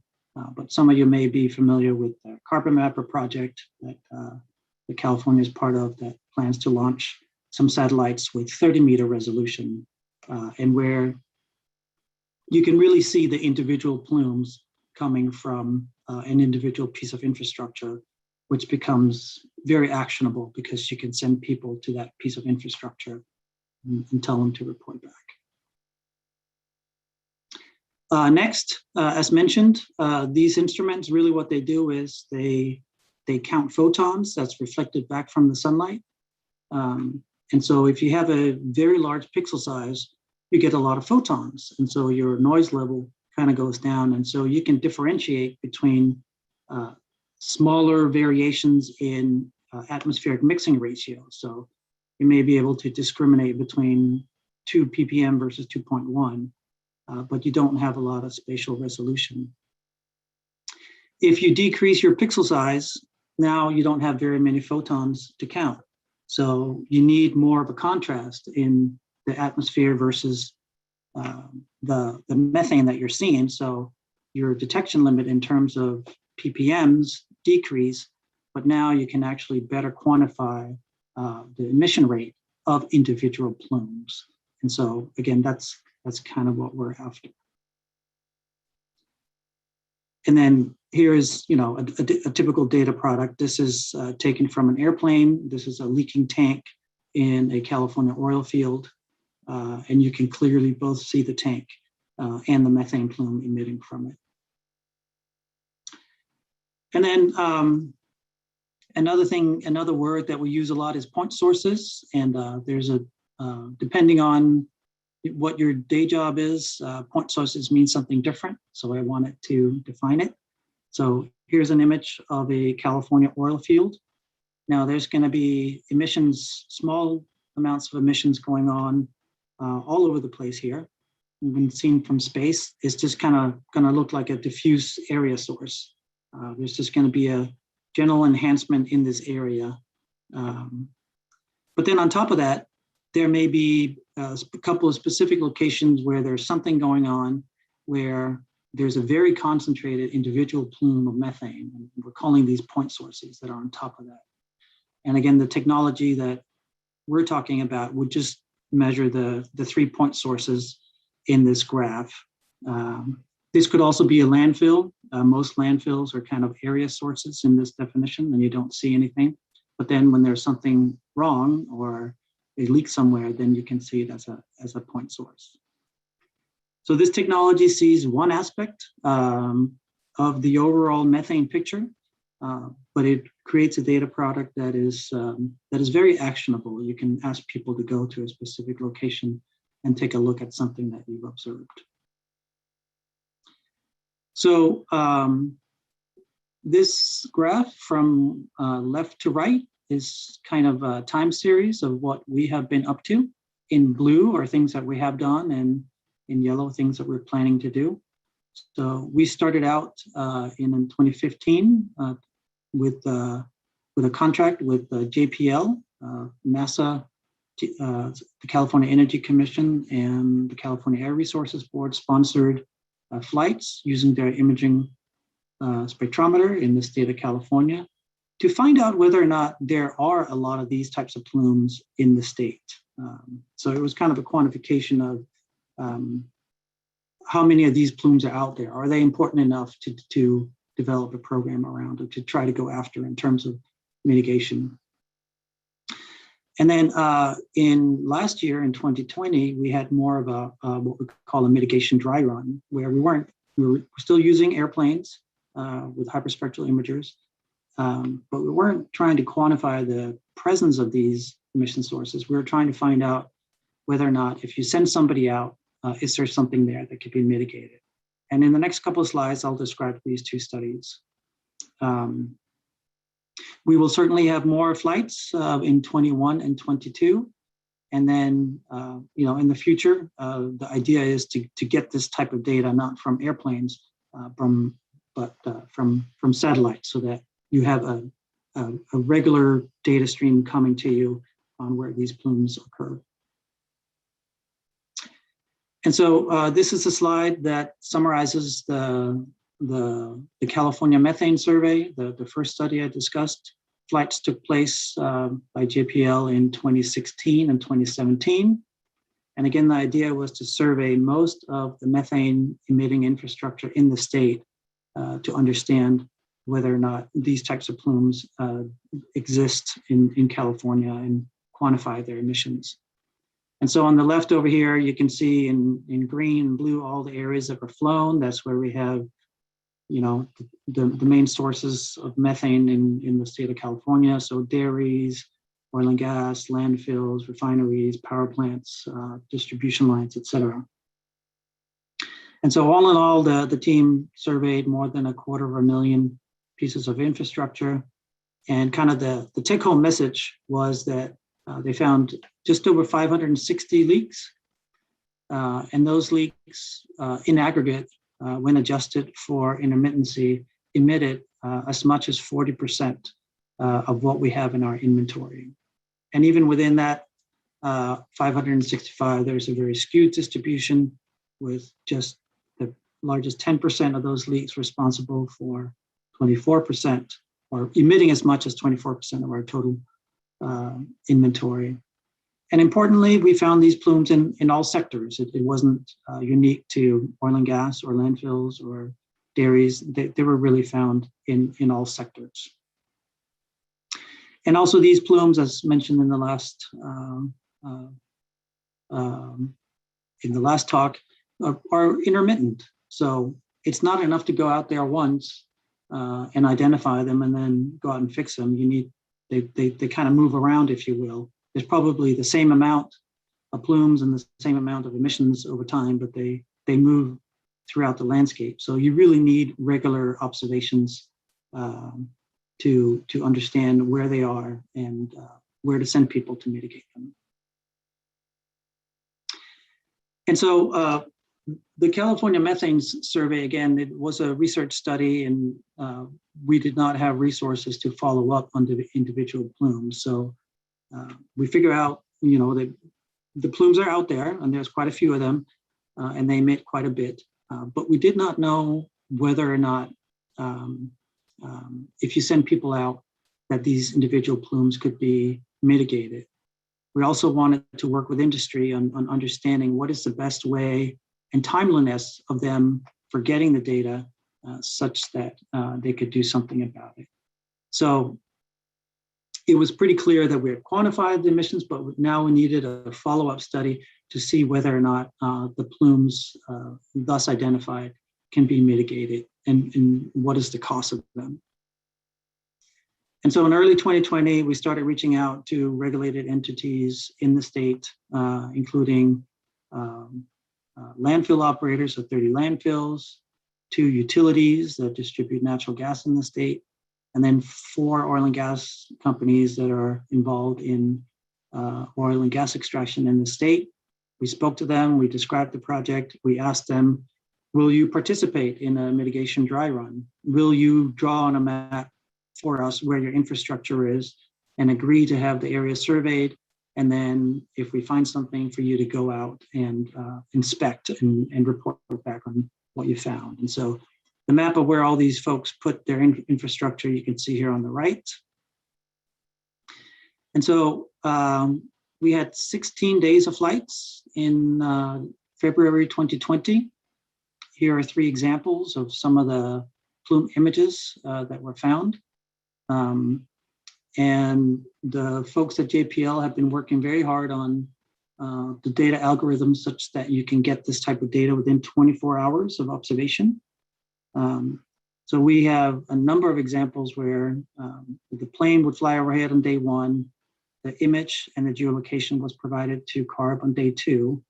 We would turn around and provide it to the industry partners on that same day. And then on day 3, they would go out and take a look and then report back what was going on. And in many cases, they were able to fix some kind of a leak.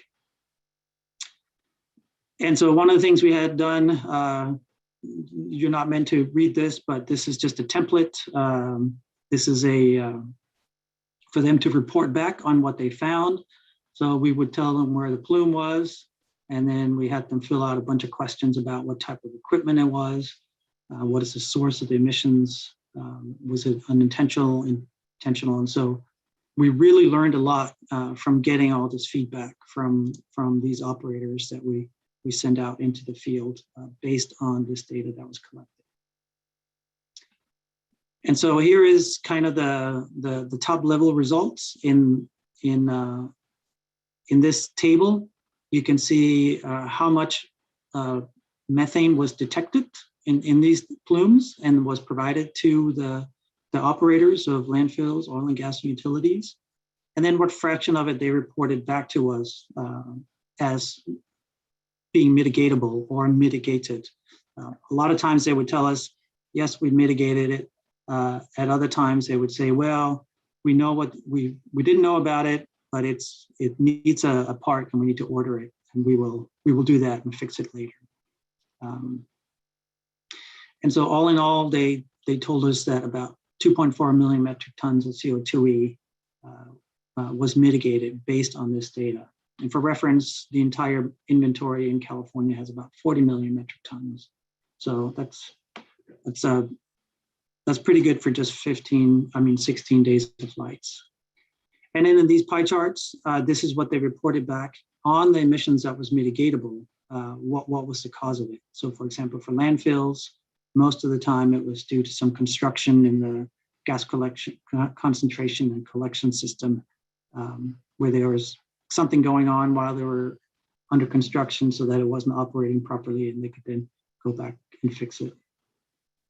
I also want to point out that for oil and gas and utilities, there was quite a bit of process emissions. And we hope to learn more about what those are and see whether or not there's, are there things there that we should think about as we move forward and try to reduce methane in the state of California.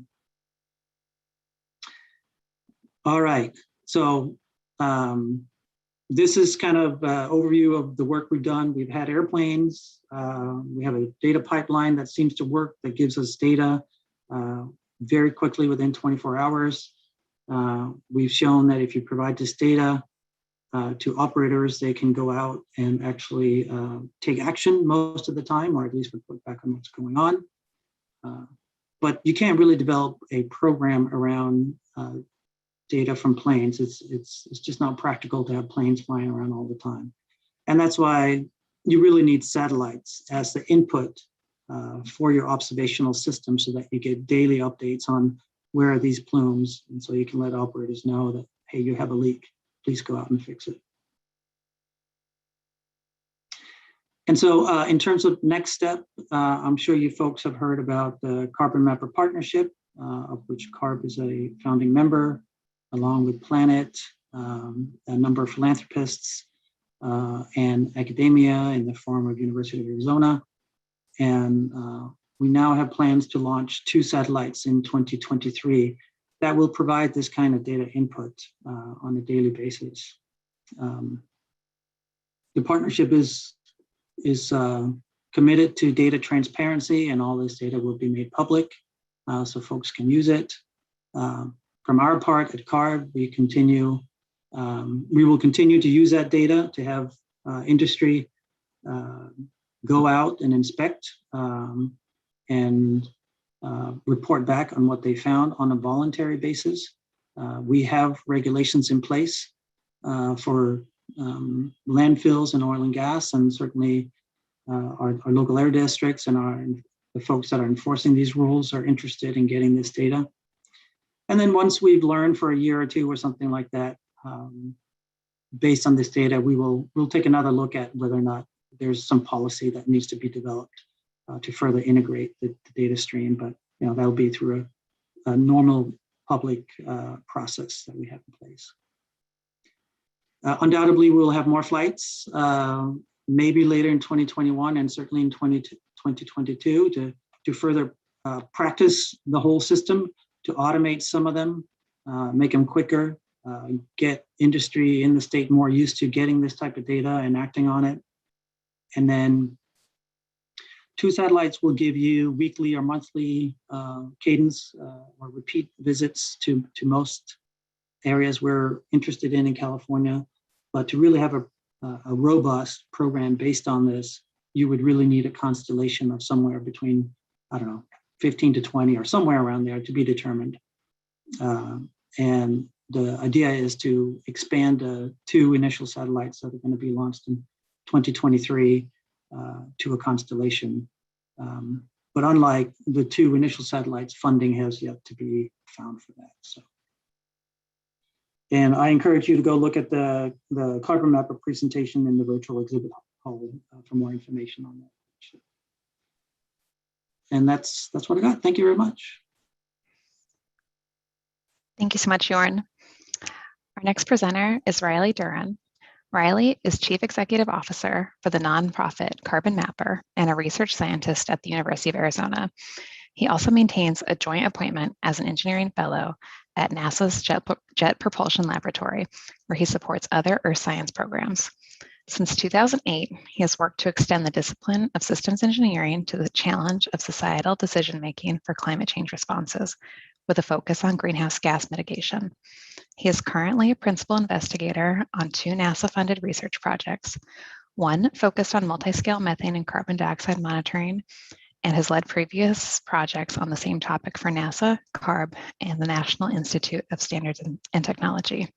With that, I'll turn it over to you, Riley. Thanks, Lisa, and I appreciate you and the organizers for putting this together. Like a lot of us, we've been in many workshops over the years on this topic, and I think you're setting a new high mark in terms of the quality of the presentation. Really impressive, lots to think about. I'm going to try to tie together some themes that have come up over the last couple of days about systems of systems. In particular, I'm going to focus on where future and current satellites might fit into that system to accelerate progress on methane. I do want to quickly acknowledge support from NASA for the multi-scale methane work we've been doing for several years, along with a number of our sponsors for regional surveys with aircraft and our philanthropic donors for the new Carbon Mapper nonprofit. So I'll just do my summary points up front in case we run out of time. My first point is that our assessment is that there is a global monitoring system of systems for methane super emitters that should be prime time ready within the next 3 years or so. And in some cases, as we're already seeing, these things are already prime time ready in selected regions around the world. And so our assessment of looking at all the pieces coming together is this is going to happen. And just to give you a sense of this, the image in the background over my shoulder is just a recent daily survey of the Permian Basin. These things are happening on a routine basis now with relatively high altitude aircraft with remote sensing. This image behind me is about 3,000 square kilometers in a single day. The new satellites will be, increasing this by a few orders of magnitude, and we're talking about constellations of satellites. And so we're getting to a place where truly operational monitoring is going to happen.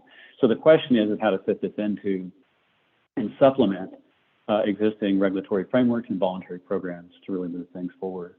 Jorn and others have mentioned the mitigation potential from these systems, and just to echo Dan Zimmerle's point, it's not just in leak detection and repair, but also informing decisions to hopefully reduce excessive venting and incomplete flaring. One of our main points is that it's important to monitor all facilities for anomalies and to take an atmospheric approach, not just a component-driven approach on what gets monitored.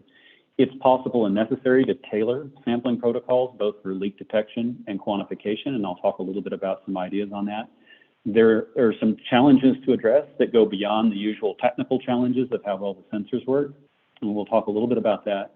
And I just want to be clear up front, as I think David Lyons said and others, that it's necessary but not sufficient to go after the super emitters.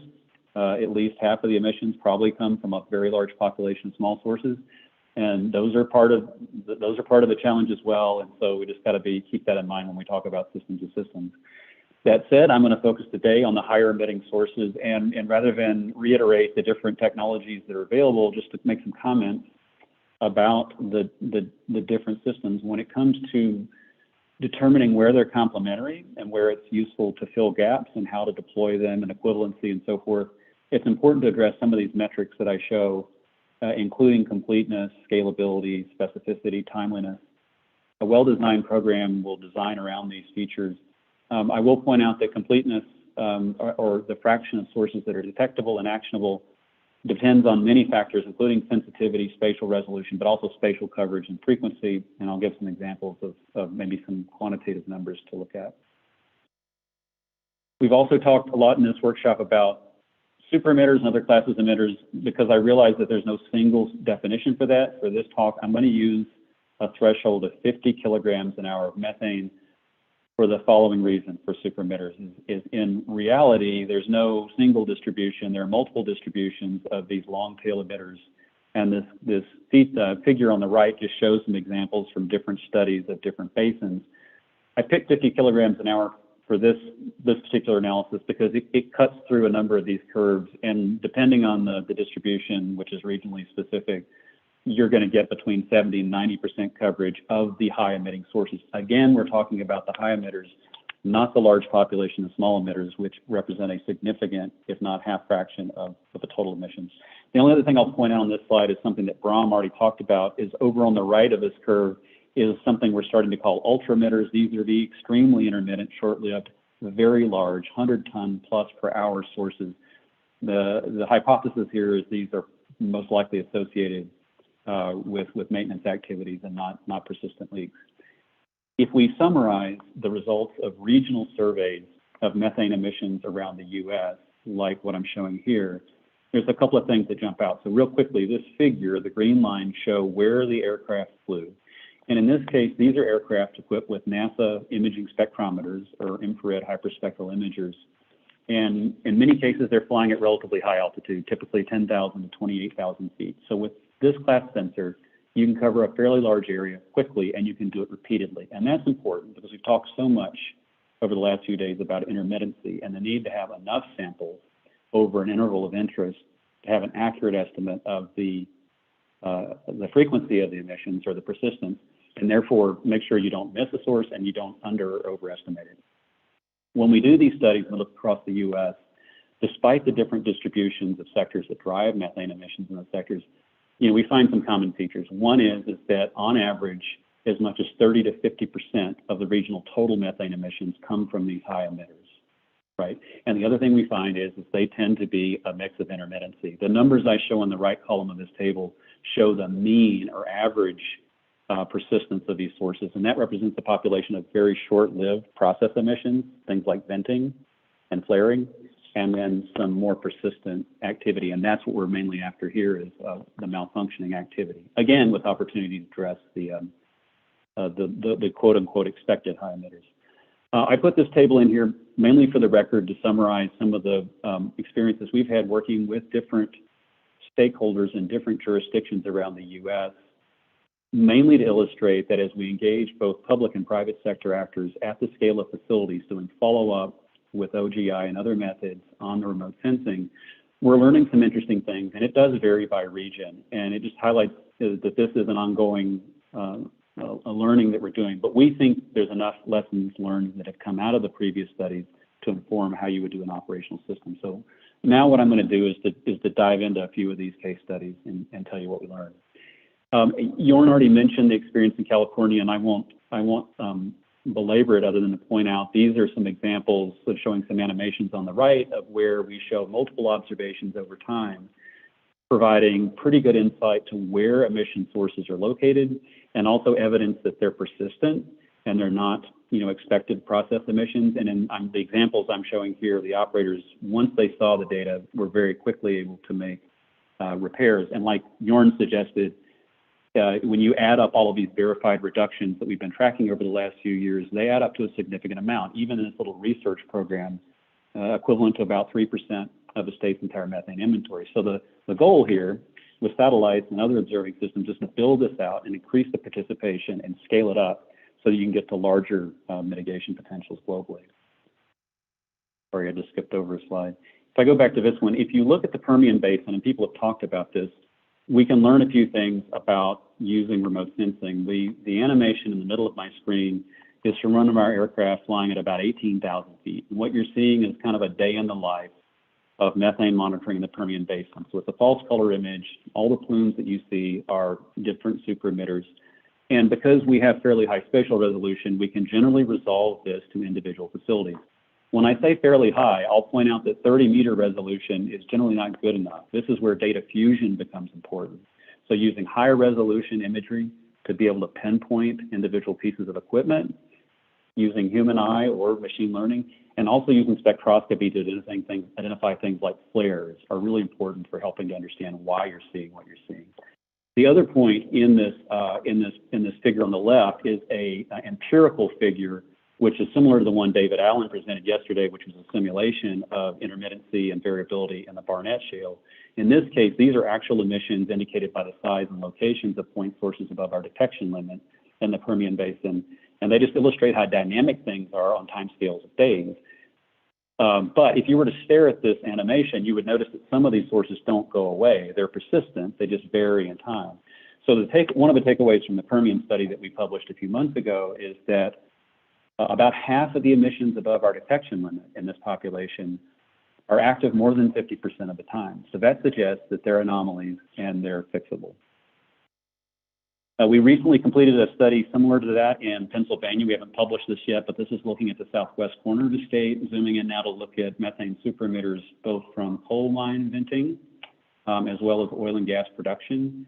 and similar findings to some of the other studies. In this case, we can do what Brahm was talking about, where you combine observations from the Tropomi satellite to get a net regional emission estimate using inverse modeling, compare it what we're seeing with the point sources to get a direct check on how much they contribute.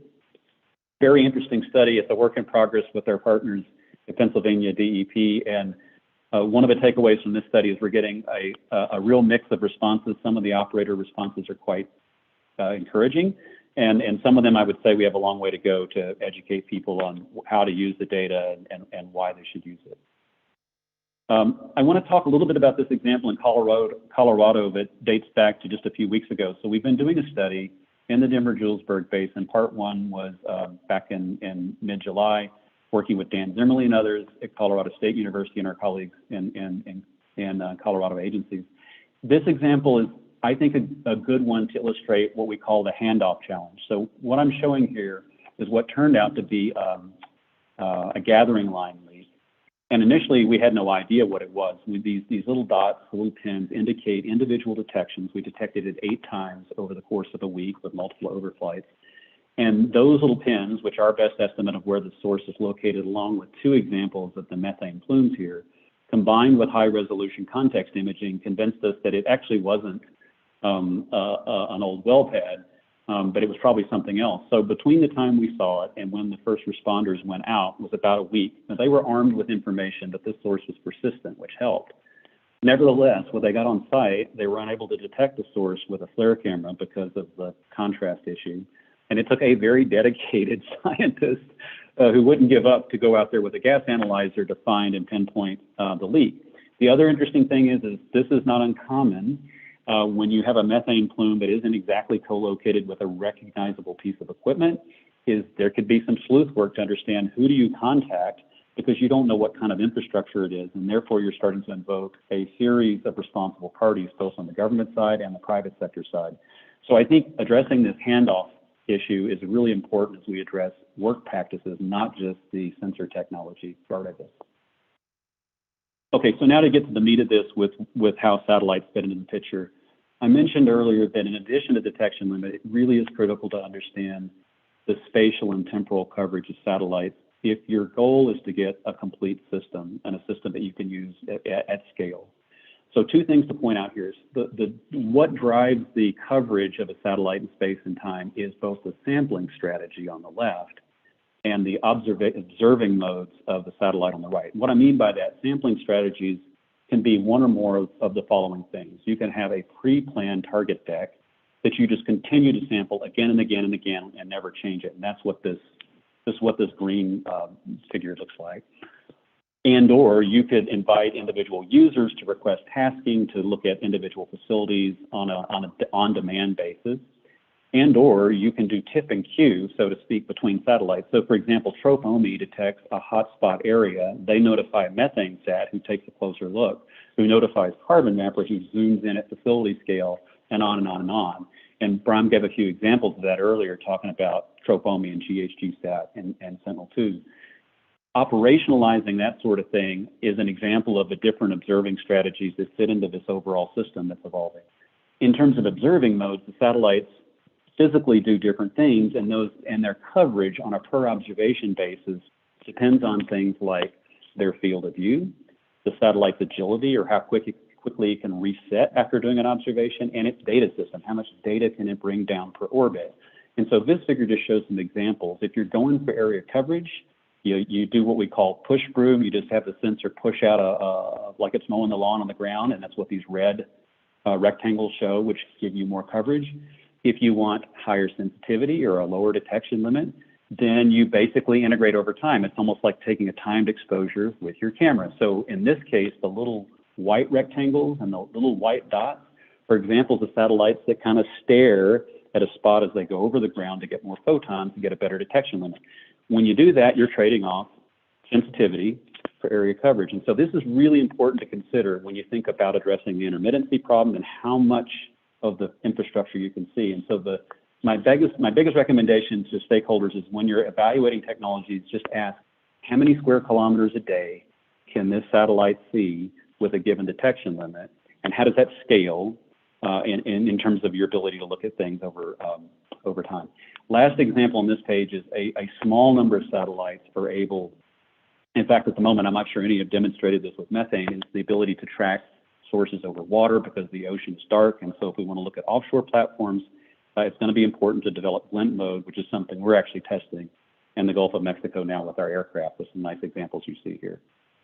As for how satellites might fit into a new framework for LDAR and quantification, and I know this is a busy chart, but I just want to get a couple of ideas across. One is there are two general concepts of operations for satellites for methane today. There are open source satellites, which are operated by an entity that's typically funded by either a philanthropist or by a public sector agency. And this makes a difference in terms of how the satellites are tasked or pointed and how the data is delivered. So in this case, they're executing a given observing strategy like the ones I mentioned earlier. And the data is publicly delivered, but typically with some high latency. Typical turnaround times for these data to the public are weeks to months, but they tend to be highly quantitative. They have full quality control or QC review, and they usually involve multiple measurements, so that's useful for intermittency. On the right side of the figure are so-called subscription service satellites. And there are many ways to do this, but one mode is to offer exclusive tasking to subscribers to say, hey, point at my facility and get me results as quick as you can. So in this case, the data delivery is private, but it can be very fast, and it may initially be relatively qualitative, and it may have some false positives, and you have to iterate over time to build up a number of observations. What I'd like to suggest is these two approaches are complementary, is they strike a balance between rapidity and low latency to support getting the information to operators to take action while providing a more sustained view to really get a good answer on quantification to support performance assessments. And all of these things ought to be, of course, underpinned by third-party certification and validation like we talked about. So the last bit of content I want to talk about is what if you put all this together and talk about potential monitoring protocols for these two things, leak detection and then quantification. And what I'm going to show here is based purely on empirical evidence. If you go back and look at all the airborne studies that we've done looking at super emitters across the US, looking at a population of thousands of sources in different types of equipment. Here we bend it into a few types of oil and gas production equipment. If you look at the persistence statistics for those equipment types, their emission rates, and the variability in the sources, you can do things like this. You can say, well, if I had a satellite that has a clear observation of a location every 3 days, and that's accounting for clouds, which means it probably needs to look every day to get a 3-day revisit. If you were to look for 30 days, you would get 10 samples. And with this kind of persistence that I'm showing, 10 samples would give you a detection rate of about 90%. So if your LDAR cadence is 1 month, this might be a good sampling protocol for you to have confidence before you scramble people to go into the field or before you make prioritization decisions about what's more likely to be a malfunction versus a process emission. On the quantification side, if what you're really interested in doing is measuring what the performance is and how things are changing over time, then you might wait for a longer cadence. So for example, if you were doing performance assessments on an annual basis, with the same sampling scheme I talked about here, you would get 120 samples per year. And depending on the uncertainty in your measurement and the variability in the emission, you could constrain the emissions to within, say, 20%. So I'm not trying to prescribe these, but I'm suggesting this is a way to think about setting targets for sampling protocols for one or both of these use cases. And of course, obviously, if the source is more persistent or if you want to back off on your cadence, you can turn knobs here to change the frequency of observation. So just to sum up, like I said at the beginning, these systems are coming. In some cases, they're already here in some regions. And our assessment is that over the next 3 years, it's going to be prime time ready. And so as a community, we've got to figure out how to make the most of them. We mentioned that with the sampling protocols, you can develop a fairly robust monthly LDAR cadence with this sort of revisit. They can guide site level follow-up and again, the quantification. I do think that the different data models, both the open source and the subscription service, are viable if you can set them up in a framework where they complement each other. I think that can be done. Didn't drill into it in detail, but attribution really depends, I think, on data fusion. Very few cases is it sufficient just to look at the methane data to know for sure why a source is there and whether you should do something, be in a hurry to do something about it. And last but not least, we have to find ways to address the handoff challenge. And I think that's both in terms of capacity building and training, and maybe new work practices around the notification process and how to engage operators with these new remote sensing observations. So with that, I'll hand it back over to you, Lisa. Thank you. Thanks so much, Riley. Our final presenters for the workshop are Michelle Mendoza and Lauren Crow. Michelle Mendoza serves as the Director of Environmental Strategy in Duke Energy's Natural Gas Business Unit. She is responsible for leading the development and strategy towards the unit's decarbonization efforts. Over her 24-year career at Piedmont Duke Energy, she has worked as an industrial accounts manager, managed the pipeline services team, and served as the Director of Federal Policy for Natural Gas. Additionally, Michelle collaborates within several teams related to carbon reduction, methane emission reduction, and low carbon fuel initiatives. Joining her is Lauren Crow, who serves as the Director of Business Transformation and Continuous Improvement in Duke Energy's Natural Gas Business Unit. Her duties include overseeing teams that support business process improvement, operational performance and analytics, robotic process automation, and natural gas digital products. Lauren joined Piedmont Natural Gas in 2008 and has had various frontline and quality process improvement roles. Lauren holds a bachelor's degree in psychology from Catawba College and holds various certifications in product management, Scrum Agile, data science, and Lean Six Sigma. And with that, I'll turn it over to you. Great. Well, thank you, Lisa. Good afternoon. Lauren and I are very pleased to have this opportunity to share Duke Energy's plan to reduce methane emissions and our experience in the use of satellite technology as a key component to identifying methane leaks on our pipeline system. We would like to thank EPA and the EPA staff for coordinating this very important workshop. Let's start with a bit of background on Duke Energy's natural gas business. Lauren, if you can go to the next slide. Can you see the next slide? It looks like I'm on a delay.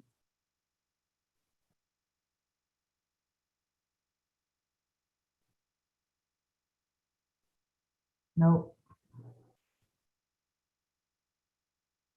Okay, well, there we go. Sorry about that. So let me share a little bit of background on Duke Energy's natural gas business. Duke Energy has Piedmont Natural Gas and Duke Energy local distribution businesses where we serve in 5 states: North Carolina, South Carolina, Tennessee, Ohio, and Kentucky. Collectively, we serve about 1.6 million customers. We have almost 35,000 miles of transmission and distribution gas mains. Duke Energy has a strong track record of meeting climate commitments. We began with a carbon reduction goal back in 2010. In 2019, we announced a net zero carbon by 2050 goal for electricity generation. And last fall, we announced a net zero methane by 2030 goal for our natural gas operations. Duke Energy has established 6 key priorities for the decarbonization of our natural gas systems. Our overall strategy includes net zero methane emissions by 2030 with advanced technology and best practices, the inclusion of renewable natural gas into our system supply, upstream and downstream emission reductions, providing opportunities to our customers to reduce our carbon footprint, and future uses for hydrogen. But perhaps most exciting of all of this work is our work with advanced technologies, which includes the use of satellites. I will now turn over the presentation to my colleague, Lauren Crow, who will review that work. Lauren? Good evening, everyone. Just a quick technology check. Can you all see me and see the appropriate slide with our environmental priorities before I keep going?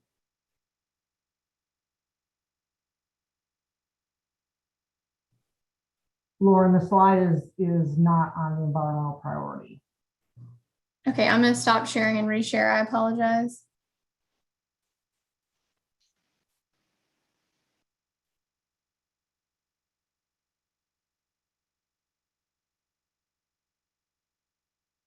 Any luck there?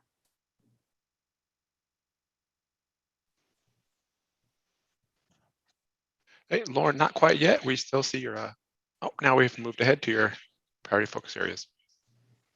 Interesting. I apologize. I see it on my screen. And it's not allowing me to initiate video. So as long as you can see the slides and hear me okay, I will keep going. So as Michelle mentioned, I'm here to share with you all today a lot of great work that our organization, Duke Energy, and our natural gas business unit are very proud of in partnership with several folks that we're going to make mention of today. Over the course of the last 8 to 12 months, we have been performing research and development in the space of advanced methane leak detection. And really the why for us is what you can see on the screen. As you've seen in Michelle's announcement of our methane emission reduction goal, we are proactive and aggressive in the space of reducing our emissions. And we've really adopted a mindset that I think is shared with many of others that have been on the calls in the last 2 days, that we want to actively improve the methods by which we measure and report our emissions.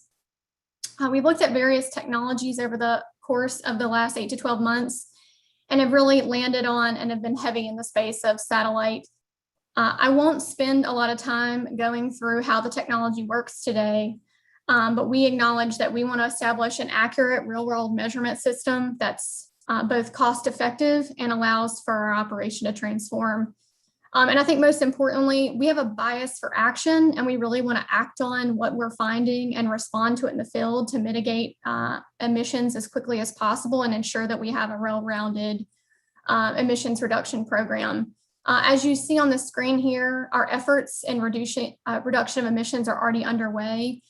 We've initiated an accelerated leak removal program and are looking at transforming our leak survey processes, which you'll hear me talk about today. We also have a lot of efforts in the space of reducing one of the largest risks to our natural gas system that results in emission, which is third-party damage, and are exploring our alternative technology as well around reduction and elimination of blowdowns and flaring.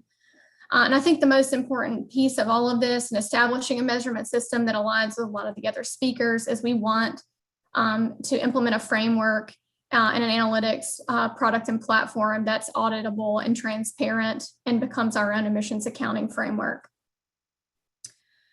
The technology that we're currently using, as mentioned, I won't spend a lot of time on other than to say we're using the WorldView 3 satellite, which is a high resolution commercial satellite sensor. We talked a lot about resolution of various technologies over the course of the last 2 days. So I will just highlight that in the capabilities of leak detection for the local distribution system level, we see resolution and capabilities of satellite at 3.7 meters by 3.7 meters. I will say the secret sauce in all of this is beyond just the satellite technology itself and really resides in the complex machine learning algorithms that are applied to detect the methane. And I'm really excited to highlight that over the course of 4 satellite captures that we've really called our R&D period, we've had some tremendous results, success and progress, and are really looking to carry these efforts forward. I want to touch a little bit on the insights around the artificial intelligence and machine learning precision and our AHAs through our research and development. The first and foremost is just how rapidly the algorithms are capable of improving.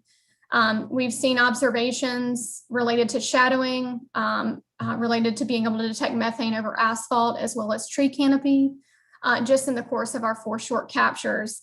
And for our operation, natural gas leaks on our distribution system are not unique. So part of our exercise for research and development was really to identify if the satellite and algorithms were capable of detecting known leaks on our system. And so we went from a journey in our first capture to our 4th capture of getting to a hit rate on being able to detect between, depending on the geospatial scale, between 75 and 90% of our local distribution system leaks. We've also seen that this has been topic of many of the presentations, that simulating controlled releases has been critical to the exercise. And this has really been a shared learning opportunity between us and our strategic partners. And I believe that's why the AI has been able to improve so quickly. Frequency matters. So for us in our operation, what we see based on time of year will vary, and that really aligns with what you see here. And I'll be able to highlight some of the improvements around shadowing and tree canopy that do present challenges based on time of year.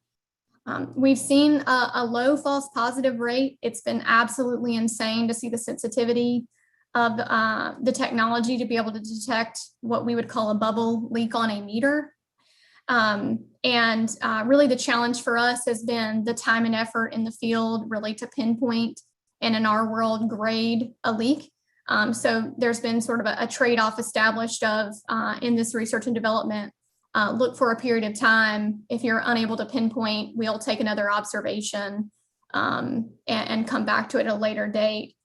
I think the important part of this journey for us, most importantly for this setting, is really the secret sauce of being able to convert how we measure natural gas leaks today, which is in concentration, and making that conversion from concentration into flow rate and ultimately emissions rate, which is what we're all after.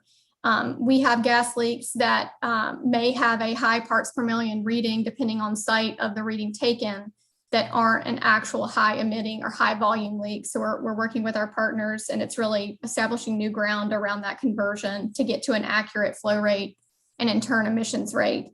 And we're looking at the capabilities of satellite for other use cases, both in the natural gas side of the house, as well as our partners over in the electric transmission and distribution side of Duke Energy. So as we've been doing our research and development for the satellite related to methane leak detection, we've also been looking at other use cases and inspection type activities where we're trying to identify other abnormal operating conditions that we can leverage the image for multiple purposes. So you'll see here, we've been looking at capabilities for our right-of-way and aerial patrols that we're doing today to detect methane over our transmission pipeline, and trying to prove out the ability to do that via satellite. We're also looking at our high consequence area and medium consequence area inspections with the gas transmission rule that's being implemented. We're being asked to inspect our high-risk assets more frequently. So we'd love to be able to implement the ability to perform those inspections via satellite imagery. There's also use cases for change detection, as well as liquid hydrocarbon and vegetation growth and decline. So the R&D for us as an LDC has really been around assessing the feasibility. Will it work for us? Can it detect down to the sensitivity that we need on our natural gas system, and the viability? Other presenters have talked about the cost effectiveness and the affordability of this. So we're really looking at it from a perspective of, we need something that's accurate in measuring methane emissions, but also it aligns with the ability for us to implement for multiple operational use cases, so we get the biggest bang for the buck. Just want to hit on some visuals to talk about some of the things that I outlined in the insight slide. So this is an image of our Pipeline Safety Academy located in Charlotte, North Carolina, where we simulate natural gas scenarios for the purposes of training. And this is just one example of controlled release where we facilitated multiple leaks on the site. And just kind of going from right to left, point A through F on the left-hand image. We simulated what would be considered a cut line or a below ground leak. At point A, point B, a meter leak outside on a meter. Point C was actually a meter leak inside a house that was simulated. Point D is a riser leak. Point E, another meter leak on the side of the building here. And actually point F was an unknown leak that was not simulated, and we actually end up picking up and detecting as part of this controlled release and have since repaired. So the point of this visual is just really to share the exercise and the importance of what I call the AI feedback loop. that's so imperative to developing both the use of the technology and the algorithms in practical application. Once we went through the exercise of going through all these controlled release scenarios and working with our partners, we ultimately were able to detect every leak simulated with the exception of the one that was inside, which we would have actually not expected to have been exposed. Continuing on, in our world, we grade leaks. A grade 1 is something that requires immediate response and remediation. We essentially don't leave the site until the leak is repaired. Then we have grade 2 and grade 3 leaks, which in our space allow us to put on a backlog and come back and repair at a later date. So part of the R&D work was really to understand and had a particular interest in how underground leaks behave, travel, and present themselves in the atmosphere. And that's the examples that you're seeing on the screen here. So the first on the left-hand side is a scenario where we had a known grade 2 below ground leak on this yellow dot that you see. The location is on the side of the building underground. And the first pass and run of the algorithms did not detect that leak. But they, again, based on that AI feedback loop and data that we share back on the second pass and rerunning of algorithms was capable of being detected. And this one on the right interests me as well. It's another example of a grade 2 leak that we've identified as a single instance of a leak on our system that's actually exposing itself into 2 unique plumes where the leak is traveling in the atmosphere. Continuing on and just speaking about what I mentioned with tree canopy and seasonality, this was actually a scenario of within our 4 captures, we had one that was taken in February, and all of these leaks were identified at the time via the technology and the algorithms. 2 months went by and spring hit North Carolina, and the next time we ran the satellite in the algorithms, those leaks disappeared. So again, just very quick response and refinement of the algorithms. We were capable on the right-hand side of redetecting those leaks that were exposed and presented themselves in February. I want to talk a little bit about what I mean by bias for action and how, even though this has been R&D, we have been treating this as an opportunity to put boots on ground and really validate the results of the satellite. So this is another area of interest that was captured in our last and 4th capture in Greenville, South Carolina area. You will see here that there were approximately 250 plumes identified in a small 6x6 square area in Greenville. I think it's also important to note, and as part of this learning exercise, and has been an aha for us, we only had 50 known leaks in the area at the time of the capture. So we have been seeing significantly more plumes identified in the field than what we know with our traditional on-foot leak survey methods today. And the bias for action is really something that I know myself and our organization and operational leadership is proud of, which is that we're working really hard to pinpoint, grade, and mitigate and repair these leaks as quickly as possible. As you can imagine from just this small area of interest and me stating that we're finding more leaks than we currently know on our system, we want to leverage what I'm going to talk about next, which is our 12-month operational pilot, to really redesign our future state business process around leak survey and leak mitigation so they can be most efficient with boots on the ground validation and mitigation without adding exponential cost to our operation. This is just an example of the same visual that you saw on the prior slide, and just shows a small residential and commercial neighborhood. And the majority of these leaks that we found are above ground, and they're on above ground assets such as meters and regulators.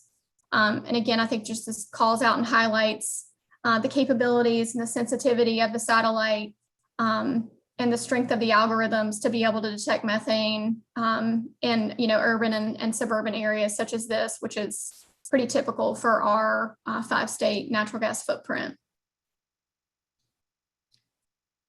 What's next for us and what I'm most excited about is really our call to action, which is rethinking our end-to-end value stream and business model for leak surveying and our leak management and remediation programs. We want to be the best in class at leak detection and mitigation. So what we envision our 12-month operational pilot to look like is what you see here in front of you. We're going to start monthly satellite captures in the Greenville, South Carolina area with hopes to scale. And we will be following up with AMLD drives to validate the results of the satellite and to continue to explore capabilities of other satellite methane detection technologies. And most importantly, we're gonna pilot the find it, fix it model in hopes that we are able to identify and mitigate leaks on our distribution system as quickly as possible. Our current regulatory requirements are to leak survey every 5 years. In 2020, we actually moved to every 3 years, but we have the desire to improve and we want to survey as frequently as possible to enable this quick response and remediation of the leaks that we're finding. The key outcomes that we have of this pilot, as mentioned in prior slides, are we want to baseline our emissions. We know what we've reported to the EPA with desktop calculations, but we want to know what we're working with actual methane emission measurement to get to net zero. And we want to start to work on the algorithms to establish our own operational emissions factors by asset class, such as service, main, meter, regulator, et cetera. And we want to prove the viability of the long-term operational implementation and see of all of those use cases I mentioned on the other slide related to right-of-way, aerial, change detection, et cetera, how this technology can do more than just offer a methane emissions measurement capability for us. And we're starting to have discussions and know that we have some regulatory policy and procedure hurdles to get over, more so from the state regulatory and DOT level to implement the use of this technology in place of routine boots on ground leak survey methods. So we're really excited. We actually kicked the pilot off and we had our first monthly capture that was successful today and actually facilitated a controlled release in the area of interest in Greenville. So we had folks on site in our operations that were helping with some controlled release simulations on regulator stations, service and meter assets. And we're just really proud of the work we're done, the work we've done so far. And I want to make mention, not sure if anybody saw, but Duke Energy in partnership with Accenture and Microsoft actually announced in a press release yesterday, as I mentioned earlier in the presentation, we know we need a measurement system and we know we need an analytics and data platform that's going to support the ingestion of this satellite data, potentially paired with other future methane emission measurement technologies to consume all of this data and really track and prioritize the instances of methane detected via advanced methods. We also want to enable the field response and remediation and allow us to report and provide transparency on our operational emissions. So we're really excited about the announcement of the partnership and the technology and cloud computing platform that we're looking to build with Accenture and Microsoft. So that's all that I had to share, and I do apologize for my technology challenges today. Well, thank you so much, Lauren, and thank you, Michelle. And thanks to everyone who submitted questions over the course of this panel. We're now going to move into our moderated question and answer session with the presenters. As a reminder, each presenter will have up to 1 minute to respond to the question, after which we'll move to the next presenter, either with the same question or a new question. With that, the first question is for Bram. You mentioned using training for neutral network detection and rejection parameters for aerosols in the column. What sort of ground truthing with independent sources have you done to ensure that the methane plumes are properly detected and artifacts are rejected? Right. Yeah, so we don't have ground truths everywhere around the world. So mainly what we do to analyze whether a plume is real or not is to look at, for example, the correlation with something like albedo and aerosol that's also retrieved with tropomi. In addition, we can also compare that to visual imagery. And one of the key features that we can use to also see whether plumes are real is by looking over time and seeing if the signal that we detected, if it's persistent, for example, moves with the wind, which would indicate that it's a real methane plume, for example. Thank you. Our next question is for Jorn.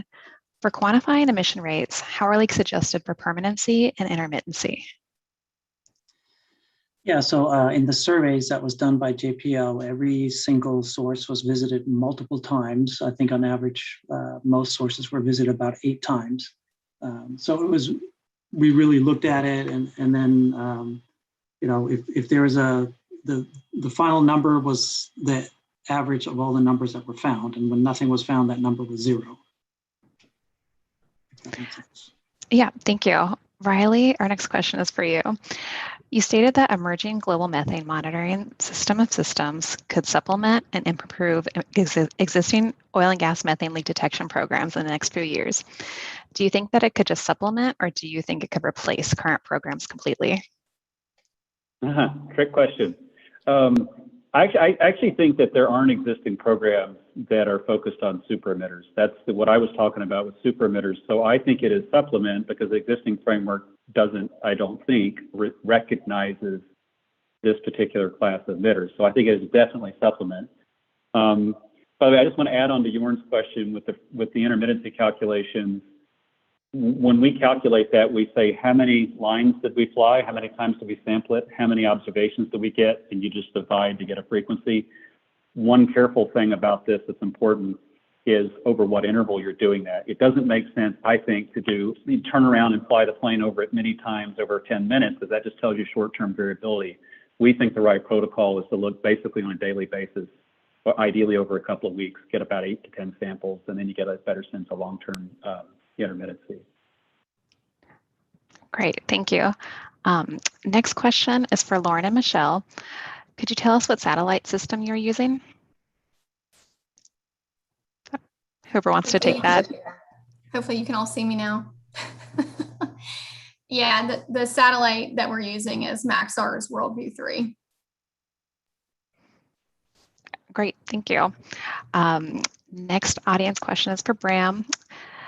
The availability of the Troponi observations could be influenced by several factors, for example, clouds, surface albedo, zenith angle, etc. Therefore, region specific. Would this significantly limit the applications of the data product or other satellite observations? If so, what can we do to overcome this issue? Great. Yeah, so for Tropomi, there are some differences in how these things influence our retrievals. And for some of them, we can account in the retrieval or after the fact. Clouds, for example, of course, are a limiting factor. So regions where it's never cloudy, you'll have more coverage with Tropomi. One of the upcoming things there is that Sentinel-5, which is the instrument that Tropomi is the precursor for, will launch in a couple of years, which will have an additional band to retrieve methane, which will make it less sensitive to these kind of things and expand the coverage. In addition, when it comes to high resolution instruments, they can also look in between the clouds to zoom at specific facilities. So there, the cloudiness can be less of an issue. Great, thank you. Next question is for Jorn. When you talk about the plumes that are mitigatable, you mentioned false positives. What types of things have you seen cause false positives in satellite data? Well, first, I want to make clear that the data we have from California is based from flights. We'll have satellites in 2023, but what I was talking about today was data from flights. And I don't know that they are false positives. Maybe I said that, but it's really that an image was identified by the plane, and then we asked industry to go out and check it the next day, and they reported back that they couldn't find anything. Now, there's a number of reasons why that could happen. It could be a false positive. It could be because the source is intermittent and it wasn't there any longer when they came there. And honestly, certain industry partners were more motivated to try to find something than others. So there's a number of different reasons why sometimes, I think in my slide I said not found. as opposed to false positive. Thank you for clarifying. The next question we have is for Riley. The Colorado versus California implementation or handoff experience, especially for large resolution satellite data, do these experiences show the need for robust ground-based methane technology to be mobilized in a timely manner? I actually would say that the California and Colorado experience, and I think the Pennsylvania experience so far, is pretty consistent. I think the answer is there needs to be a capability to do rapid mobilization for follow-up, but I'm not sure that I would emphasize the technology. I think the real gap is more institutional. I think the point I was trying to make on the handoff is, let's say you've got perfect sensor technology. How do you ensure that you get the right people out there at the right place at the right time with the right equipment and training to find what we saw from the satellite? I think right now it's kind of the Wild West. If you luck out, if you can pinpoint it to a well pad and you know who the operator is and they're well trained, they'll get it. Otherwise, it's tricky. Last thing, I'll just real quickly on the false positive thing. The number one thing we see is intermittency is what causes non-detection. The other one is there are some surface features that are well known, and this is what quality control is supposed to catch. Great, thank you. Michelle and Lauren, do you have an idea of the flow rate level of the detections that you were able to see for the leaks? That's really what we're trying to hone in now with our pilot and controlled releases. Even the one today, we're trying to take and pair top-down measurements from the satellite and algorithms with our partners, and what you measure top-down from flow rate paired with boots on ground mechanisms for measuring flow rate, even down to metering the leaks that we're simulating on meters and services and things of that nature. So haven't cracked that nut yet, but that's what we're on. Great, thank you. The next question we have is for the panel. Let's start with Bram and then go in order of the presenters. The jump from 30-meter resolution aircraft surveys to much coarser satellite data seems like a large one, especially in areas where oil and natural gas emissions are mixed with dairy and CAFO emissions. Have you explored methods for source separation using satellites, such as using other hydrocarbons to better understand the type of sources from which the methane originates? Bram, let's start with you. So not all hydrocarbons can be measured from space. I do think it's important to mention that that can be done with other measurement techniques, of course, but also that the gap between tropomi and then these very high spatial resolution instruments will be filled in the near future by instruments like MethaneSat that will be observing methane at an intermediate resolution. That can also be really helpful to answer this type of question. Thank you. Jorn? Yeah, so first I want to clarify that actually the spatial resolution with the plane is more like 3 meters, and the 30 meters that at least I've referred to was what we expect from the satellite. And we do think that 30 meters is close enough to send somebody out with some handheld instruments and hence identify the plume. Thank you. Riley? Yeah, just what Jorn said. In the California methane survey, we spent a lot of time in Bakersfield, including driving around. And yeah, the aircraft spatial resolutions are usually measured in anywhere from 2 to 10 meters. The kind of satellites we were talking about at high resolution or in the range of 20 to 30 meters, that's plenty good to separate an oil operation from a dairy. And in many cases, it's good enough to get you down to the side of the part of the well pad or the part of the compressor station that's causing the problem. Thank you. Michelle or Lauren? I'll just add, in our experience, one of the benefits of being an operator and part of our data platform that we're looking to build pairs the instances of methane and the plumes that are exposed with our asset data. So it's very easy to try to trace the source to one of our natural gas assets. And most of the time, I'll really articulate what others have said.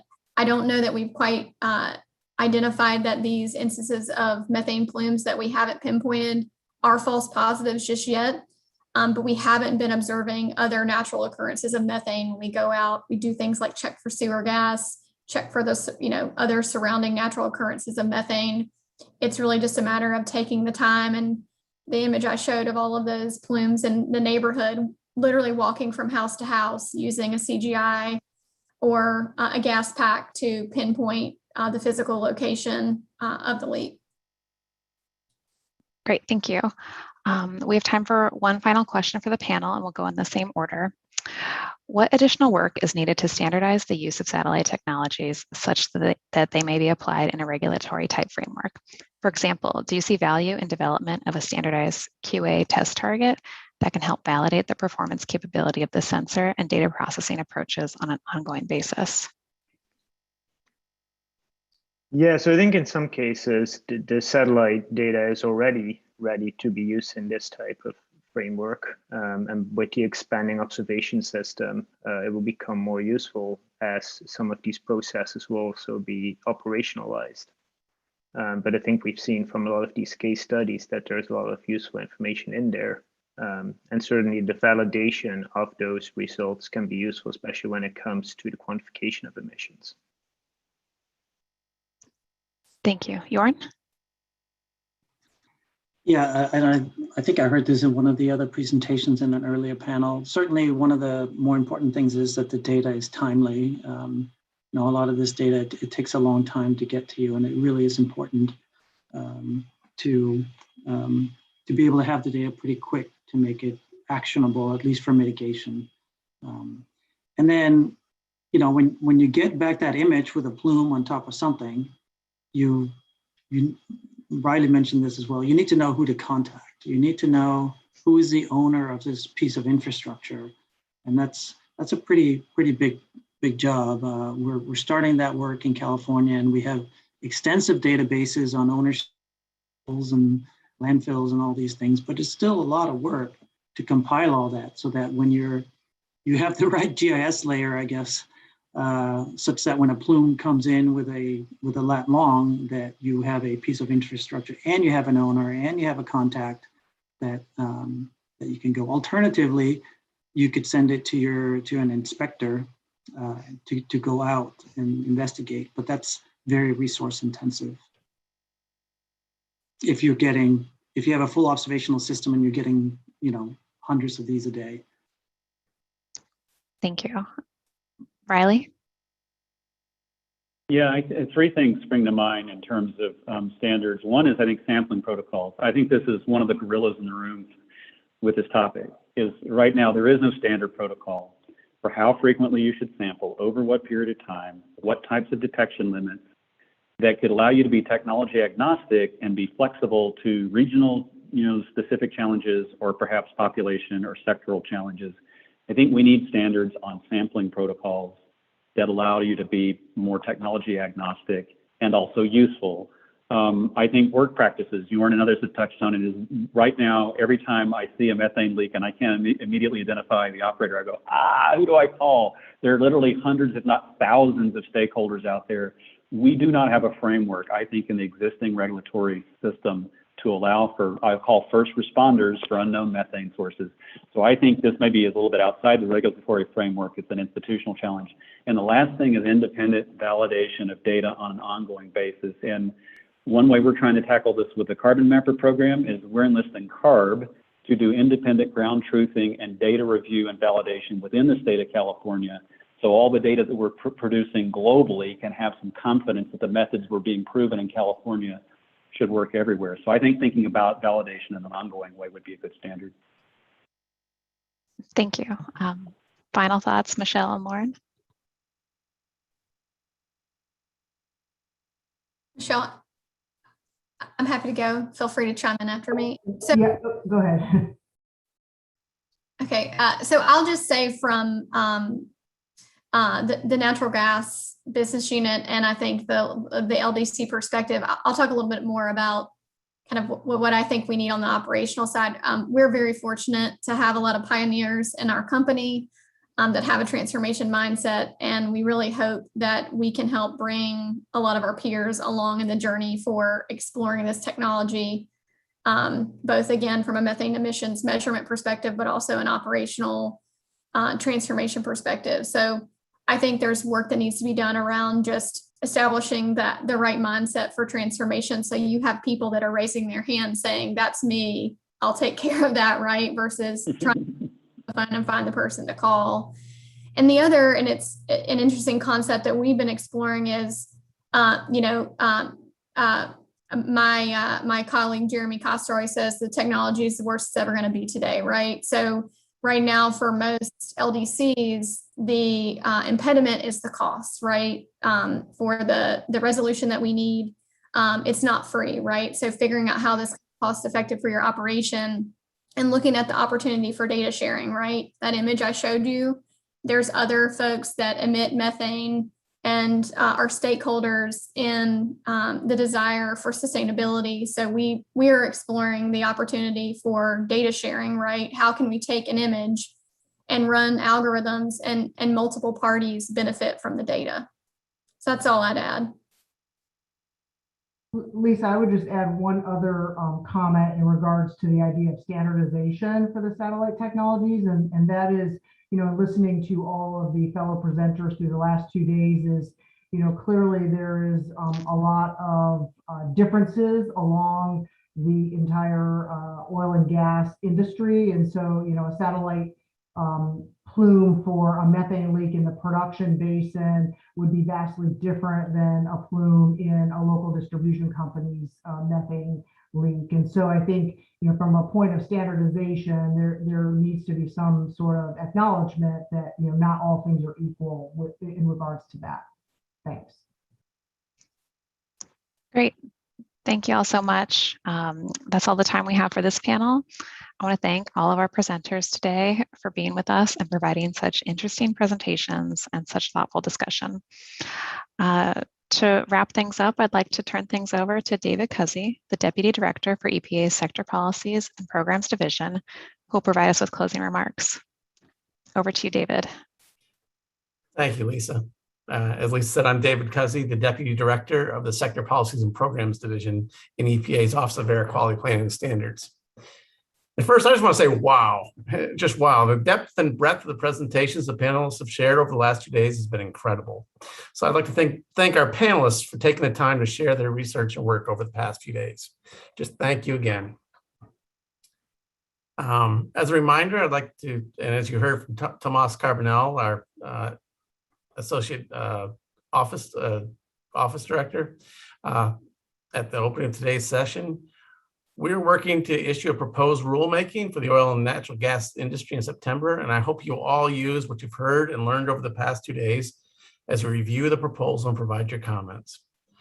Tomás also noted that the oil and gas industry is the largest human-generated source of methane in the U.S., and reducing it is a critical step in fighting climate change. As we work to reduce methane from this industry, methane emissions from this industry, we're going to need all the tools in our toolbox. Methane detection technologies, or solutions, as I've heard today, are part of that. As newer solutions develop, they will expand the tools available, whether for regulatory or voluntary approaches, and to support various state actions.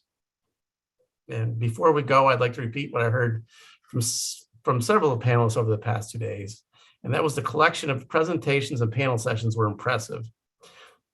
And I think this reflects the efforts and thoroughness of the workshop organizing team. So I want to extend a special thanks to the workshop organizing team. And if you aren't feeling too shy at this part of the day and want to turn on your camera, that would be great. And I'd like to recognize Ned Shapley, Jerry Garwood, Greg Ferguson, Owen Daly, Amy Hambrick, Karen Marsh, Jason Deweese, Dave Nash, Cindy Beeler, Eben Toma, and Amber Iglesias. Thank you for your efforts and work on this. And also big thanks to Lisa Thompson for moderating the sessions. Thank you all. As a reminder, the virtual vendor hall is still available. If you haven't had a chance to visit it, visit from the link in the chat or on the page where you register for the workshop. And thank you again all for joining us in the last 2 days. This has been an incredible workshop, and was very impressed with everything I heard the last 2 days.